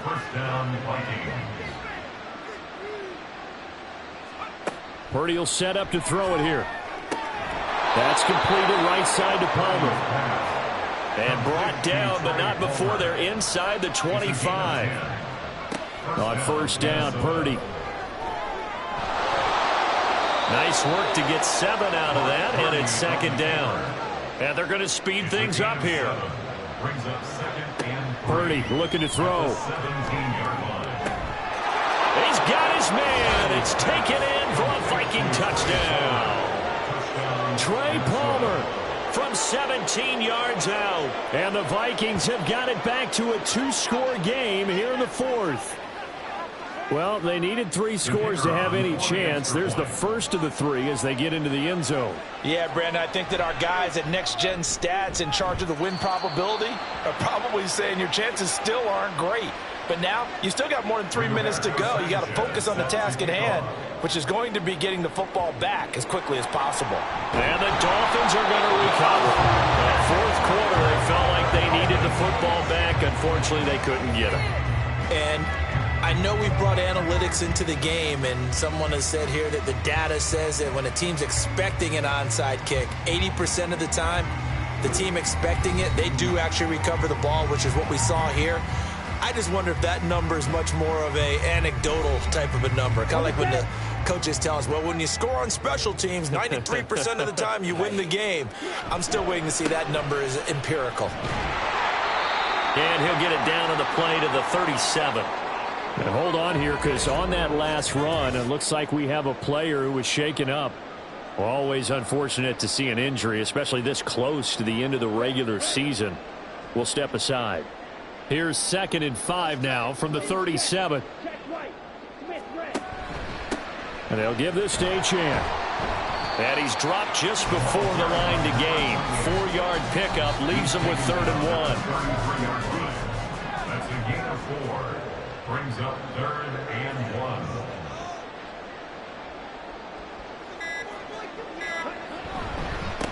On the handoff, it's Achane. He is going nowhere as he is enveloped behind the line. Call it no gain that time, and they're going to be left looking up at a 4th and 1. This late in the game, Charles, I think you maybe seriously have to think about going for it. Especially where they are in terms of field position, because this is almost like no man's land. Might hurt your punter because there might not be enough space, maybe too far for your field goal kicker. I'm like the old rule. Possession is 9/10 of the law. Possession is 9/10 of winning the game. Go for it. Get the 1st down. Close it out. And he will have a Dolphins first down. And they get it easily. A gain of 5 on 4th and 1. This is Achane. And he'll get this one down to about the 27. And quickly, we're going to get another stop here with 1:54 left as they call the timeout defensively. He's going to get it again. Just looking to get forward and protect the ball. And he is going to have a Miami first down, and the Dolphins are going to win the football game. And they'll indeed take a knee. 2nd and 11.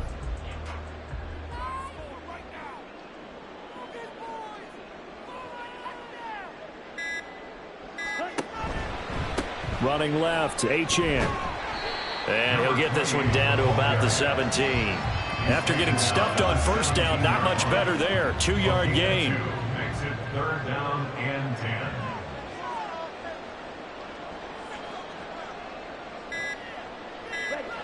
Victory very likely now for the Dolphins as they take a knee here. Listen, anytime you take a knee to end a game, that means you've won it. So it doesn't matter whether it's home or on the road, but there's something a little extra special about doing it in front of your home crowd, isn't there? And the home crowd applauding. They're happy with what they've seen. Chalk this one up in the left-hand column for a win. Yeah, that's right. Head to the locker room, throw the wristbands in the crowd for your kids, your gloves, your towels. Get to share it with the home team. Charles, a lot of happy faces heading into the tunnel as this one ends, and understandably so. Not only did they get the win, but boy, their offense was on fire in this ball game. And partner, I have no idea what the top speed is of all those high-end sports cars. What's the top gear you can get into?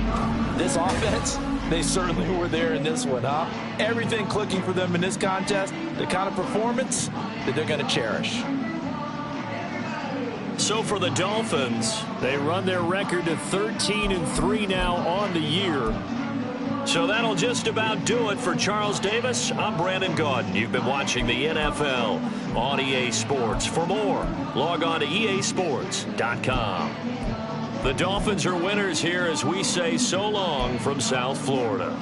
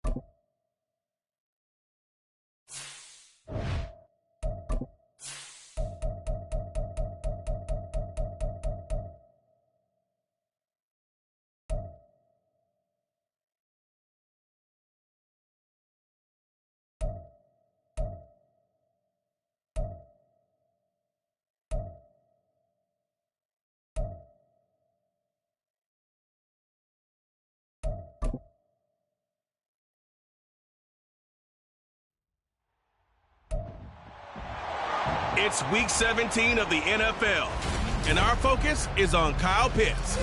He's been a production machine with a 1,200-yard season going to this point. It's the Falcons and the Niners under the lights on Sunday night. First opened in 2017, there's a look at the beautiful state-of-the-art Mercedes-Benz Stadium here in Atlanta, GA. Tonight we've got a great Sunday night matchup on tap, as it'll be the San Francisco 49ers taking on the Atlanta Falcons. With Charles Davis, as always, I'm Brandon Gaudin. Charles, you talk about storylines in this one. I think it begins and ends with our two quarterbacks, certainly two of the best in the business. And nowadays, I don't think you can get...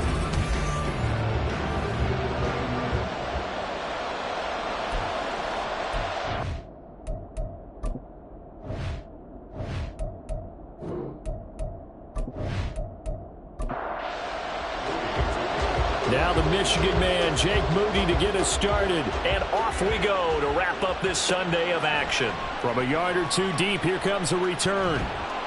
And he'll be stopped right around where he would have been had he gone down to a knee, maybe a yard shy of there at the 24.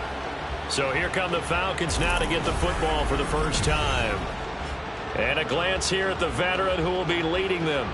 Now in his 8th year in the NFL. And when you think about great seasons in recent memory, he's definitely putting one together here. There's a good chance he's going to go over 5,000 yards passing for the season. He's just a little bit under that mark coming in. Rarefied air when you get up there with numbers like this. They'll wind up getting 7 on the play, and that'll bring up second down.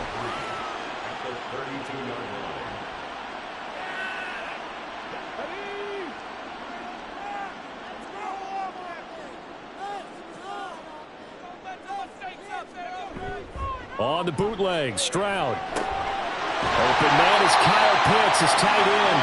And able to get this one across the 45 before he's brought down. It's a gain of 16, first down Falcons.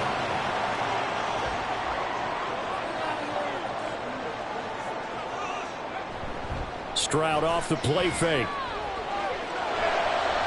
And that one on the money to Claypool downfield. And he takes this just a few yards shy of the red zone before going out.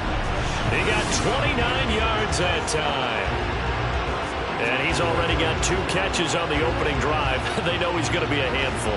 And sometimes you game plan for that offensively. You want to make sure that guy touches the ball. And sometimes it just happens naturally. And then you change your game plan. When he has the hot hand, you keep going back to him because he's running routes with confidence as the game goes on. Meanwhile, Stroud's throw into the hands of Pitts here. Touchdown!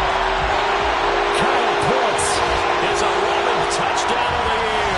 And the Falcons will claim the early lead as they're on the board first here tonight. So they get their tight end away from the line to the outside, and he works his way in for 6. Tight ends are not just blockers anymore. I don't know how many more times we need examples, but here's a great one. Gets to the outside, they give him the ball pretty quickly, and they trust him to get those extra yards, and boy, did he come through, bowling his way into the end zone after the nice catch. Koo able to connect on the extra point, and that makes the score 7-0. Following the touchdown, here's Koo to kick off.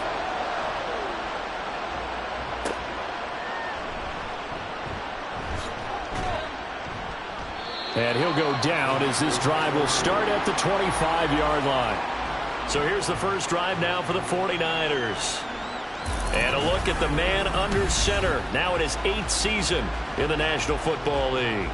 And he's looking good now. I mean, 5 touchdown passes in the last game. Okay, he threw a couple of interceptions. That's a little bit of a concern. But I remember a basketball coach telling me one time he had a guy average about 40 points a game.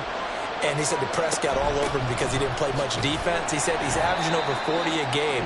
The guy against him's not scoring that. We still have the advantage. Yeah, and they got the win last week in that effort. Even better. It's always best to clean up things after a win than after a loss.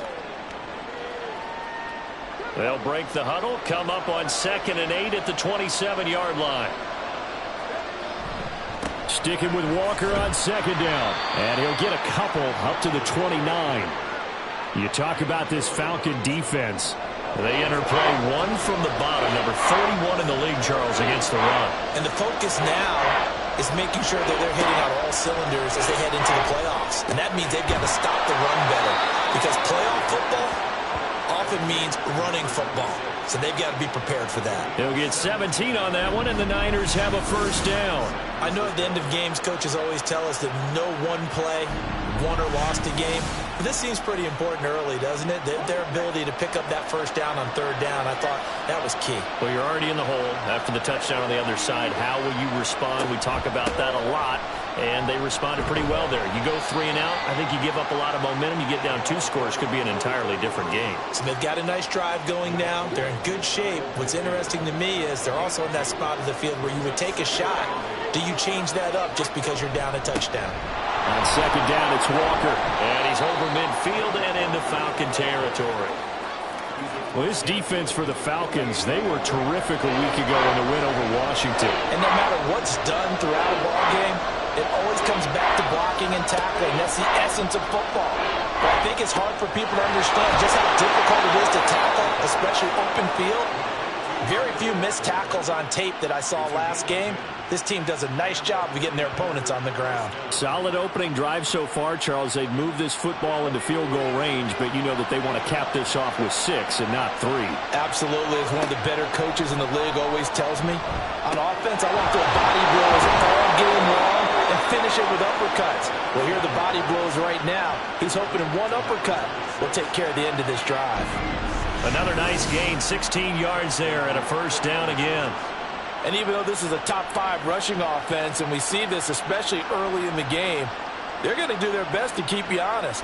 They don't want you getting the habit of stacking the box, so that's a good throw there, and they're able to come up with the first down.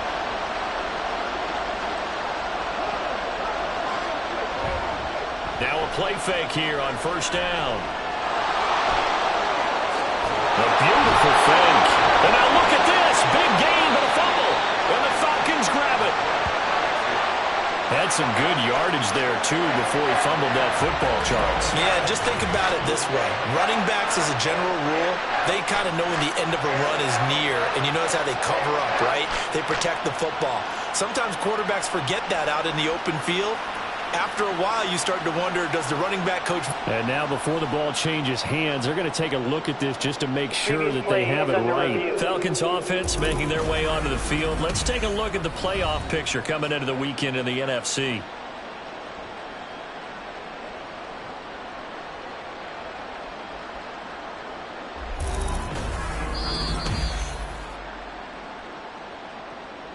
So that one overturned. They say the knee was down, and that will not be ruled a fumble. Walker is in. Touchdown, 49ers. And that caps off what was really a balanced opening drive for them, Charles. They work in the rushing game and the aerial attack, and they end it with a touchdown. Strong in so many ways, wasn't it, partner? Their ability to throw it and run it and accomplish their goal. They've got to like the way that they started this ball game. Jake Moody now for the point after.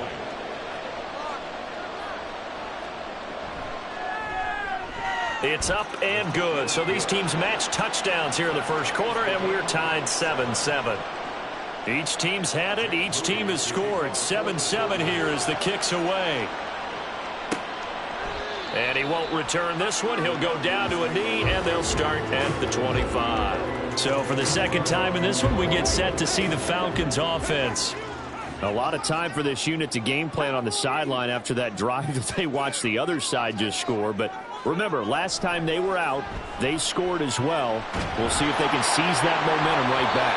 And they haven't had a lot of time to cool off from reaching the end zone the last time. So have they been able to keep themselves mentally sharp and into this game, even though they haven't been on the field? And you and I both know, one big play, though, gets them right back up to that level. He's got him in. Complete. Down to the 10. Touchdown, Falcons. Chase Claypool, 75 yards. And the Falcons have taken the lead.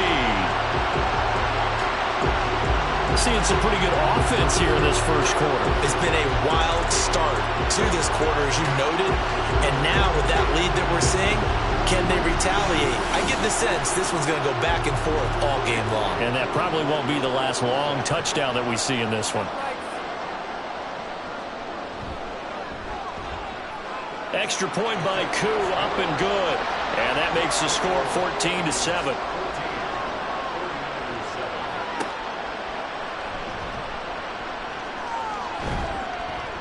And he brings us out past the 20 to the 24. Kenneth Walker headed back out there. And you see his numbers from a week ago. He was up over 100 yards then, and he's already hit pay dirt here once in this one. We always talk about quarterbacks and receivers getting into rhythm, right? Really feeling good, finding each other downfield. I think running backs operate the same way. They can hit a good rhythm and a good stride, and he's carrying it over from last week. And they'll get it all the way up about 5 yards shy of midfield. Just like that, a pickup of 20 on their first play from scrimmage. The big play to start him out has him at the 45 already. Now they'll throw here out of the gun. And Green with the catch left side. And they're well past midfield, just a yard or two shy of the 40. Holding offense. They're backed up here with a 1st and 20 now after the holding penalty. He'll look to throw. And he'll go right back to Moore. Complete again. It's a big play, yet amazingly, because of how far they had to go, they're still looking at a second down here. At the 47-yard line. In motion, right one of the tight ends. Up the middle they run. It's Walker. And he'll get it down here to the 43. 4 yards the pickup, first down.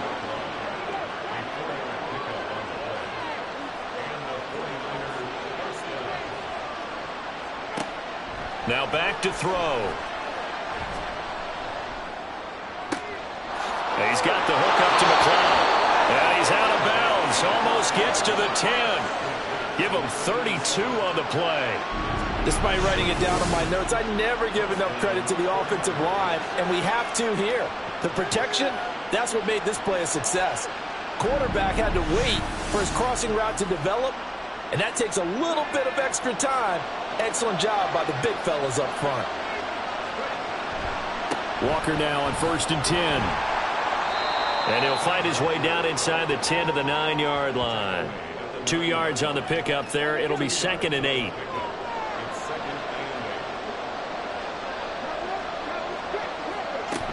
Sticking with Walker on 2nd down. And he's going to take it in. Touchdown, San Francisco. Ken Walker hitting double digits with his 10th rushing touchdown on the year. And the 49ers are an extra point away from evening this one up. So 2 drives, 2 touchdowns here in this first quarter, and he's got both of them. But he's certainly setting himself up for a big game here, and I think if the play caller doesn't get in his own way, they should keep riding him the entire way of this game. Until the defense proves they can stop him, that's what I would call. Moody good with the extra point. And we are tied at 14. This one tied at 14 now as he sends this one away. And here comes a return from just beyond the goal line. And he'll get it up past the 20 to about the 22. And the Notre Dame man, Chase Claypool, in this offense, ready for their upcoming possession. Making his presence felt early in this one. First half, already over the century mark. How about the yards per completion, too? That's a pretty darn good number there. Number of catches, but he's shredding defenses, getting big yardage with each and every one of them. Short throw caught by Pitts. So 5 yards here, 5 on the play. And that will bring up 2nd down.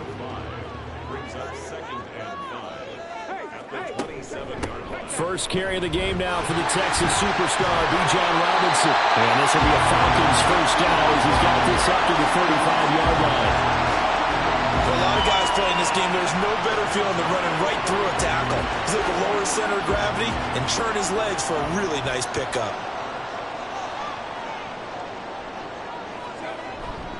Back to Robinson now on first down. And the result here, a pickup of 8.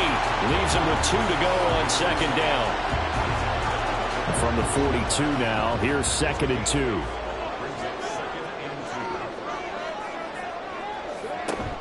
Stroud sets up the play action. Oh, he'll want that one back. Incomplete. He doesn't drop too many in that department. 3rd down.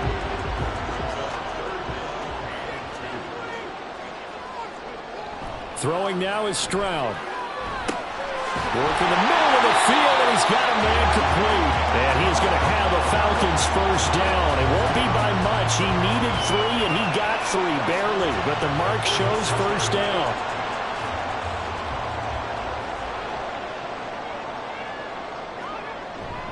Play action. Here's Stroud. And this one is incomplete. The intended target there was Gabriel Davis. That'll bring up 2nd down. You look at this Niner defense. Coming into this one, ranked number 19 in the NFL against the pass. And I think you're going to see some changes in the offseason, whether it's through the draft, free agency, maybe even both. They definitely need some help in the secondary. And this will move the chains again as the tackle's going to be made at the 49ers 35. His 4th catch already in this first quarter. It's a first down. I don't care who you put on him. He's going to be a handful of one-on-one throws. Yeah, right now, you're right. They're in man-to-man. Maybe needs some safety help. I would say that'd be a good idea. Double team him somehow. I'm going to have to make someone else beat me rather than let him shred my defense. So from inside Niner territory now, this is 1st and 10 at the 35-yard line. Robinson up the middle. Knifes his way forward here, but just 3 yards on the play. 2nd down. They'll come up 2nd and 7.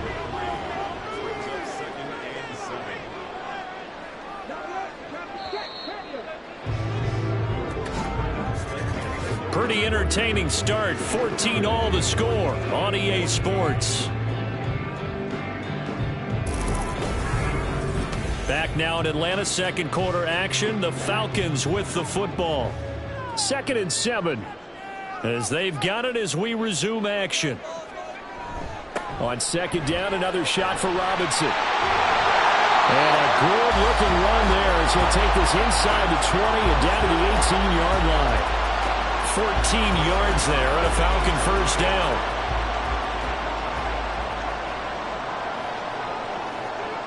Stroud. Got this complete to the tight end Pitts. And he'll be out of bounds, taking it just shy of the 10 at the 11 or the 12. 2nd down and 4. Stroud to throw it. Getting the football to Davis on an out route. 4 yards on the play, and that leads to the 1st and goal.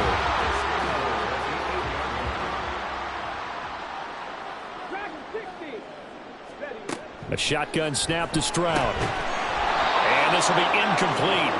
Physical play on the football there, and it's 2nd down.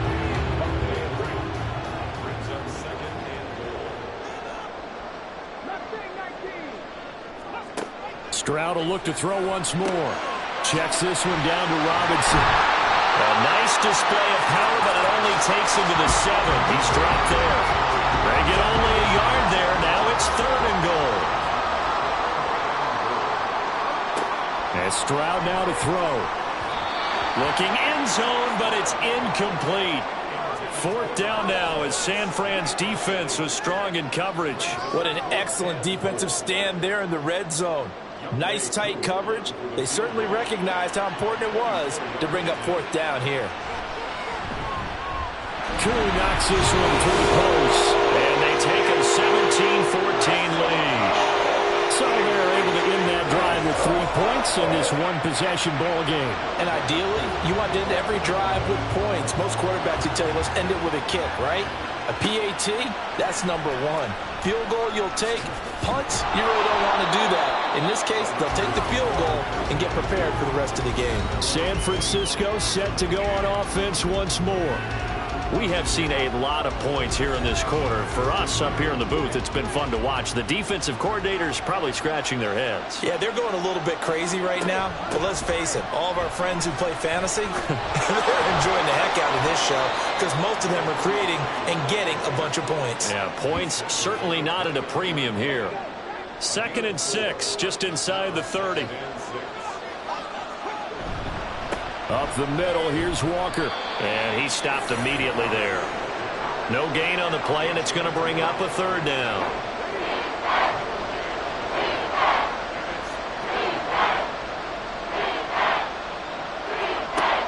They'll drop the throw. Pass taken in by his big tight end. And he gets this up across the 35 before he's out of bounds. First time that they've called his number tonight, and it gets him a 1st down.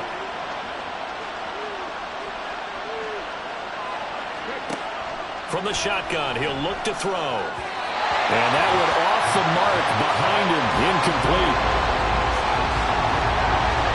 2nd and 10. They'll set up a throw. Throw out wide to Walker.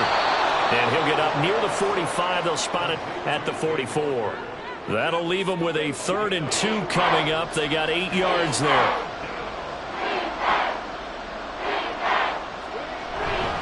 They'll try for the first with Walker.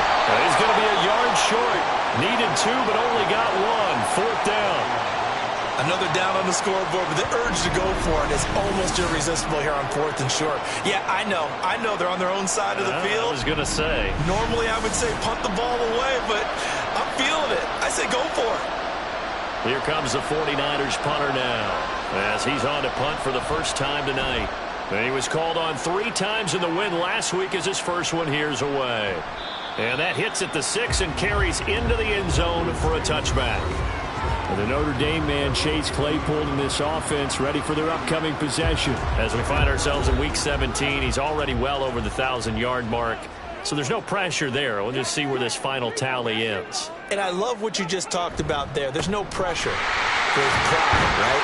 So the higher he can take that number and rank with his peers, everyone wants to be number 1. He wants to post that number like a good golfer, right? Post the best score and go to the clubhouse and kick back and see if anyone can match it. Well, and he's the go-to guy here out wide. We'll see what they can do with him in this game. Defensively, they have a big challenge on their hands. And this will be a Falcons first down as he gets this up past the 30 to the 32. We often give credit to the O-line there. 2 tight end formation. Those tight ends block pretty well also. Yeah, that's one of the most dynamic positions in football now. The tight ends who can block at the line of scrimmage at the point of attack, and they can also get downfield and catch the football. And not a whole lot of room to operate there on the first down run. He gets maybe 3. From the 35, here's 2nd down and 7. Now they'll change things up. Stroud will throw it. He's got his pass-catching tight end. That's Pitts. And he gets this one to midfield before he's brought down.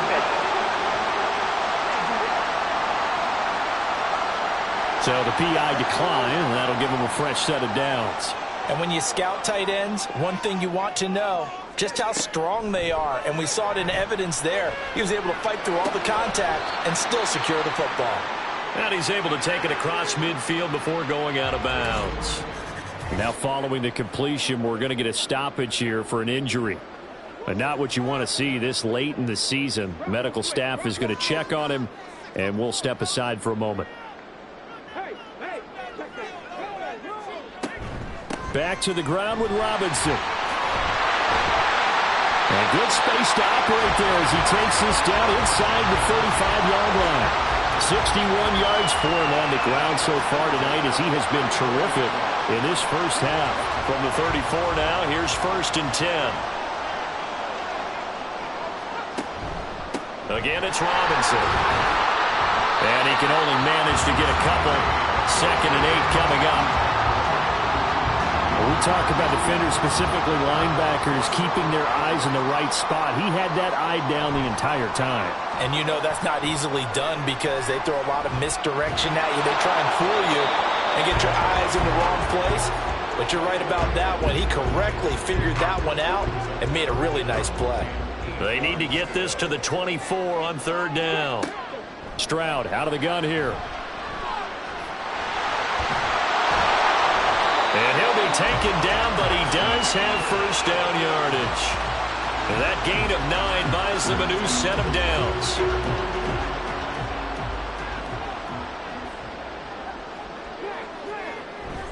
Now they'll go play action here with Stroud. And that is incomplete. Zone coverage there, and they were playing deep. That makes it obviously a little bit harder to run by guys. And that time, it was not much of a window to get the ball in there, and it winds up incomplete. Second down and a run by Robinson. And a short gain here down to the 22. They do get a yard there, but only a yard. Leaves them with 3rd and 9 looming. Well done to sniff that out defensively. He had it diagnosed pretty quickly. I love that description because diagnosed is perfect on that one. Read his keys, made the play, and he couldn't even get going moving the football. Now throwing on 3rd down there, but he cannot connect. 4th down now as San Fran's defense was strong in coverage. And based on my math, they've only converted 1 time thus far in this game, so you can see the frustration starting to come out a little bit. 3rd downs, they've been a problem for them all game. They've got to start becoming solutions. Drew knocks this one to the post. And they stretch the lead to 6. It's 20-14 now. Well, a close game like this, obviously you want the touchdown, but certainly they will take the 3.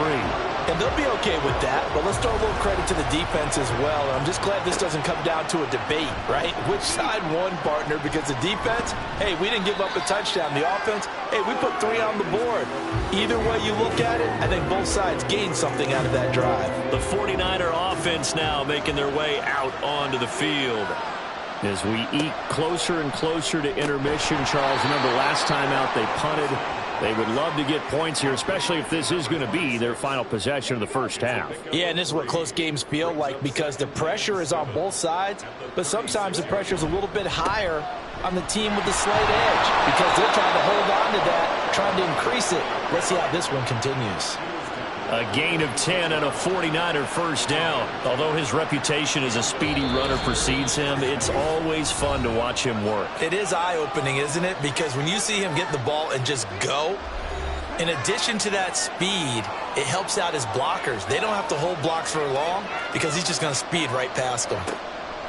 Back to throw now on first down. And it's a short one here, complete to the tight end. And they'll get him down after a pickup of 8, 2nd and 2. 2nd and a couple.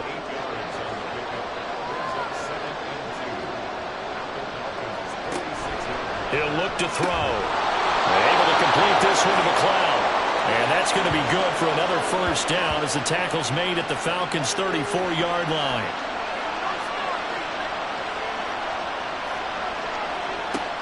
Back to throw here. And caught right side, Green. That'll go for a gain of 7, and it'll be 2nd down. It's a gain of 7. Brings up 2nd and 3. They'll look to throw again. Oh, he's got him in wide open, complete. And the 49ers now going to use the first of their timeouts. They'll stick with the passing game as he looks to throw. To the end zone, but it's incomplete.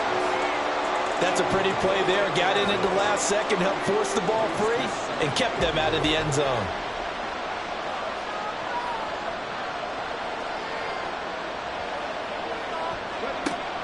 Again, he'll drop to throw. And across the chalk, into the end zone. It's a 49er touchdown. A 6-yard touchdown run. And the 49ers are an extra point away from moving out in front in the final minute of the half. These two teams in this first half, it's been fun. Back and forth, back and forth. Well, it's not fun for the defensive coordinators, but offensive coordinators are enjoying it. Yeah, they're having streaks here, aren't they? Being able to put scores together and really bunch them up, and we have a tight game here. You know, we often talk about having the right shoes for the right turf. Today it's track shoes. That's what we've seen with these offenses. Yeah, it's been an absolute track meet so far, and fun to watch. So following the touchdown, here's Moody back out to send it away. From a couple yards deep, he'll bring it out of the end zone. And ultimately cannot get this out to the 25-yard line as he's dropped at the 23. Bijan Robinson leading the offense out for another drive. They're behind in the first half here, CD, but it's not through any fault of their running back. He's had a strong start to this one. And you're right about that, partner, because watching him play, you would think that his team is in the lead. He has been a lot of fun in this contest. Now let's see if they can actually make something happen, put more points on the board behind his efforts. Yeah, I'm curious to see, Charles, if they can play complementary football and get that passing game going as well. And now a throw on first down there, but it's incomplete. Here's 2nd and 10 now from the 35.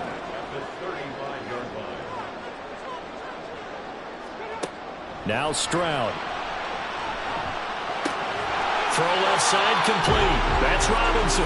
And he gets this up across the 35 before he's out of bounds. Here's 3rd and 7.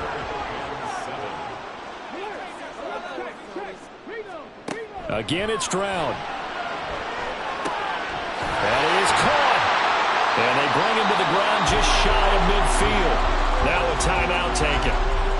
Perhaps a chance for one more quick play and then another timeout if they hurry. We'll see. Stroud's throw going to be caught by Davis. And we're going to get a timeout with 2 seconds remaining in the second quarter.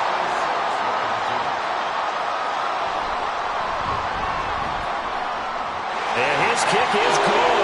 He got every bit of that one as it's good from 56 yards out. So we've come upon halftime here in Week 17. As we'll head down to Orlando, that's where we find our man Jonathan Coachman at our EA Sports Halftime Report. Coach. Okay, Brandon, thanks very much. Welcome in, everyone, to our EA Sports Halftime Report. Let's get you caught up on what's going on around the NFL. We'll start up at MetLife Stadium in New Jersey, where it was definitely a game with some intrigue, as you can see by the scoreline. Tua Tagovailoa, a touchdown pass in the victory. From there, let's head off and check out a second game. And they were winners in that one over the visiting Houston Texans.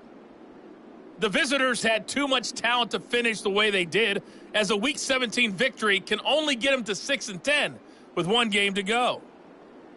And finally, on Monday Night Football, we'll wrap up the weekend with a good one between the Arizona Cardinals and the Seattle Seahawks.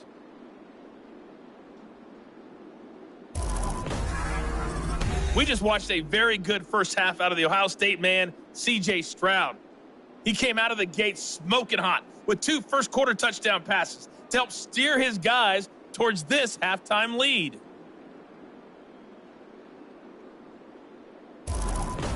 Okay, Coach, thanks as always. This one's still anyone's game as we welcome you back for quarter number 3.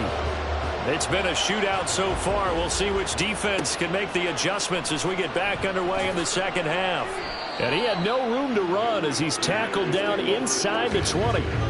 The 49er offense set to go to begin quarter number 3. Well, Charles, in that first half, we saw a fair amount of offense on both sides of the football, and now the team trailing here will start with it in the third quarter. And we both know this coach pretty darn well, don't we? Because his game planning is always on point. And now that he's getting the ball to start the second half, how about all the offense that you already referenced in the first half? He'll put that all together and come out with something really strong, I believe, to get things going here in the third quarter. The throw to the middle taken in.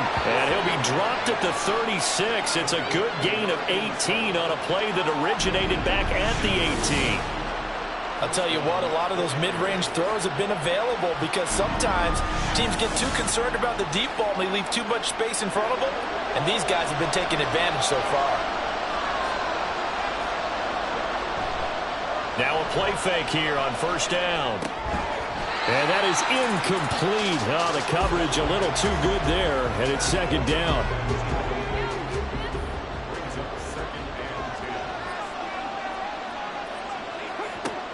Back to throw again. That's for the former Alabama man, Cameron Latu. 4 yards the gain, and it'll bring up a third down. They are in need of 6 yards here if they hope to move the chains.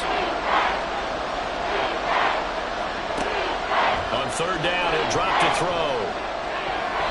And is incomplete.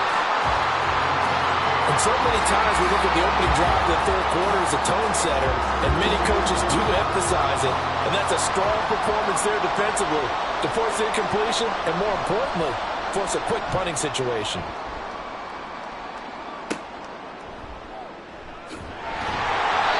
43 yards on the punt, 7-yard return, and the Falcons will be taking over 1st and 10. Here comes the Falcons offense. It's their first possession of the second half now. They have played so strongly. You look at the scoreboard, you probably, with the way they played, you would think the margin would be a lot bigger, right? Blitz coming, and down he goes. They bring the safety on the blitz, and he busts through to drop him for an 8-yard loss. I'm sure a lot of time was spent in the locker room, Charles, and talking with his defense about setting a tone here in the third quarter when you're down on the scoreboard. A sack like that, maybe that can get them going. Yeah, you have to believe exactly what you just said, that they got together and said, let's be some change agents here. Let's go ahead and turn things around. Let's be the force that gets us going here in the second half and puts us in a position to find a way to win the game. On the counter, this is Robinson. And that play going absolutely nowhere as he's belted before he could get out of the backfield. It's a loss of 4. Now 3rd down.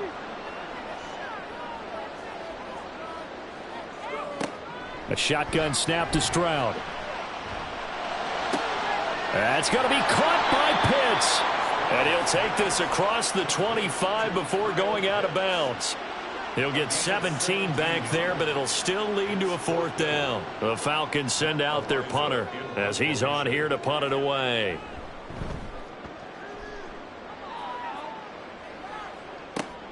And this returnable for Hill. Call that a 46-yard punt, though they did get 9 back on the return. And the Niners will go on offense. 1st and 10. From the 32 now, here's 1st and 10. Here's Walker to start the drive.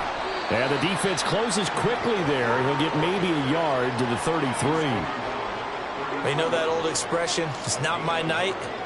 It hasn't been his so far. I don't know if the legs are a little bit heavy. Sometimes having to hang out all day and play doesn't exactly play to your advantage, but it's been a tough go for him. And every time he looks up, somebody's there defensively. That was the same case on that play.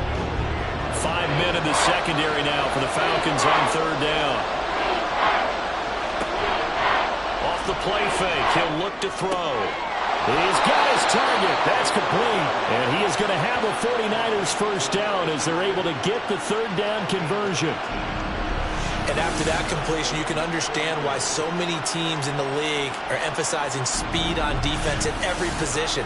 The tight ends have created so many tough matchups now. If you can't run with a tight end as a linebacker, this is going to be the result every time.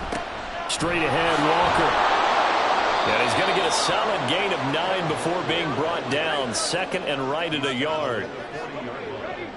It's a gain of 9. Brings up 2nd and a yard. From the gun, they'll try to run it. He got maybe a half yard at most, but officially they'll be left with a 3rd and 2. So 3rd and 2, this quite possibly 4-down territory, though, if they're stopped. Now a run with Walker. Well, they hit him in the backfield, and he will not escape. And that is not going to get it done. Nothing doing on 2nd and 3rd down after that 9-yard gain on 1st. That was well played there defensively. 2 tight ends in the formation, which essentially gave them 7 blockers up front. Hard to imagine with all that size and beef that they could let a tackler through. But that's exactly what happened. A loss resulted. Meeting the tough yards, they run it with their fullback. And he is going to have a 49ers 1st down as they take advantage of what looked like an unsure defense. They wind up getting 8 on 4th and 3.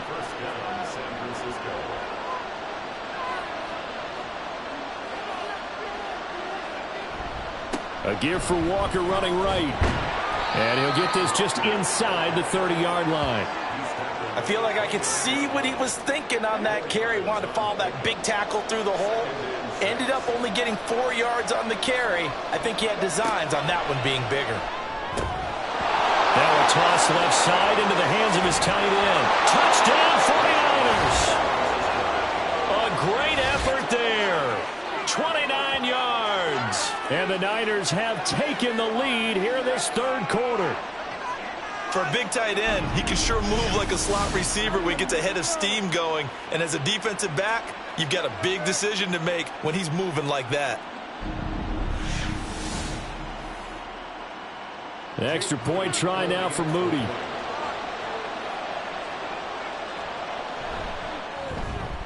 And the lead is up to 5. So that drive consumes 9 plays all told. And the end result for the 49ers, a touchdown.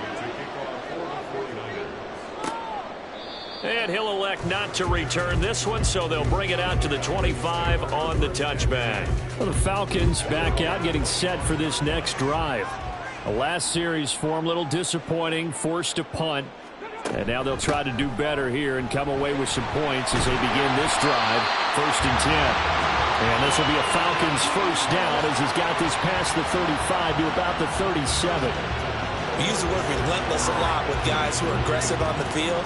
In this case, it really fits, doesn't it? How about his ability to break tackles and his feet never stop moving? On 1st and 10, it's Robinson. And he'll go down right around the 47 this time. 82 yards for him on the ground now. He has been a tough man to bring down all night. In need of only about the length of the football here on 2nd down. Robinson with another carry. And he'll get it down to the 47 here. 7 yards there and a first down. I think they like this drive a little bit better there, partner. Running game helping out, picking up some of the slack. Because remember the last drive, they went 3 and out. So from inside Niner territory now, this is 1st and 10 at the 47. Stroud sets up the play action. And that one on the money to Claypool downfield. And they'll wind up getting this one all the way down inside the 20. That's good for 28 yards. I love the drive they're working on here because they know they can take the lead with a touchdown. And so far on this drive, so good. They moved the ball down the field with very little resistance defensively. But they better be prepared for some adjustments to come their way now. So here's a 1st and 10 now down inside the 20.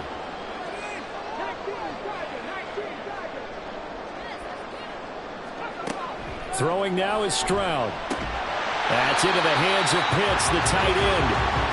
And that's good for a gain of 6, and it'll be 2nd down.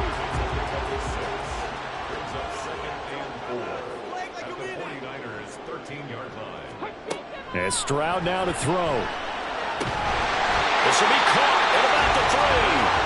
And the Falcons are looking at 1st and goal as he's tackled all the way down at the 2-yard line. The deuce is wild here. 2nd down and 2 with just about 2 minutes on the clock. One of the tight ends comes in motion. Now they'll bring one of their tight ends in motion right. Robinson is not going to get back to the line of scrimmage as they'll tackle him at the 3. It's a loss of a yard there, and now 2nd down.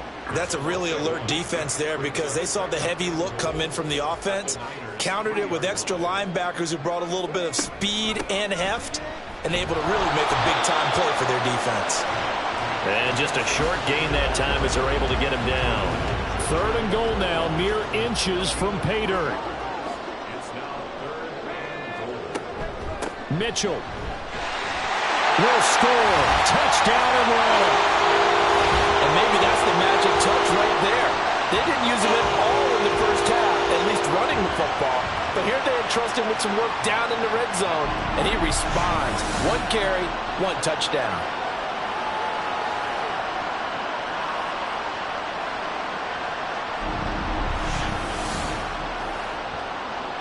Now Arthur Smith going to tell the offense to stay put. We're going for 2.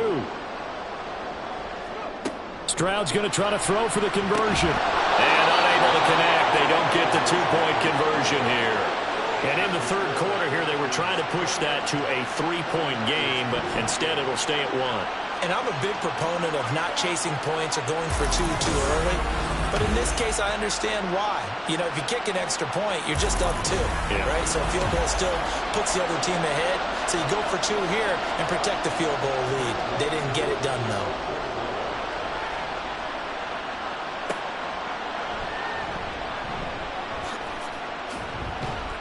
And he won't quite make it to the 25. The Niners set to take over on offense.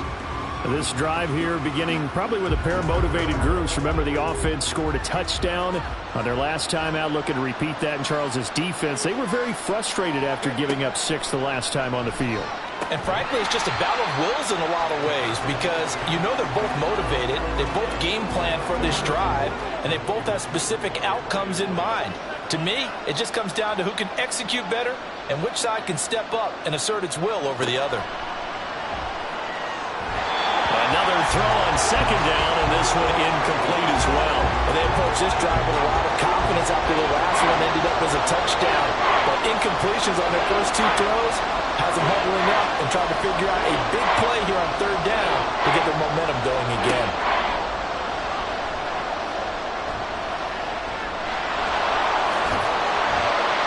And he's going to be brought down short of the first at about the 31-yard line.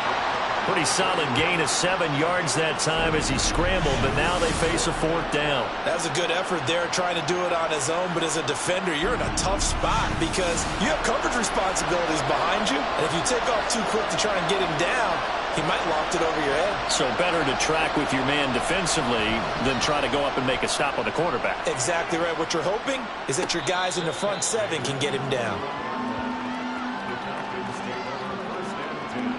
And this should be the final play before the quarter ends.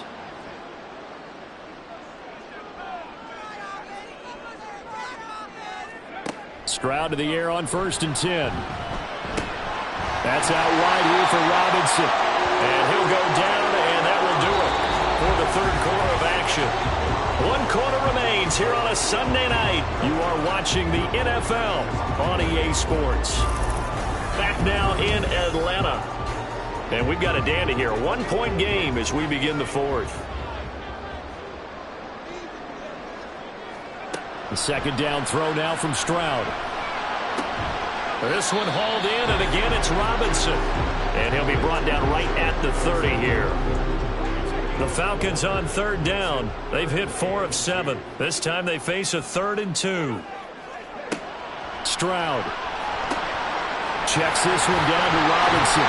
And he's going to have a Falcons first down by a couple of yards as they're able to convert there on 3rd and 1. And that pickup of a first down, that's going to leave a mark because they really needed to stop them there, didn't they? So frustrating. Defensively, you're a play away from getting that football back here down late. Tough. Now they've got to find a way to create a turnover or a takeaway. Otherwise, this one will probably get away from them. And now we're going to get a stoppage as, yeah, that looks like Jackson who's shaken up. Well, always unfortunate to see an injury, especially this close to the end of the regular season. We'll step aside. On 2nd down, another shot for Robinson. And he'll get this up to about the 38-yard line. Give him 3 on the run there. Now they're looking at a 3rd and about 5.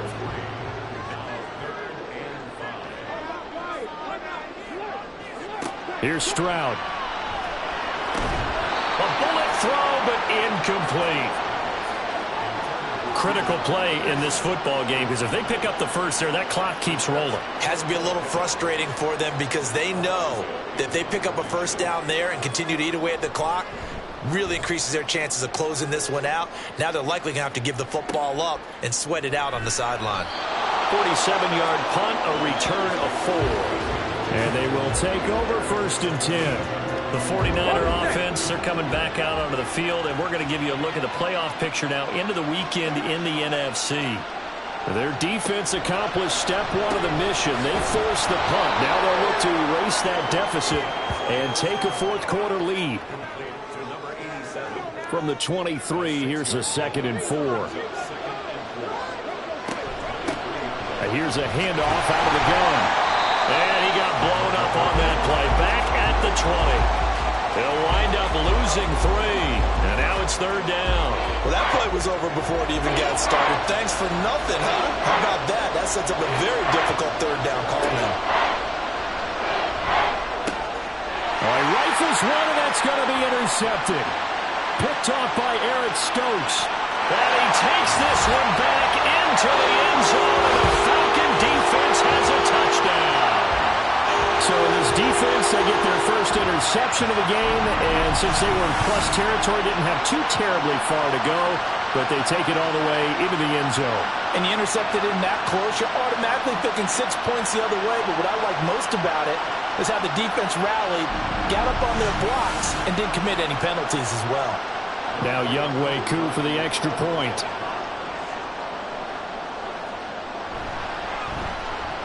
And with that, the lead is up to 8. A heck of a play there defensively, getting the interception, navigating his way into the end zone for the touchdown. So they throw the pick six. They'll get another shot at it now as this one's in the air. Now a crease here as he's past the 30. Well, the 49ers settling in for their next drive. And can they regroup? That's the question. The pick six hurt, no doubt, but this is still a one-score game here in the fourth.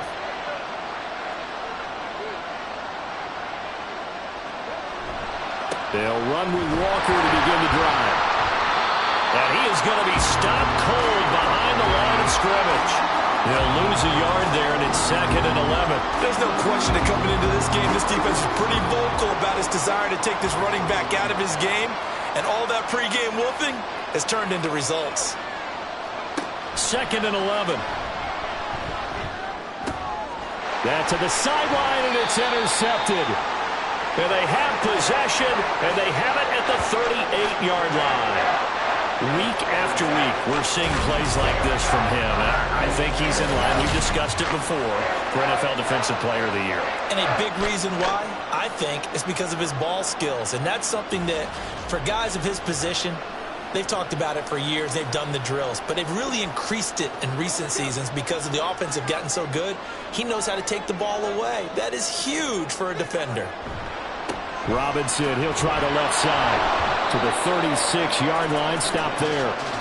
That gives him 98 yards in this game, and he's got to feel pretty good about that, but the entire offense does.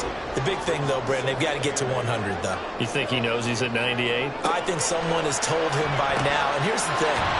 Getting to 100 or more is tangible evidence that you've had a nice day running the football, and that's what his offensive line wants for him and for themselves.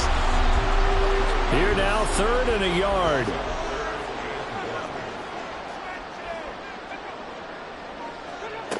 Stroud to throw it. Work in the middle of the field, and he's got a man complete. And he's going to have a Falcons first down as they're able to convert by plenty there on 3rd and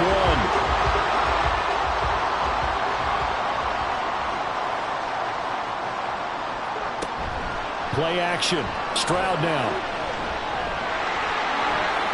And he'll protect himself at the end here as he winds up getting pretty decent yardage. He'll wind up getting 9 after tucking it and running, so it'll leave him with 2nd and a yard. Stroud looking to throw. This will be caught just inside the 10.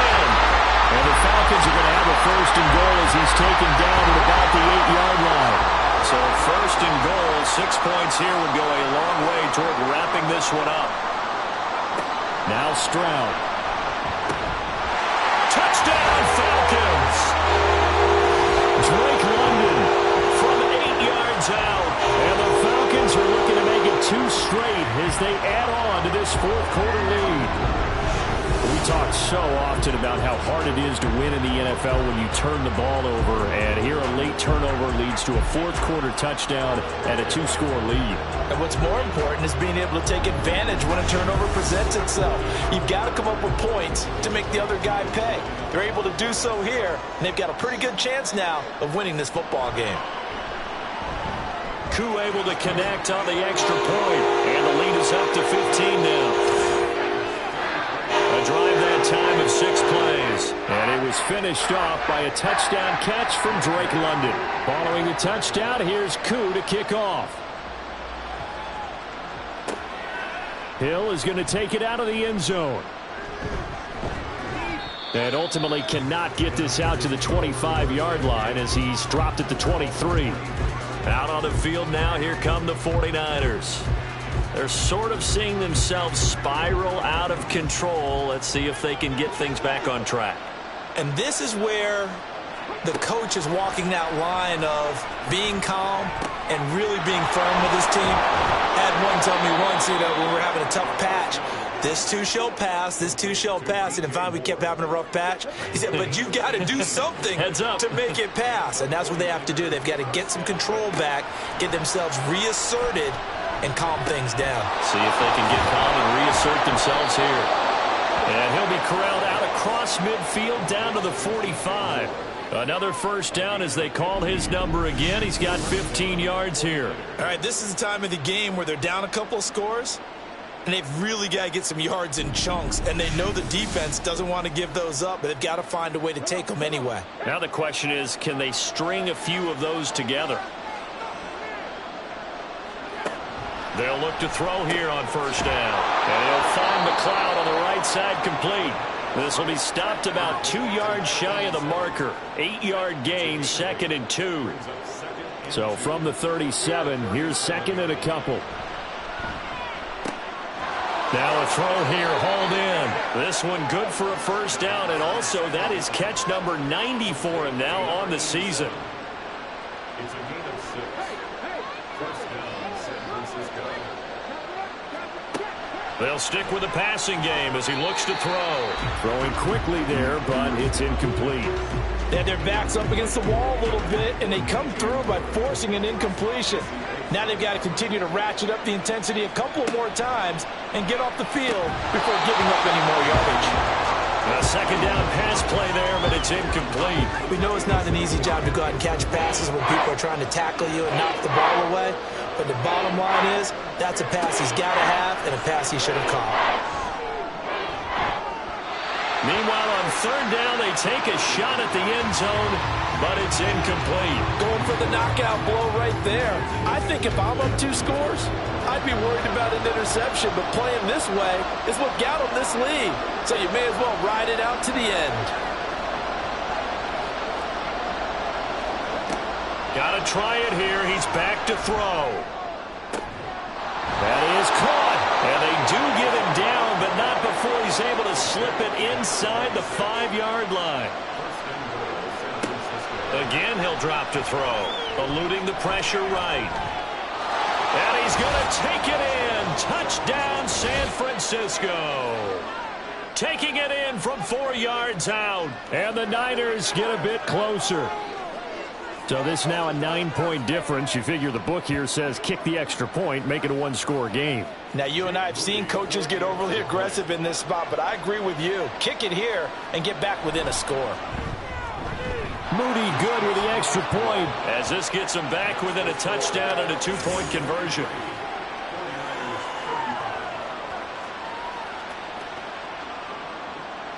So here's Moody back out there now to send this one away. They'll elect to bring it out here from the end zone. And only able to get this to the 19, so probably should have opted for the touchback. The Falcons ready to take over.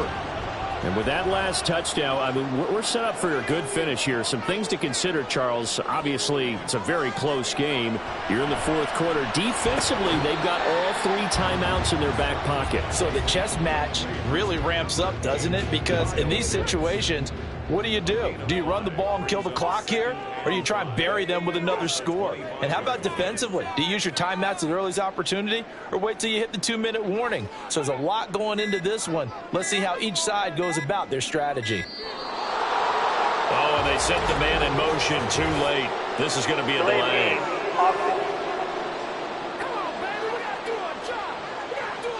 So they accept the penalty, of course, and push the offense backwards a bit. Still 2nd down. So the delay of game penalty moves it back 5. That makes it 2nd and 10. And they'll go play action here with Stroud. And down he goes. The 49ers get there. Chase Young in there to get him, and on the season now, that is 9 sacks for him. Well, it was 2nd long, now it's 3rd and even longer. They're going in the wrong direction here. Because they're moving exactly the way they want to, but you're exactly right. Definitely going in the wrong direction for the offensive guys.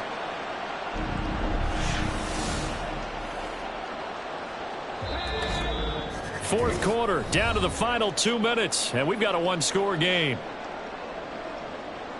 So it's Falcon football as we welcome you back. Now, this is a big third down, and you'd have to think we'd see a timeout right away if they can't stop them here.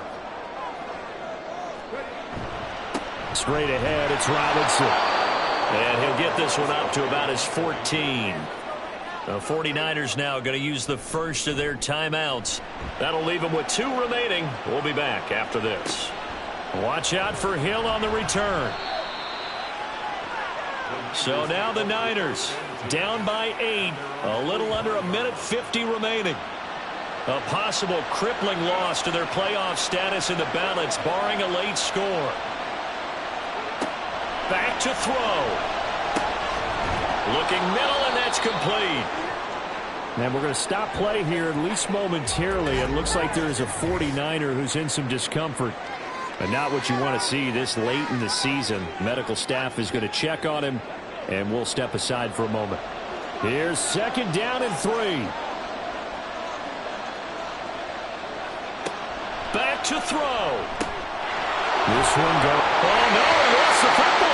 Unfortunately, he's able to recover himself, but the clock's still rolling here. And now, as with every potential turnover, they're going to take a second look at this just to make sure.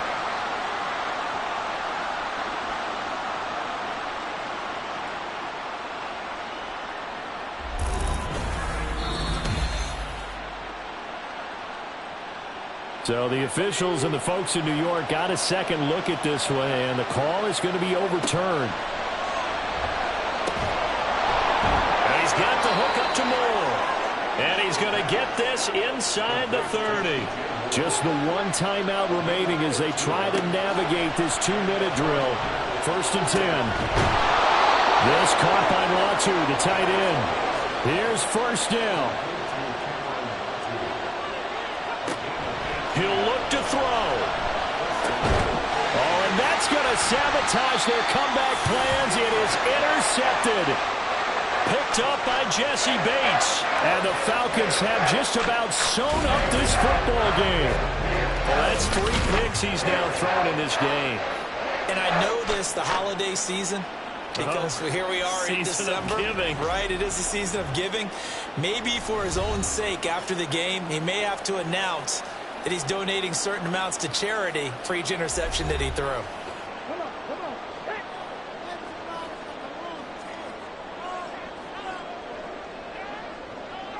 The Falcons in victory formation as they take a knee. Now the Niners going to signal for their third and final timeout as they stop it here with just under 40 seconds to go in the game. Listen, anytime you take a knee to end a game, that means you've won it. So it doesn't matter whether it's home or on the road, but there's something a little extra special about doing it in front of your home crowd, isn't there? And the home crowd applauding. They're happy with what they've seen. Chalk this one up in the left-hand column for a win. Yeah, that's right. Head to the locker room, throw the wristbands in the crowd for the kids, your gloves, your towels. Get to share it with the home team. Well, partner, under the lights in primetime, this offense, they gave the nation quite a show, putting up that many points to come away with what will certainly be a memorable win for them. And, Brandon, I think it's as simple as this. Some players, some teams, they're just meant for the big stage. And when they get a chance to play in this type of atmosphere where all eyes are on them and all the lights are shining brightly, they show up and they show out. So for the Falcons, they get the critical victory to move them to 9-7 now. So that'll do it. For my partner, Charles Davis, and the best darn crew in the industry, I'm Brandon Gaudin. This has been a presentation of the NFL on EA Sports. It's a win for the Falcons here as we say so long from Atlanta.